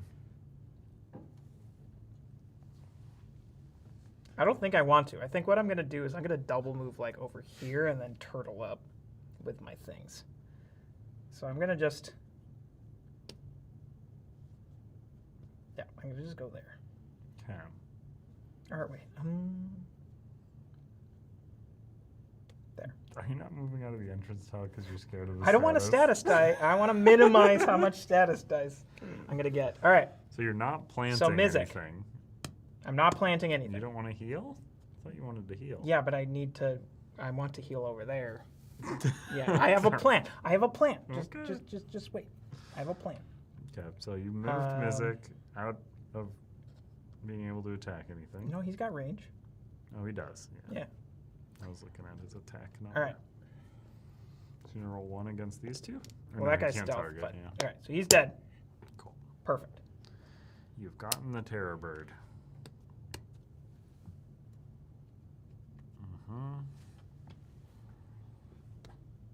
All right. Shoot, I didn't realize that guy was gonna.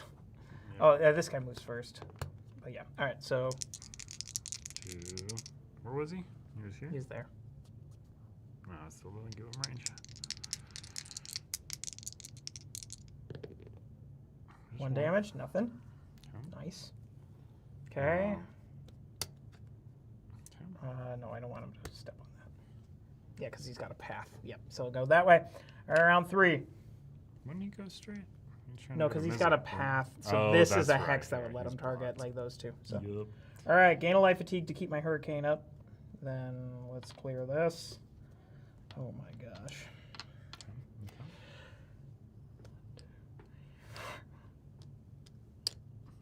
Wow. So just double movement. Up Just double to movement. Legendary item. You're looking for that. Rule question. If a class lets me drain a die anywhere on the mat, do fatigue die count or is it just skill die? Fatigue dice are not dice. They are Well, I mean, I think they cubes, right? are, but that's supposed to be skill die. Yeah. Ooh, God, Yeah, this but one's what rough. if somebody Oh my what gosh. if someone was able to slot fatigue into their active slots?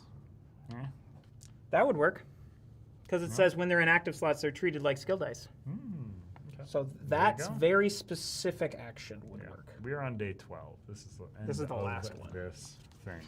Oh yes, I got a thing. Sweet skeever gumbo. Oh my God, I got a food. That was worth it. All right. Yeah, 'cause now you can use your race ability. All right. I'm gonna place. At the very least, I'm gonna place this down for now. Get a moxie. You said you wanted to heal over here. Well, that's before I realized that That was guy your was gonna whole go there. plan. Too bad.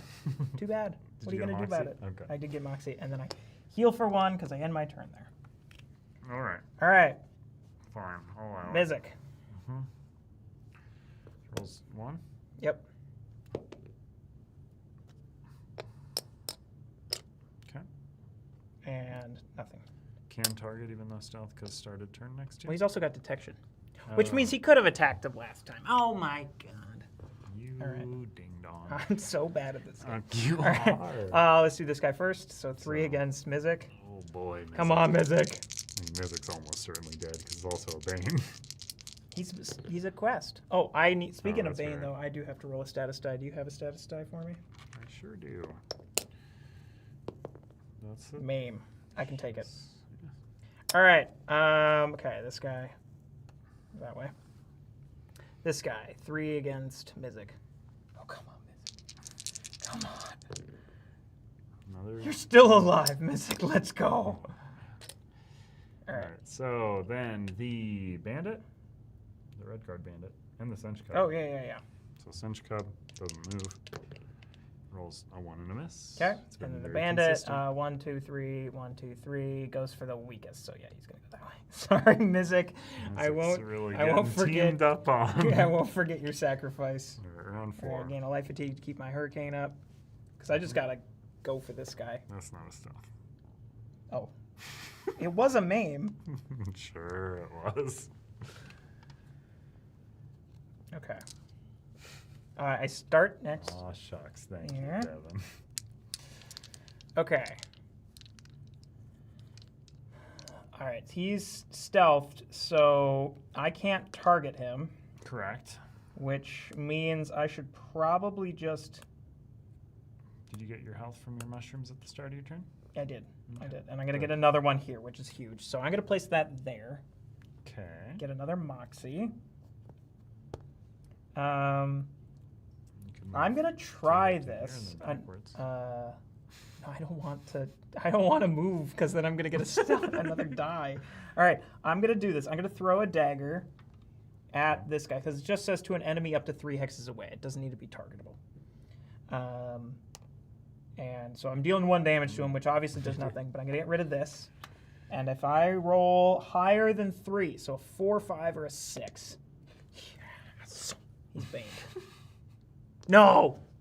He doesn't get it yeah. because It turns into a health. I wouldn't have done that. Yeah, you There's shouldn't. no reason for me to There's do that. no then. reason. Yeah. It turns into Oh my god. All right. Yikes. Okay. All right. So I'm gonna end it there. Sure. So Mizik. Mizik. Mr. Thunderboots.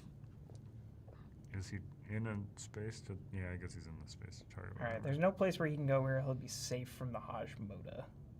So. Nope. I might as well just. Just leave him to die. I'm gonna have him go for this guy and that guy. Okay. Okay, so nothing to that guy. This guy's dead. Okay. Alrighty then. All right. So Give this me guy. some dice. The Hajmoda. He's gonna kill Mizik. He's He not. doesn't. Wow. Let's go. Okay, Crime Lord. Womp. All right. Hold. Offhand strike. Mm-hmm. Get a recover action. Sure. Do an engage. Discard all those Moxie tokens. Yep.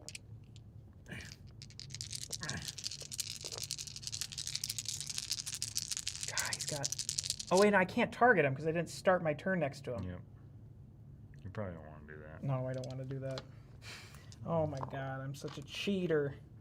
You are such a cheater. And you also probably don't want to roll dodge away because then you won't. I guess if he. Well, I could. Oh, It won't matter. yeah. Yeah, because All if right. he restarts Let him hit. somehow. Let him hit me. 4 dice. Retreat detection. That's 3. 3. That's not the worst. All right, let's see here. What's the best thing here? So 3 damage. I will, honestly, I will take it. The full 3. The full 3, yes. The full Mont 3. Yep. So I'm Number gonna 2. take it. So It that he loses 1. will lose his status. Of course, yes. Perfect. And then no 2s rolled, so my hurricane recovers that die. Okay. Okay. That's it there. This guy against Mizik. Kills Mizik. Kills the living heck out of Mizik. Jeez. All right, and then this Shadow guy. on the Oh no. Oh no. All right, I heal. I heal for 1 because of my Okay. thing. I gain a life fatigue to keep my hurricane. Okay. Oh, I didn't spend all that tenacity. Yes, correct. All right.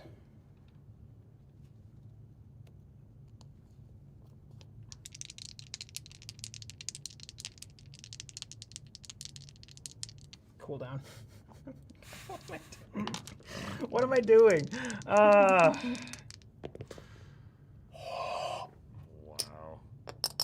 Yeah. And then that's 1 more true damage. Let's Wow. go. That's amazing. So clutch. That's huge. Okay. Okay. Wowie zowie. Take a life fatigue. Mm-hmm. This. Wait. Hold on. I don't even need to do that. I'm going to take a life fatigue, switch to 2-handed, overtax my battle axe. Your combat skill dice 2 results deal 1 additional damage, and I get to set all the sides to the side of my choice because I'm overtaxing it. So 2 and 2, those both deal 3 damage each. That's 6 damage. That kills them. Wow. And then I will move. Well, you can no. go lockpick. It's gonna end. Yeah, whatever. I'm 'Cause you don't have to conquer, right. I don't have to conquer, and then I'll heal for 1 on my turn. so you could just lockpick. No, I don't want to get a status die. Maybe I get the status die that's just like at the end of your turn die. Oh yeah. It's or the- you it's the lose mystery. quest at Yeah. the end of the sit.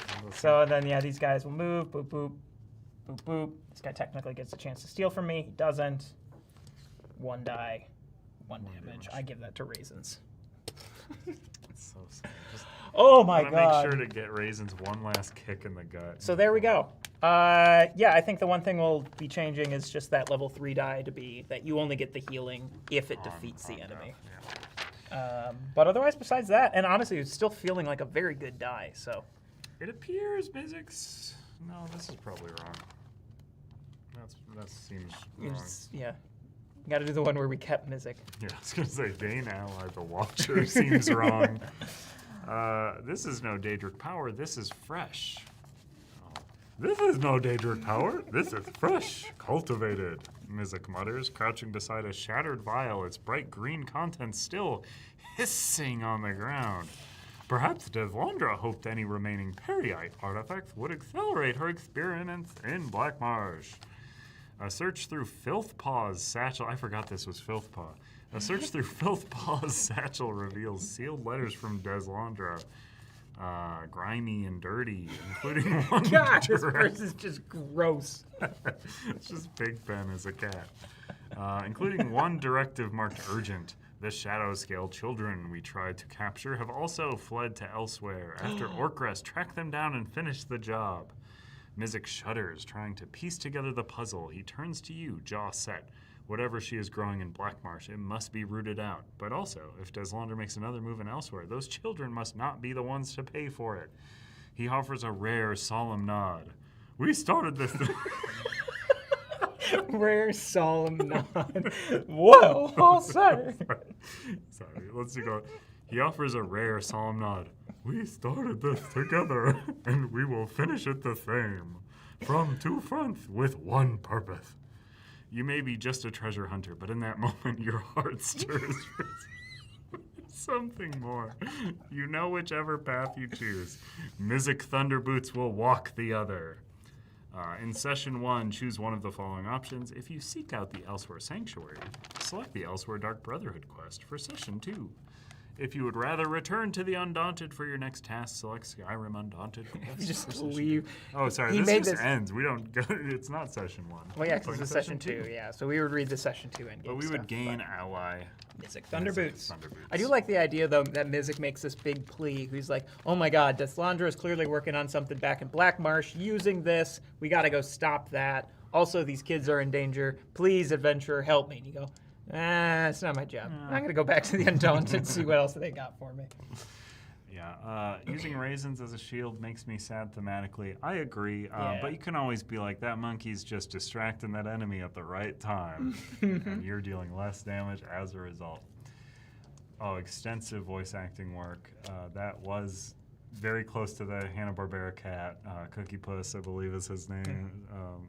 No, it's something Puss. I don't remember. Or the Mad Hatter is what Yeah. someone said earlier. My Deslandra voice is always Roz from Monsters, Inc. Snagglepuss, that's the one.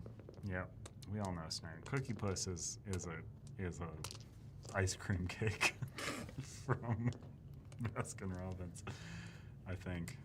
All right, well, we've been going for Honestly, it's been like 3.5 hours for this stream. For the gameplay? game. Because we started it's at been what? much longer. than We that. started Don't like worry. 12:30, Let me check. 12:15. Yeah, we started at 10:30 and it's currently 3:50. Which granted, I was leveling. It's been about 3 hours. Yeah, that's not too bad at all. Given the fact that it's a delve and dungeon, fine. we're showing it off. We had to constantly move the map around. I think that's pretty classic good. good And thing. you had this guy named Santoro. Yeah, constantly dragging us down by making jokes all the constantly time. talking, making the judge calls. That's what I'm here to do. Give me the little referee uniform for the next one. Thank you so much for tuning in. If you like the look of any of this stuff, make sure to check out the campaign. It is linked below. If you like streams like this, make sure to like this one. Make sure to subscribe to the channel to know when more are coming. And next Friday, there will be another one Friday. Oh yeah, it's gonna be a October 31st on Well, Halloween. what can you tell people about that stream? I know we've got plans internally for what it's going to be. Have we announced any of it? Well, it's going to be our countdown. We're going to be trying to go up to the close of the campaign, but I don't think that's possible because the close of the campaign will have the weird thing where it keeps going. Keeps going. The more you donate. So make it so that we can't go to the end. Keep donating up to the last second. But we will be back. We'll be doing 4 players. We will be doing a Halloween stream. We will be joined by JC, the owner of the company. Josh Carlson will be here playing, as I've heard. That might change. Who knows? He's a very busy guy. He's a very busy guy. But also we'll be joined by Liz Davidson from Beyond Solitaire. So I have not said that anymore, but Liz will be making her way over here to play as, I don't remember. Leader is allowing her to grace her presence with us. Yeah, it's true. Leader will allow us to have Liz for a moment. But as a trade, we have to give Leader our Liz for the time that Liz Davidson We'll just swap. To swap Liz's. That's how there we go. That's the board Liz will game be playing exchange. as the outlaw, I've heard. Which is, Oh, that'll be fun. She seems like a very devious person. Wow. No, I love Got you her. on camera. Yeah. Hear All that, right. Liz? Yeah, Liz.